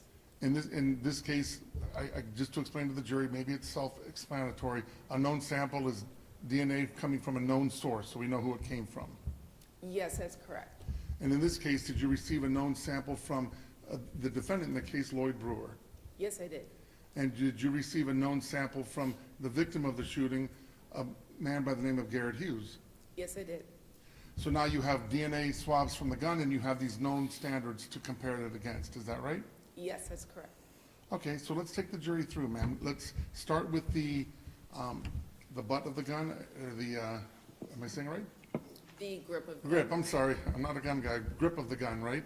Yes. All right, so were you able to complete the testing on the grip to determine if there was any match to the known samples? Yes, I was. And what were your results? I obtained a mixed DNA profile consistent with 3 donors, including at least 1 male donor. And were you able to make any determination regarding whether the defendant, Lloyd Brewer, or Garrett Hughes were potential contributors to that mixture? Yes, when comparison to Brewer, Brewer was included as a possible contributor to that mixture. And for Hughes, I concluded an inconclusive result meaning I cannot make a determination whether he's included or excluded from that mixture. And why would that be? Not enough DNA, or? Based on the likelihood ratio that I calculated, that number fell within our inconclusive zone. It's a zone that is very close to both of those probabilities being equal. Therefore, we'll give a no determination for that zone. But you were able to determine that the defendant, Lloyd Brewer's DNA was a contributor to that mixture. I was able to conclude him as a possible contributor to that mixture.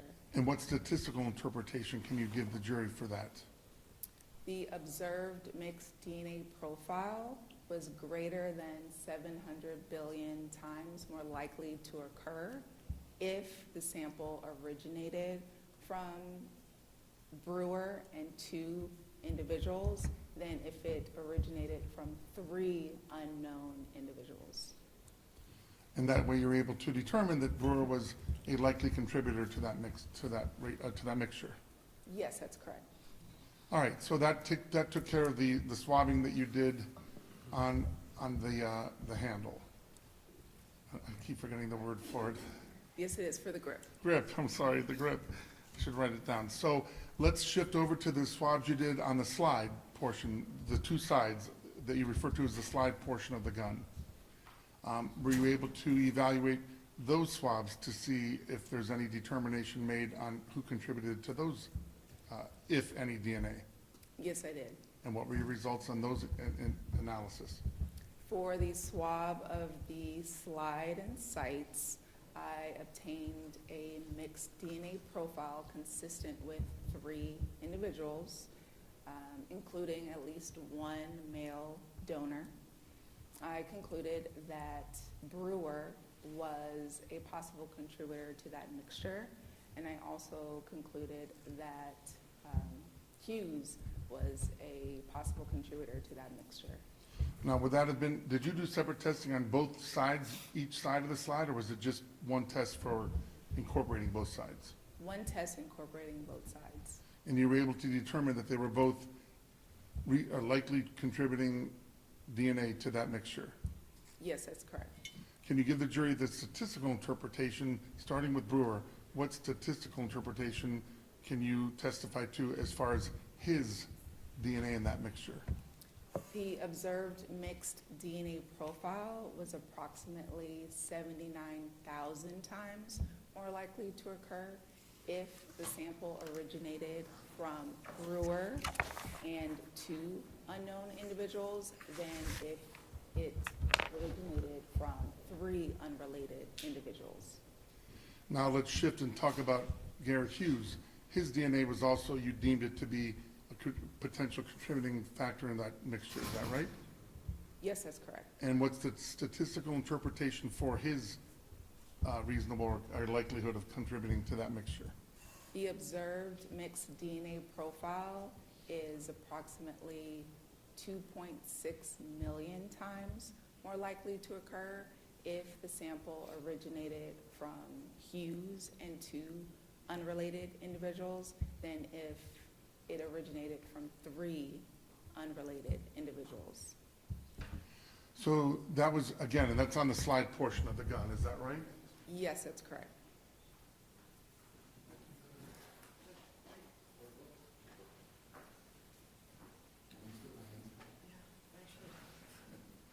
Yeah, I think I'm good here.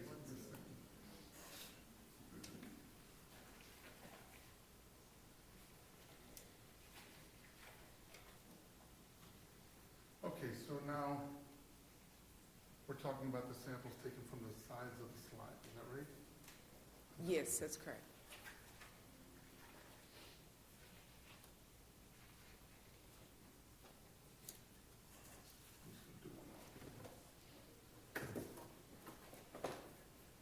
So again, we're talking about the portions here on the sides, right?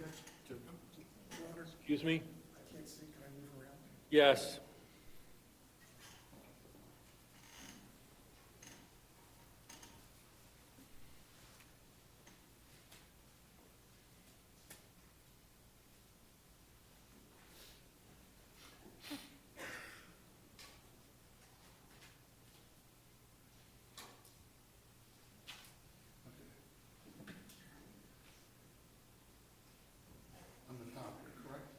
On the rough areas, so here and here on both sides, as well as the sites. Yes, that's correct. So you swabbed here and here, the sites, and then on both sides, correct? You can't see it, Mr. Mansfield. The witness has got, So it's gonna be these slides here, the sides on the other side, and then the site in the front and back. Yes, that's correct. Now, do you know, or are you able to tell the jury how that DNA got there? No, I cannot. Let me present some hypotheticals to you. If Derek Hughes knocked the gun like that, could that have put DNA on the side of the slide? Yes, it could have. A simple swipe like that could have done it? It could have. Or a swipe like that? Yes, it could have. If I tell you Derek Hughes tried to bat the gun away and he hit it like that, could that have left the DNA on the slides that you found? Yes, it could have. What if I tell you hypothetically Derek Hughes was involved in a struggle for this gun, and the gun came up against his bare stomach and made contact with it? Could that have transferred DNA on the sides of the gun? Yes, it could have. And also to the sights, right? Yes, it could have. So hypothetically, if I tell you this gun was in the middle of a struggle and it was up against Eric's stomach like this, or in an upward way, making contact with his bare stomach, it would be reasonable that DNA could have been transferred at that point. Yes, that's correct. Can't really say how, but you just know that it was there. Yes, that's correct.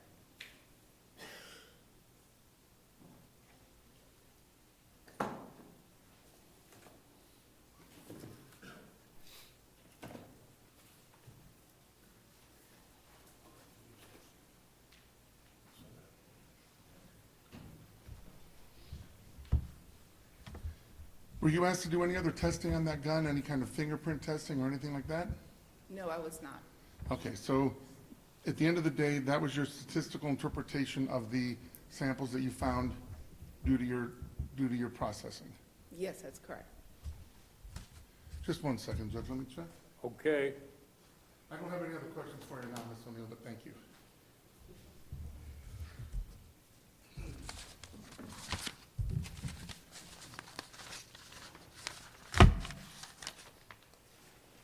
Cross-examination? All right. No cross-examination, so this witness can be excused. Ms. O'Neill, you're done, ma'am. Thank you very much for your time today. We appreciate it. Thank you. You can be excused, ma'am.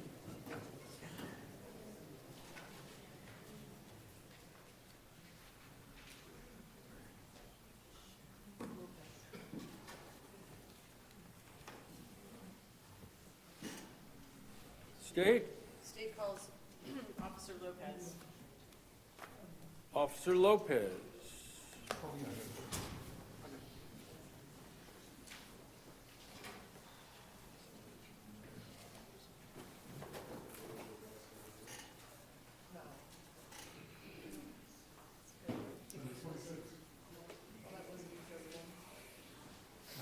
Come forward, officer, through the gate. Approach deputy right there. That's great. Yeah, that's good right there. Turn and face the clerk and raise your right hand. Do you solemnly swear or affirm that the testimony you're about to give in the cause now and shall be the truth, the whole truth, and nothing but the truth, so help you God? All right, please have a seat right there on the witness stand. Speak loudly and clearly and into the mic.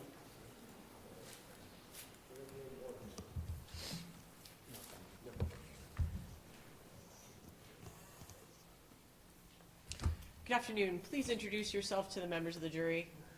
My name is Officer Jorge Mayorga Lopez, and I work for the Key West Police Department. How long have you worked for the Key West Police Department? About 7 years. Right. And prior to working with the Key West Police Department, where were you so employed? I was employed with the City of Key West as a co-compliance officer. Okay. Now, we're going to take you back to the events that took place December 12th or 13th, 2023.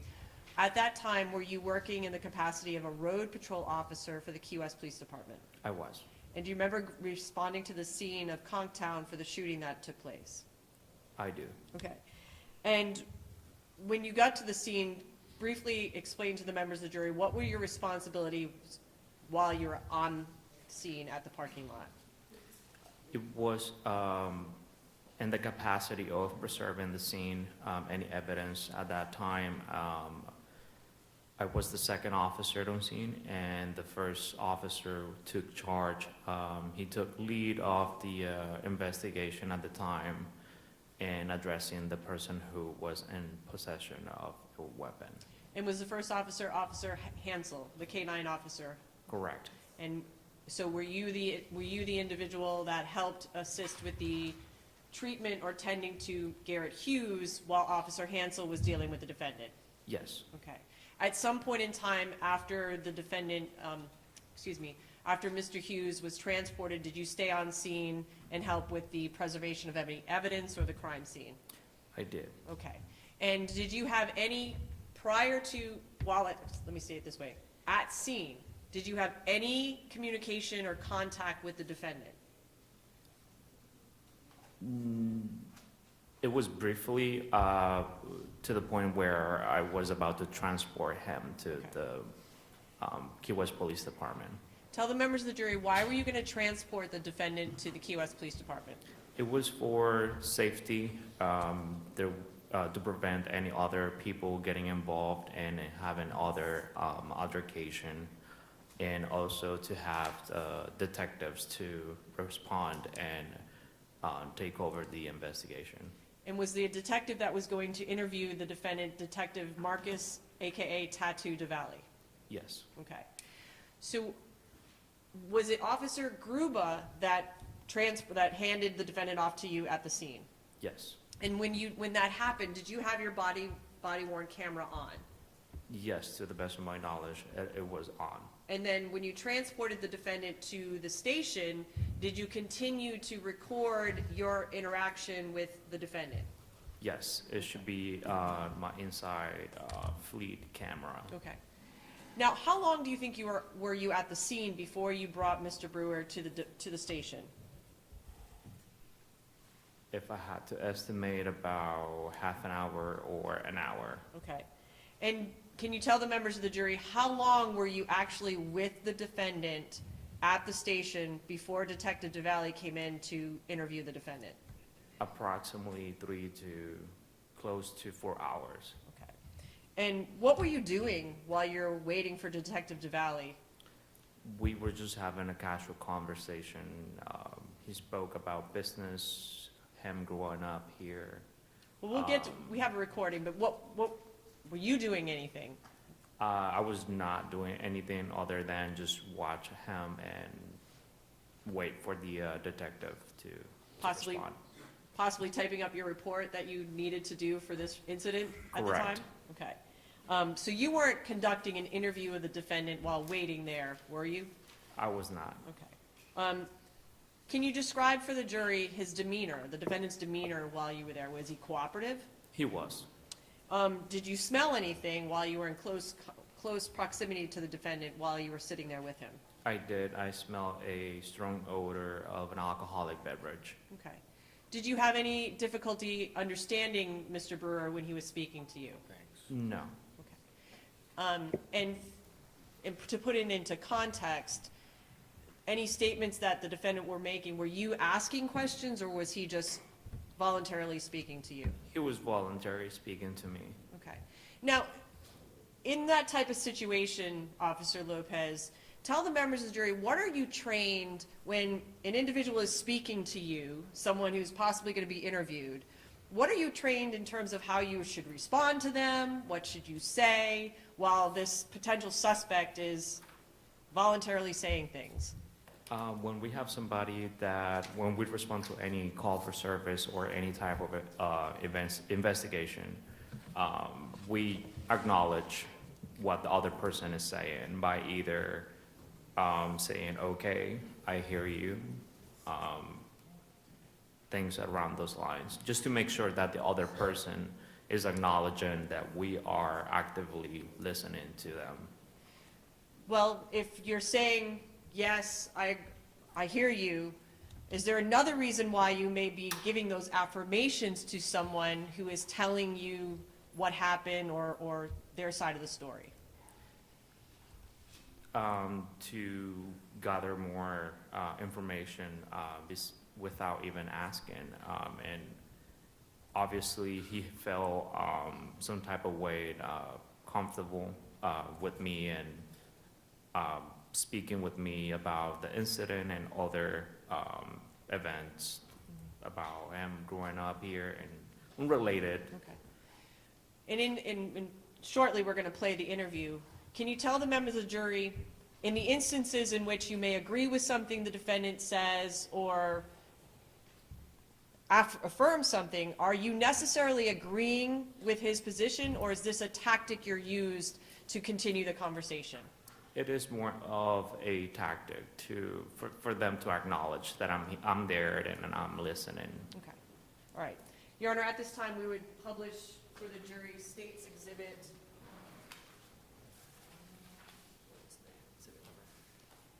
Madam Clerk, it would be Officer Lopez's body cam. I think it's Exhibit 11. Exhibit 11. All right.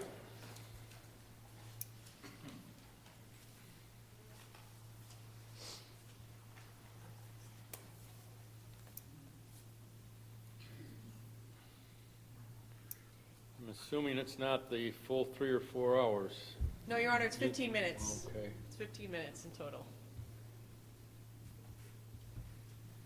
And let me just see, might be something.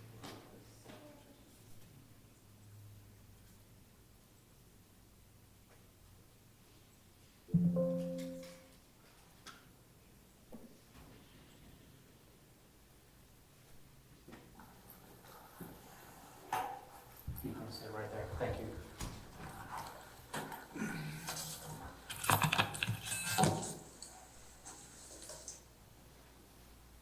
I do have one issue. At about 3 a.m., which I think it's about 2 now, correct? Close. Okay. I gotta take some antibiotics. The antibiotics are in my car at the scene of the incident. Okay. The keys are sitting right there. Okay. If there's a possibility that somebody can get that for me, it would be great. They're in the console. You can search my car, you can go do it, whatever you want to do. There's a bottle of pills sitting in the console. At least they should be. Officer Lopez, did the defendant receive his medication at some point that evening? Not during my presence. Are you aware that there was that officers did go and attempt to get the medication he requested while you were sitting there with him? I believe so. To the best of my knowledge, I think Sergeant Hammers was the one that was trying to make arrangements to make that possible for him. Okay. They may be in my house, but I think they're there. It's medicine or something like that. You have to take it up to me in the morning. Every 8 hours. So I set my alarm for 3 in the morning. I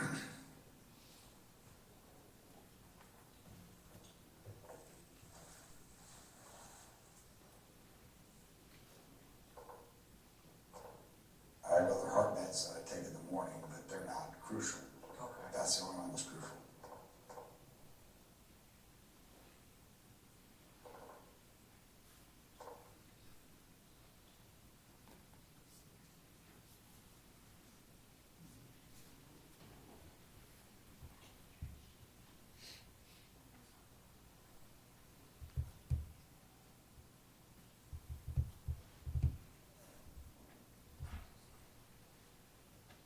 Actually, they may be in my house. I'll let you know, and Yeah. we'll see what we can do about that. Well, I'm hoping, given the circumstances of stand your ground, that I will be released tonight and then go before a grand jury. We'll see.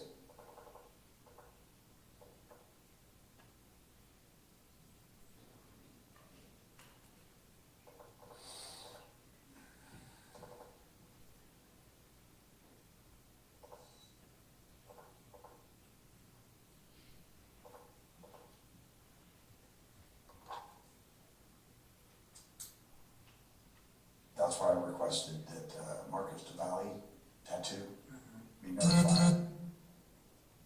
Because I've been working with him on trying to get the coke and everything out from that bar. I didn't know what I was walking into when I walked out back.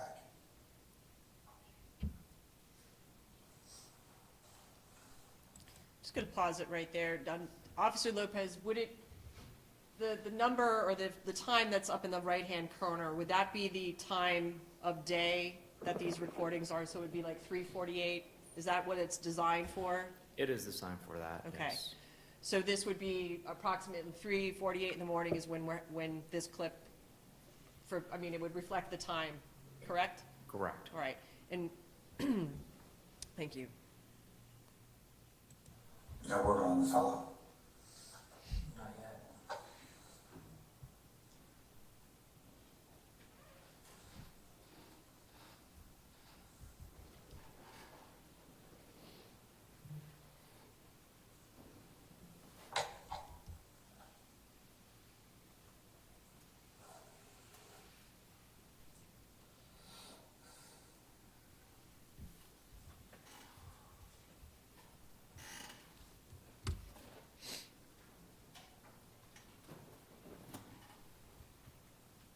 He's all right. An unfortunate set of circumstances. I hope so.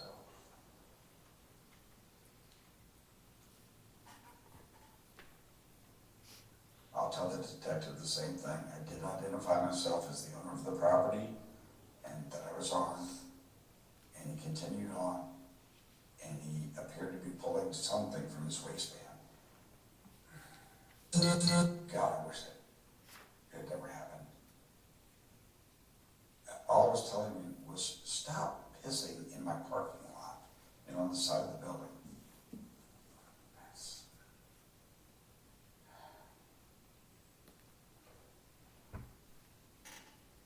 unfortunate.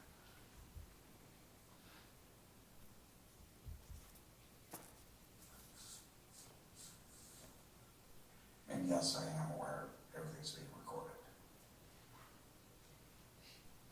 I'm guessing no detective wants to wake up.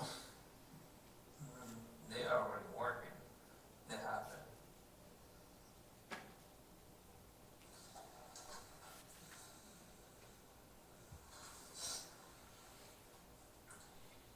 They have to make their way here. Huh?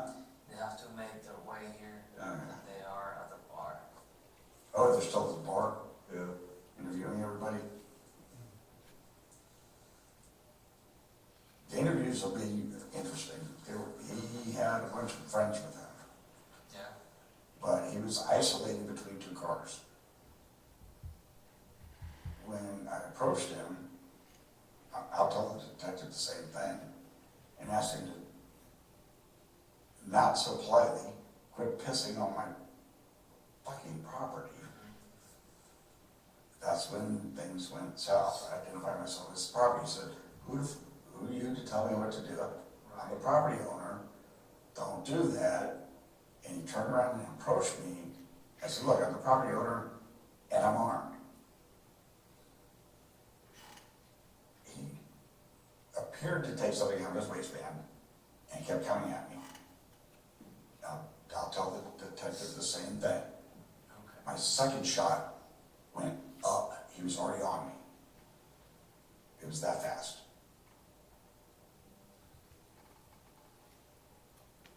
And as soon as he was incapacitated, I stopped, put my firearm on the hood of a car, and I waited for police to arrive. I knew it was coming. And I could not render aid because he had friends there that were already on top of him. There was maybe 5 more fellas. 2 on one side, 3 on the other, something like that. But he was isolated between the 2 cars. And that's how it happened. But it was in the blink of an eye. But I did identify myself as the owner and that I was armed.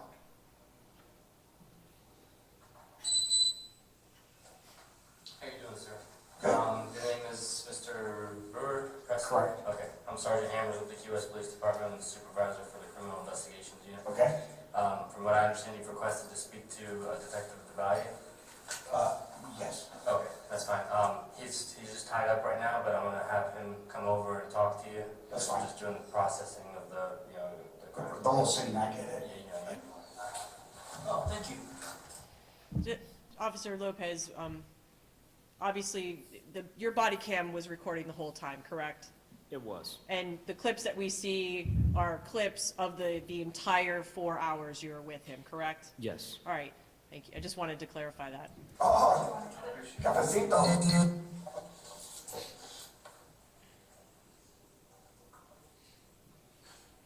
You wouldn't care to share one of those, would you? Unfortunately, we're not allowed to taking meds right now. I thought you'd take that. I drink coffee all the time.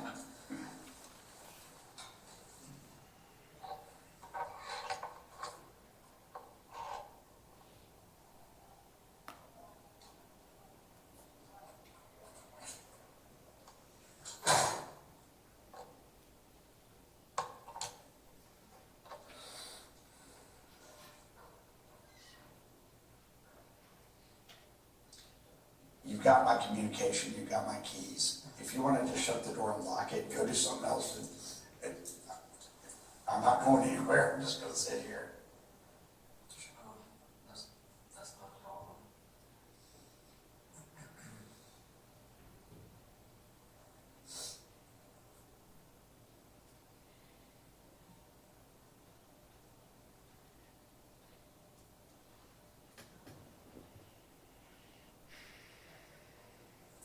Thank you for arranging for my meds. No problem.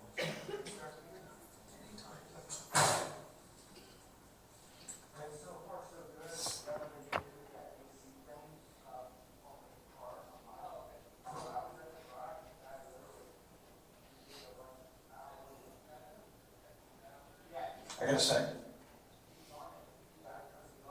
y'all have been very respectful.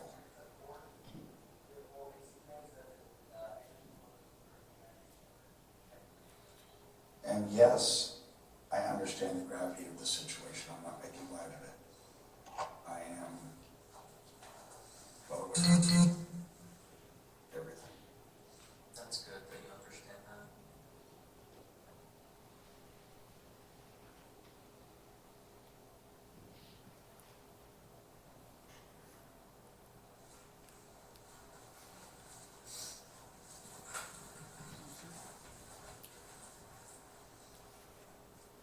You have a job to do, I have a job to do.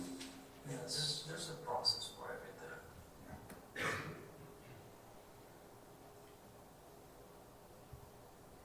I maintain I was correct. I was defending myself, and I stood my ground.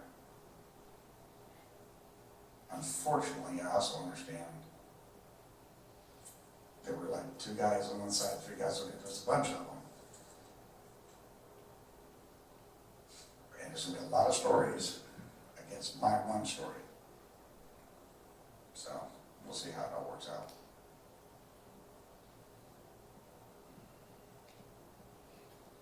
And I also understand that when I was sitting there with the young blonde guy that brought me to your car, there was one guy that finally, the younger officer, he's not a detective officer, finally said, just turn toward me and look at me, because I could tell there's going to be a revenge for this. I don't know who the guy was that got shot. I don't know. I mean, that's a normal reaction, when you have a family member, I don't know, family, friend, I don't think, I get pissed off, I guess. So, they have to process in their head what just happened. It's normal. Sorry to fuck up your night. It's all good. It's not good, somebody got wounded. It's not like we have a choice, right? So,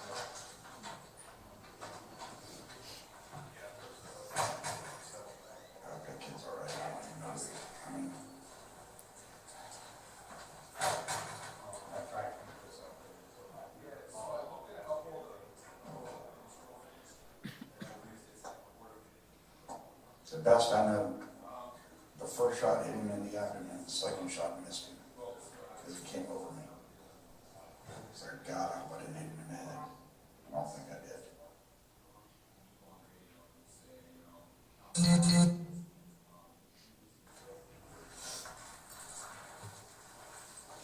What? We're still waiting? Still waiting.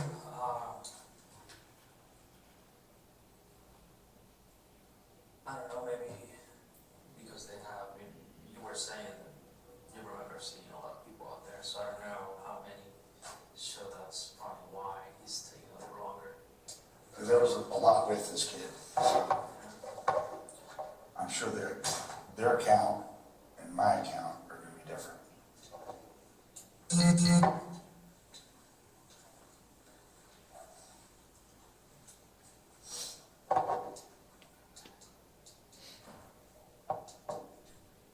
But that's why I want to talk to Tattoo. Because he knows what's going on back there. And that's all I was doing was taking a stroll with the bag.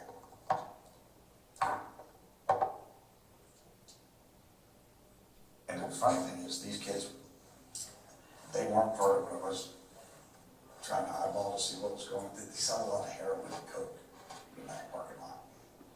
I don't think these kids were doing that. It's just, this kid was just aggressive and bigger than me.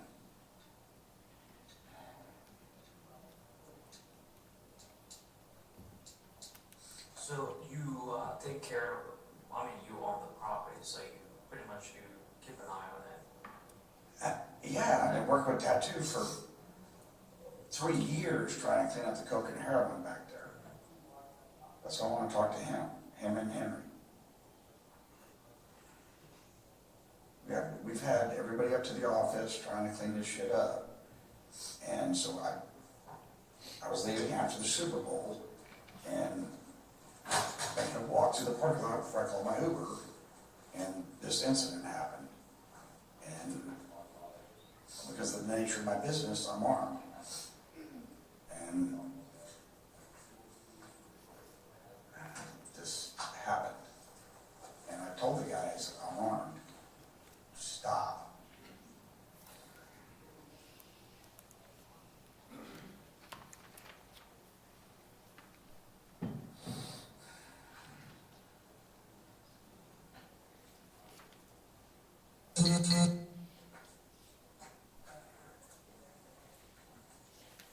I'm telling you, it happened so fast. By the time he was on top of me, I was going to say the second shot went off up, not out. It was that fast.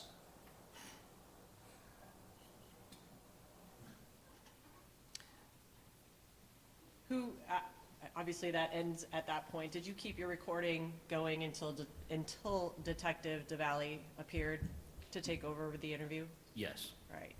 And during the approximate close to 4 hours in which Mr. Brewer was in your presence and he was making statements to you, did you at any point in time hear Mr. Brewer say anything about a beer bottle in the hands of Garrett Hughes? I do not recall any comments about that. And with the substance of what we just played for the jury, would that be in total the substance of what Mr. Brewer was explaining to you, voluntarily explaining to you, happened that night? Correct. There's nothing else that was recorded that we haven't shown the jury in which he was talking about the incident, correct? Correct. I have nothing further. Cross-examination? Just a few, Your Honor, thank you. All right.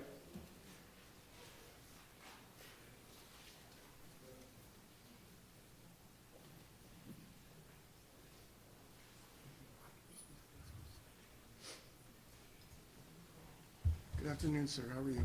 Good, how are you? I'm good, thank you. This event occurred almost 3 years ago, is that correct? I'm sorry, what was the question again? Sure. This event occurred almost 3 years ago, correct? Yes, sir. And did you review the entire 3.5 hours of your body camera before you came in here today? Yes. When did you do that? I did that, not right before today, but I reviewed that, to the best of my knowledge, about 2 weeks ago. Okay. And you're confident that in the other portions of your body cam, Mr. Brewer wasn't explaining the incident to you? What was your question again? Sure. During the other times in the body cam, you're confident Mr. Brewer wasn't saying anything about the incident? Part of it was talking about the incident, but for the most part, we were having conversations irrelevant to the situation that we have here today. What I'm asking you is, do you recall, and can you say definitively that at any time during those 3.5 hours that hasn't been shown, that Mr. Brewer never spoke about the incident? He spoke about the incident. That wasn't on the camera, correct? Oh, that it was not on the camera? That was not No. shown, that was not shown I'm here going to today. object and ask that we go sidebar. Yes, I think that's a good idea.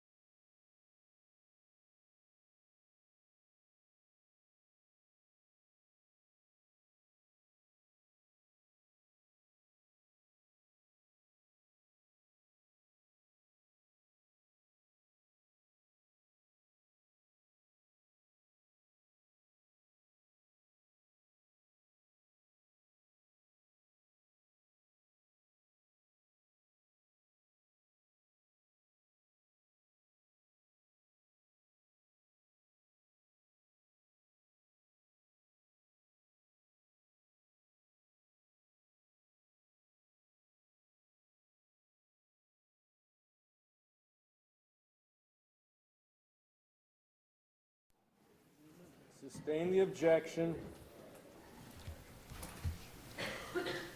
Officer, you wrote a report in this matter, correct? I did a supplemental report. Okay. And the report, when you prepare a report, you attempt to make it complete and accurate? Yes. And in this report that you prepared, do you recall, did you ever mention in your report that Mr. Brewer you smelled the odor of alcohol with Mr. Brewer? To the best of my knowledge, I did documented that on my report.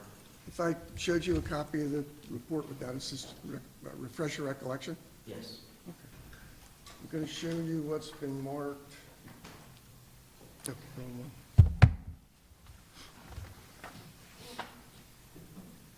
Defendants, the documents identified as T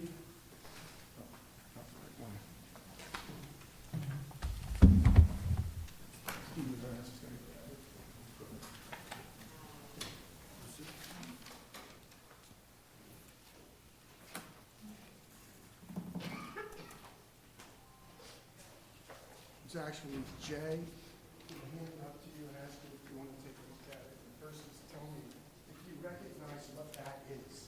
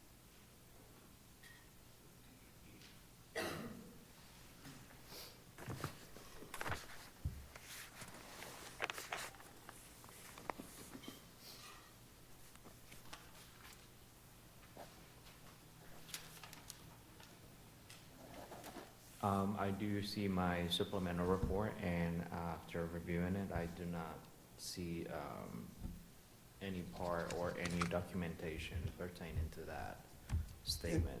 And you were typing your report when you were with Mr. Brewer, correct? Correct. And you had 3.5 hours to type that report, is that fair? Correct. And there's nothing in the report about the odor of alcohol, correct? I do not. Thank you. Thank you, Your Honor. All right. State care to conduct redirect examination? Yes, Your Honor. Can you provide your supplemental report again? Officer Lopez, looking at the substance of that report, does the majority of your report document what you were doing at the scene versus your contact with the defendant? No. Look, my question is, does the majority of your report, reading your report, the beginning of the report, doesn't that detail what you were doing at the scene? And only one sentence talks about your being at the station with the defendant, correct? Correct. And isn't it true that in that report, it just basically refers you to the body cam? Correct. Does that report have any other particular details about the defendant other than refer to body cam? Does it say refer to body cam recording? No. In your report writing, would you be expected to write down every single detail that wouldn't necessarily be on your body cam report? No. Nothing further. Okay. So, all right, thank you. You can step down and be excused, sir. Thank you. May we approach? Yes, yes, we may. We can approach the bench here.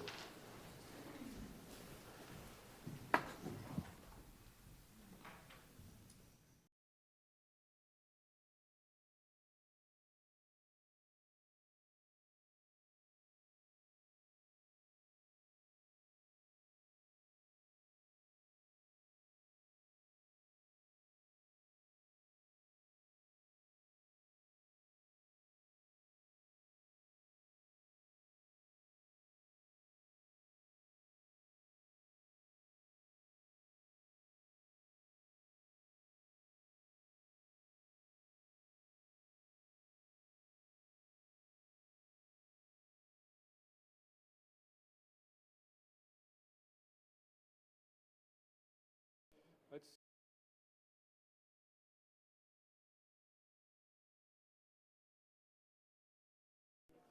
We'll be back at 3:10 to hear the next witness.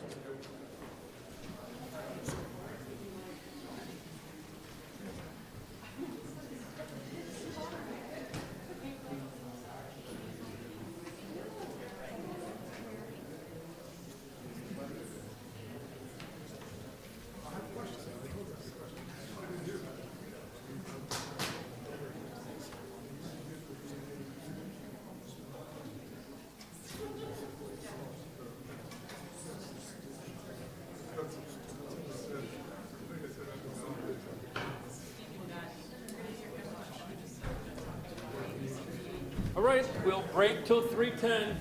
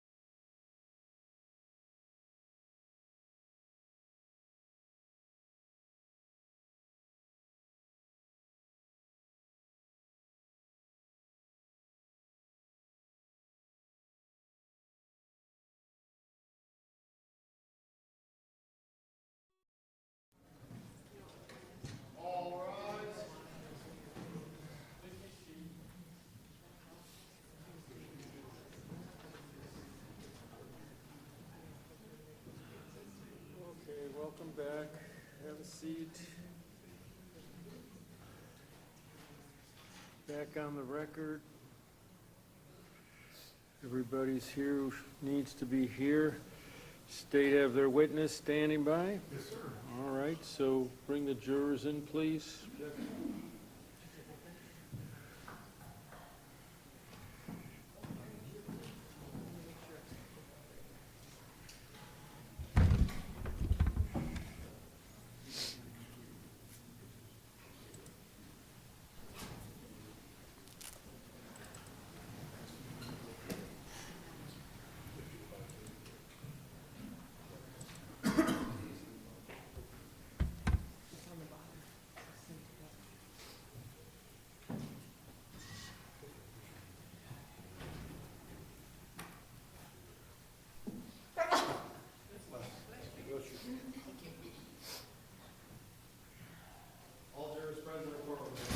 Thank you. Please be seated, ladies and gentlemen. Welcome back into the courtroom, members of the jury. We're back on the record, and states continuing to present evidence and witnesses, testimony in conjunction with their case in chief, and we're ready for them to call their next witness, who would be... Judge, we're going to finish the day, I'm sorry, with Officer Michael Petty, but before we do that, could Your Honor read stipulations number 2 and 3 to the jury? And then we'll go into the... Okay. So I'm sure you remember yesterday that I read to you a stipulation of fact, and I explained that prior to trial, both the defendant and the state agreed that certain facts were true, should be accepted without requiring any further proof. That's called a stipulation of fact. I'm going to read you 2 of those, and just like the first one I read, you're to accept that stipulation as true and a fact without requiring any further proof. So you said number 2, Mr. Mayor. The victim's toxicology report indicated at the time of the victim's death, his blood and urine tested positive for cannabinoids, trace amounts of midazolam, and alcohol. The quantitative results of alcohol found in the victim's blood was 0.25 G/DL, parentheses, 0.25 G/100 ml. Now, I must say, I could only surmise what those letters G/small d stand for. I certainly know what ml is, but I'm reading the stipulation literally, so.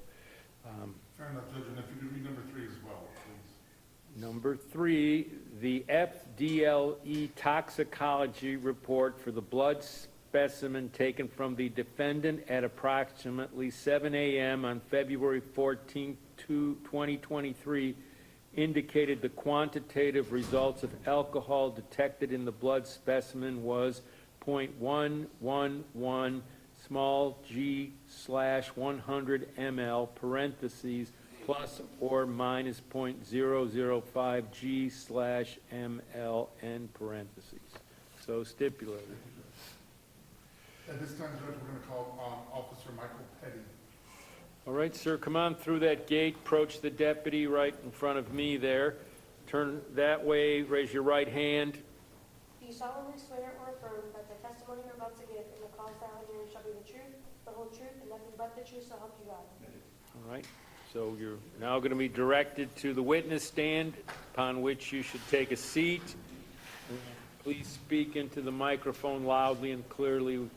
Important that everyone hear your testimony. Judge, may I proceed? Yes. Thank you, sir. Officer Petty, first of all, good afternoon to you, sir. Appreciate you being here today. I know you got some sick kids at home, so we appreciate your time. Could you go ahead and state your full name for the record? My name is Michael Edward Petty. Spell your last name just for the record? P-E-T-T-E-E. So until a couple days ago, I thought you were Petey, so it's Yes. Petty, correct? That happens a lot, yeah. Okay. So, Officer Petty, how are you currently employed? I'm employed with the Key West Police Department, assigned to the traffic unit as a motor officer. That means you're on motorcycle? I am. And how long have you been with the Key West Police Department? I've been sworn since July 2012. I've been with them as an employee since July of 2011. Now, when you patrol, do you patrol alone or are you with a group? Depends on who's working. Sometimes alone, sometimes multiple motorcycles, depends on what we got going on. But you're one of the motorcycle guys we see all over town, right? Yes, I am. All right. Officer Petty, I want to talk to you a little bit about, is Key West Police Department your first assignment as law enforcement? It is. And what did you do before you were with Key West? I was a teller at a bank. Okay. Was that down here in Monroe County? No. Somewhere else? Yes. All right, so you came to Monroe County, became an officer, and you've been here since 2012? I became a dispatcher in 2011 and then went to the academy the beginning of 2012 and graduated from the academy July of 2012. All right, and been with them ever since, right? Yes. All right, officer, let's take you back to the case that we're here in trial on this week, and it's the state of Florida versus Lloyd Brewer. Are you familiar with this case? I went to the scene and did a couple of things, and then I wrote a supplemental as well, yes. So you were involved in the scene when the shooting occurred, way back after the Super Bowl that night or early morning? It was long secured before I got there, but yes. All right. And you have a unique, I guess, not certification, but a unique training that you have obtained through the Key West Police Department. Is that fair to say? Yes. And that involves the system known as the Faro Crime Scene Measurement System. Faro laser scanner, yes. Is that the official Faro laser scanner? I always just call it the Faro, but it's a laser mapping tool. And that's just common spelling, F-A-R-O, Faro? F-A-R-O, yeah, that's the name of the company that makes it. Okay. Tell the jury a little bit, if you could, officer, what is this Faro system that you and I are talking about? So the Faro system is, I call it a high-tech piece of equipment, it's relatively expensive. But you set it up on a stand, and it creates a 3D image and measurements from the scene. You just do as many scans as you feel you need to create yourself a 3D scene that you can go back into and use as you need to for any crime scene or crash investigation or anything of that nature. So the Faro system is just like is it on like a tripod or something? The box itself is separate from the tripod because you can set it on the table or the ground or whatever you need to do, and then there's a tripod separately that you set up and install on top of that when you need to. And this takes if I understand you correctly, it takes a multitude of scans of a certain area? However many scans I want to take. And then these are 3D scans? Is that what you refer to? 360 scans, and then the program assembles it into a 3D scene. So the software is built into the system? Software is separate and a computer separately. The system itself, the actual laser, is just a box with a battery and an SD card. Everything else is separate outside of that. So once you so I assume you have to go to the scene to take these measurements with this device, right? Yes. And once you do that, what do you do with the results of those scans? Do you download those into something? So the results go onto an SD card in the Faro laser scanner itself, and then that SD card is uploaded into the Faro software program, which then assembles it, does it automatically, and registers it so that you can have that 3D scene. So it goes from, you scan them to the SD card, and then that is put onto the Faro program itself. And then you said it creates this SD card, is that right? Well, the SD card is where the data is stored, yes. The data is stored on the SD card, and is that SD card something that you can remove then and hand off to people? So the raw scans, yeah, the SD card, it can have all the raw scans, can be uploaded, saved, handed around, whatever you need to do with it. And when we're talking about an SD card, it's just like an information drive, right? Yes, I don't know what the SD stands for, but yeah, that's Fair enough. standard. Yeah. And then through this system, what are you able to do with this system then? So, multiple things. You can create 3D fly views if you want to. You can Wait, stop right there. 3D fly views, you mean overhead views? overhead views, 3D views from above. You can transfer it to a second program, do animations. The primary thing that we do with it is we create what's called a scene to go, which is a simplified version of everything that we've scanned and put into the system. And you refer to that as scene to go? Scene to go, yes. And is that a program itself, or is that the computation results? A little bit of both. Okay. I believe it's proprietary to Faro, but that's what's how would I explain that? The data's in there. That scene to go is like a driver for it, and that's what they call the driver. So the data is signed up with the scene to go, and any SD cards that has that on there, you can open the scene to go, and all that's there ready to go for you. All right, so we have downloaded I guess the final product then is referred to as scene to go, is that right? Yes. So in this case, were you asked to do this process, to go to the scene, take these scans, and create this scene to go? Yes. And were you able to complete that? I was. Do you remember how long after the shooting you were asked to do that, or how long until you got out there? I don't remember, no. Earlier on, or would it have been It later was on? early in the morning, but it was not early into the actual scene portion itself. Okay. And you did that on your own, or were you with other people when you did it? Oh, everybody was still on scene. Okay. But when I do these scans, most of the time it's just me that does the scans, and then I assemble them myself. All right, so, officer, I'm gonna, Judge, can I ask the witness to step down? Yes? Okay, officer, I'm gonna have you come to the screen, and we have the scene to go downloaded. It's in evidence, it states 15 for the record. And if you could just show the jury what it looks like, and maybe we can do a couple sample measurements just to show them how it works. Am I in your way? Oh, here's the mouse. It's all right. No worries. What's the exhibit number, Mr. 15, Judge, 15. I'm gonna look at this one because it's easier. So this is the scene to go, it opens up. Is it on that one? No, it's not. It was in here, right? No, you had it. I had it, but it wasn't coming up, so we need to get back into it. Yeah, if you could. It wasn't like popping up onto the regular screen, I don't know why. There we go. There you go. Okay, so this is what the page looks like when you create a scene to go. It's gonna have the actual scene itself. You can see the case number there, the 23s, that's just my indicator of what we indicated, so we save it. MEP being my That's an initials. internal case number assigned to this investigation, right? That's, the 936 is, the way it's formatted in here is me just doing it so I know what I'm looking at in the system when I'm assembling all this. Okay, Then you open it up, and this is a culmination of all the laser scans that go put together. This is the simplified end result that we send out to take measurements. Evidence photos are uploaded, video can be uploaded, everything can be uploaded into this right here. so this is the final product of all these multitude of scans that are taken and then they Correct. collectively create? Wait, oh, I think you're blocking the camera. Oh, sorry. Yeah, just if you move right there, and I'll stay over here too, there we go. So this, again, we're looking at the final product of what is created through this scanning process. Correct. All right, so, and what are we looking at in this picture? So this is just an overhead view of the parking lot. These are the vehicles that were there at the time that I made the scan. These little boxes here, Cam 1, Marker 4, et cetera, those are evidence markers of where the cameras were located for any evidence that they had from surveillance, et cetera. Okay, And if you can see like the smaller, like brighter circles, that's a result of where the laser scans actually were that took place. Because there's a little bit underneath it that it's not gonna get when it's scanning right above it. It fills in from the other scans the best it can, but you can still see the little shadow of where the scans were. okay, let's zoom in again, because that gave a great view. So that's the parking lot we're looking at, right? Yep, And where's Conchtown in this overview? here. Conchtown's on that side? And the building where Garrett Hughes was urinating on, that's, I guess, on the other side then, right? Correct. All right, so, for instance, let's show the jury this measurement capabilities, and it's Okay. pretty advanced for, Zoom in a little bit, what would you like me to measure on? You gotta So- speak up, the witness in particular. Okay, sorry, it's because I'm turning to look at it at the same No, time. I know.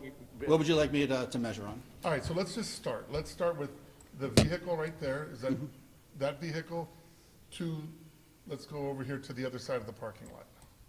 Okay, so this particular vehicle, you want that front right bumper there, or? Let's go, yeah, from the front right bumper. Okay. All the way over to where Garrett Hughes was urinating on the wall. Okay. So we click on measure distance. I'd scroll in. Obviously, these are individual pixels. If I pick on one pixel this time and a different one the next time, it changes ever so slightly. But front right bumper. I'll come over here to the wall. Click on the wall. I'm not gonna enter any names or everything on this because it's just sitting there, but we click OK.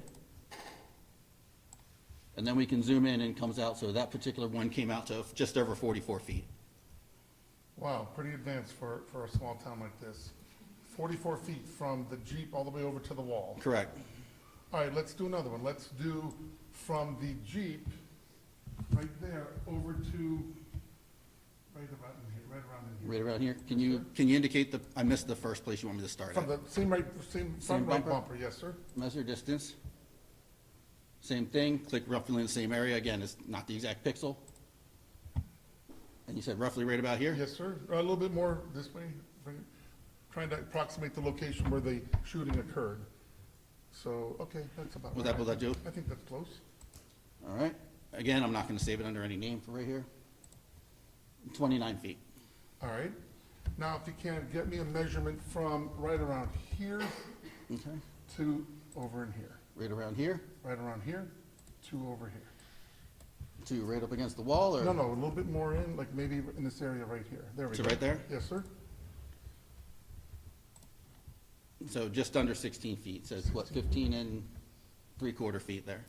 All right, 16 feet from the top of that spot all the way down to, where's our end spot here? Okay, right there, okay. And that's simple, huh? It's simple to use. Yeah. Now, were you asked to do any particular calculations using this system during the investigation of this case? Calculations, like, I think calculations, because I'm reconstructionist I'm thinking like math. Let's go measurements. And Measurements, just whatever measurements we have. I didn't do any specifically immediately myself. I take these and I bring them to the detectives, and then they do so I would say I'd go with no on that one. I didn't do anything specific during the initial investigation of putting this together, but they were like, what's the distance, what's the distance? I assemble, I create, I upload the pictures and the cameras, and then I give it. Now, did you advance this scene to go SD card to the lead detective so he could use it? Correct. And he's able to create measurements through that process that you created? Correct. Am I saying that right? Yes. All right, wonderful. Let's go into, let me just see my evidence.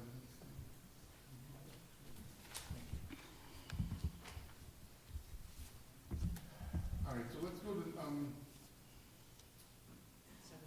yeah, number 17.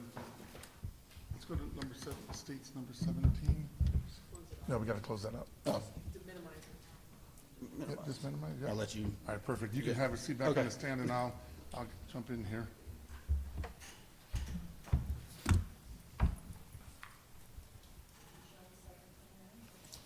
Yes, 17 is what Mr. Mansfield said he wanted to publish on the screen. Yes, Judge, that is correct. I'm going to refer to what's in evidence now as State 17, and we're going to talk about these for a minute. There we go. Okay, so on this one here, in Officer Petty, I guess it's kind of hard to see, but there's a measurement taken from back there next to the Jeep all the way down to this curb here. Is that right? From what I can see, yeah, it's difficult. I can look at it on this one, but yeah, it looks like it. I can't see the numbers. But Can you yes. take a look, if you can jump off the stand, just see if that one's readable as far as the number? Yes. And what's that number? 48.373. Okay.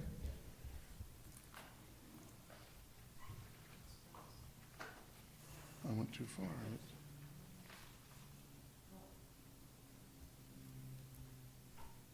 Okay, and on this one here, we see some measurements. Again, we see that 48.7373, right? Yes. Now we see, are these other measurements in here that we're seeing? No. Okay. What are these lines we see here? Those are just interference that comes from what the laser scans themselves. It could be crime scene tape, anything like that. You try to get it out the best you can, but Okay, so here's page, here we go. All right, so again, this is the parking lot scan, but at, behind the Conchtown bar, is that correct? yes. All right, and again, this is the Jeep, and this is the defendant standing next to it, is that right? That is the Jeep, yes.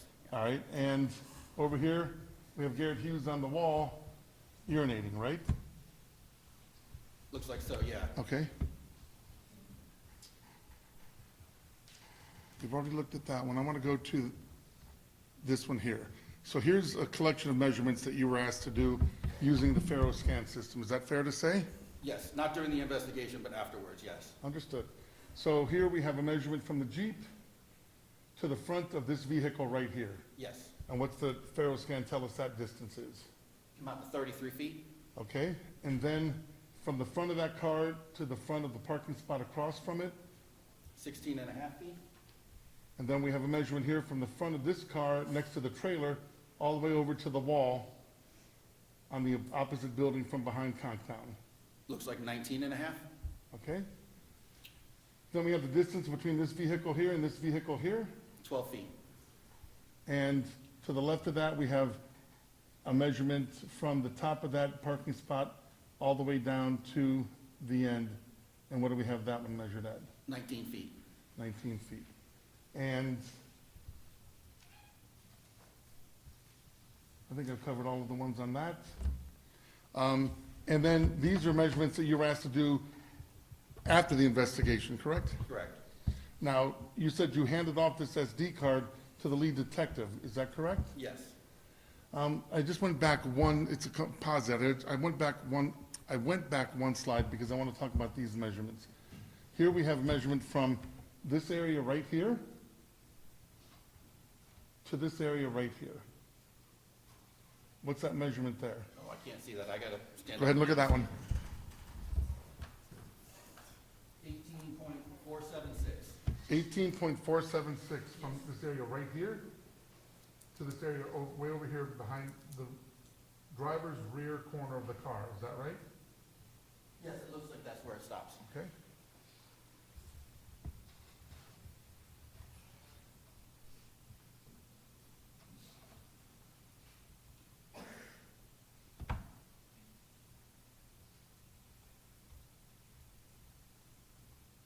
And again, this SD card went on to the lead detective, and he's able to use it then to do whatever measurements he might want. Correct.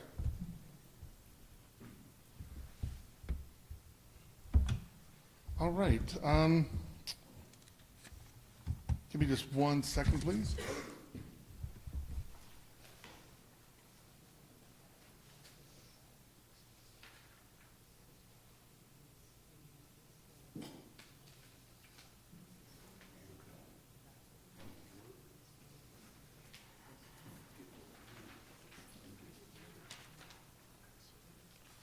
All right, so Officer Petty, I just want to make it clear for the jury, because I've been jumping around these slides quite a bit, so let me go back to the first one.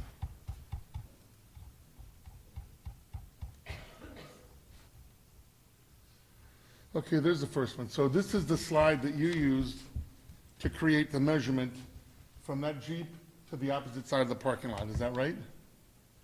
The slide? Well, I mean, used the overhead.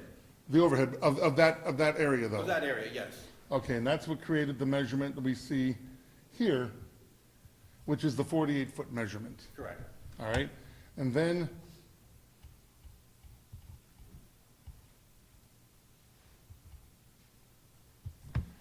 again, we use this, I guess, configuration, or just this is showing the jury where the measurement was taken from here, where Brewer seems to be standing, to the wall there, or to Garrett right there. Yeah, the screenshot there? Yes, sir? Yeah, that's so we can match up the vehicles, and where we're measuring from the vehicle, back of the vehicle, their location to location. Okay, and you were asked to do a measurement from where Brewer's standing right here to where Garrett's standing right there. Yes. All right, and that's where we get the measurement on the next slide, which is this 18, I think you said 18 feet. 18, just over 18 feet. Just over 18 feet. Okay, and then the last slide, of course, is the one where you just did multiple measurements all over the parking lot. Correct. Okay. All right. At this time, Judge, I have nothing further for this witness. Thank you. Cross-examination? No, Your Honor, thank you. All right, thank you. You can step down and you may be excused. Officer Petty, thank you. Very well. So would you like to approach the bench here for a moment, please?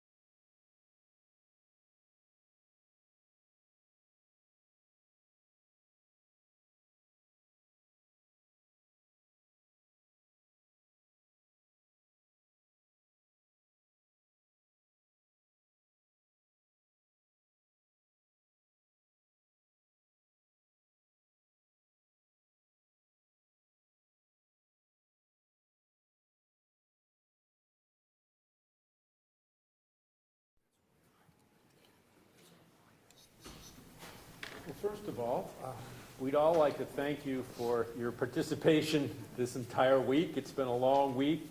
Frankly, it's been a very productive week. And I like to always be mindful of not just the detail by detail, moment by moment, but the big picture. I feel I have a responsibility to keep you all apprised as to where we stand. And as far as I'm concerned, the good news is we're ahead of schedule. So I said we could go until the end of next week. And while I can't say that's not a possibility, it could be that we're able to complete the trial and have it in your hands before that. So we're on schedule, and so that's good news as far as I'm concerned. So we're going to call it a week. There's really no other witnesses right now that the state could call that we could comfortably finish this afternoon. We've accomplished a lot, so I wish everyone enjoyable 3-day weekend. Remember, I'm sure it won't be too hard to remember, no court on Monday. It's the holiday. Tuesday morning, we're going to resume. So that would be like this morning, 8:50. And during the interim, as I've said, and you all know, there's coverage of this trial. There's going to be publicity in any number of different potential fashions. So I'm counting on you to follow the instructions that I've given, to be very vigilant about not becoming exposed to any kind of information about the case, not discussing it with anyone, not investigating. You know, all those things that I've spent significant amount of time explaining. Keep those in mind. Don't violate any of those. Otherwise, enjoy yourself, take care, and we'll look forward to starting again Tuesday morning and ask you to be here at 8:50. See you then.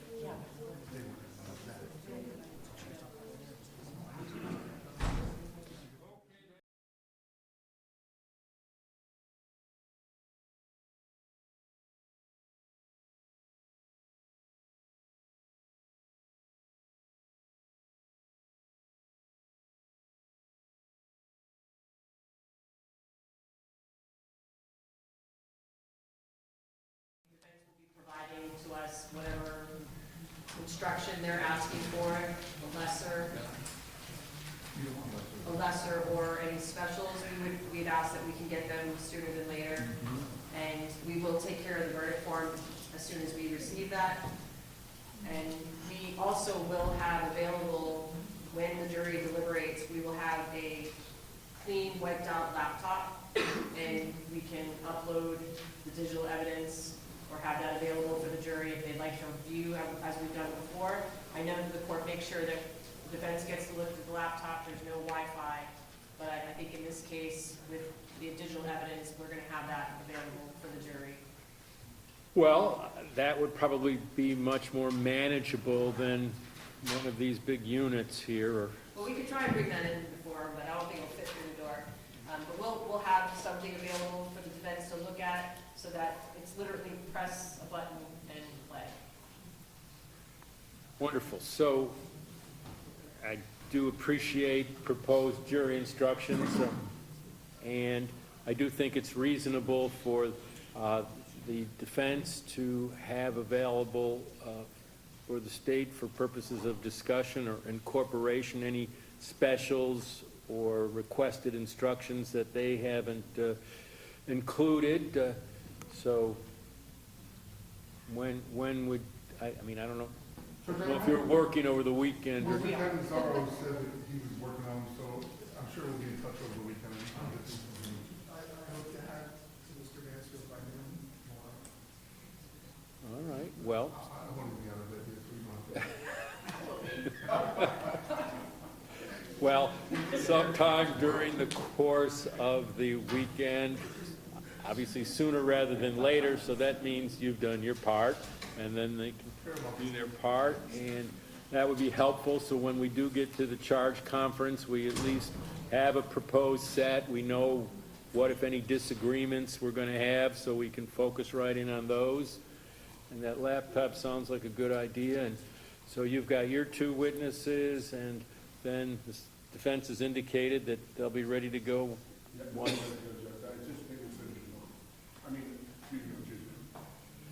All right, great. You know, everybody's certainly been diligent, and you have, as you said, streamlined it to the extent that is feasible and fair to both sides, so I do appreciate that. So unless there's something else, have a good weekend, take care, and we'll see you, the lawyers, like, I think at 8:50 Tuesday morning. All right, and the clerk's got everything they need over here. I mean, the gun. Oh, you've got the firearm that's been admitted? Yes. All right. 8:50, 10 minutes to 9.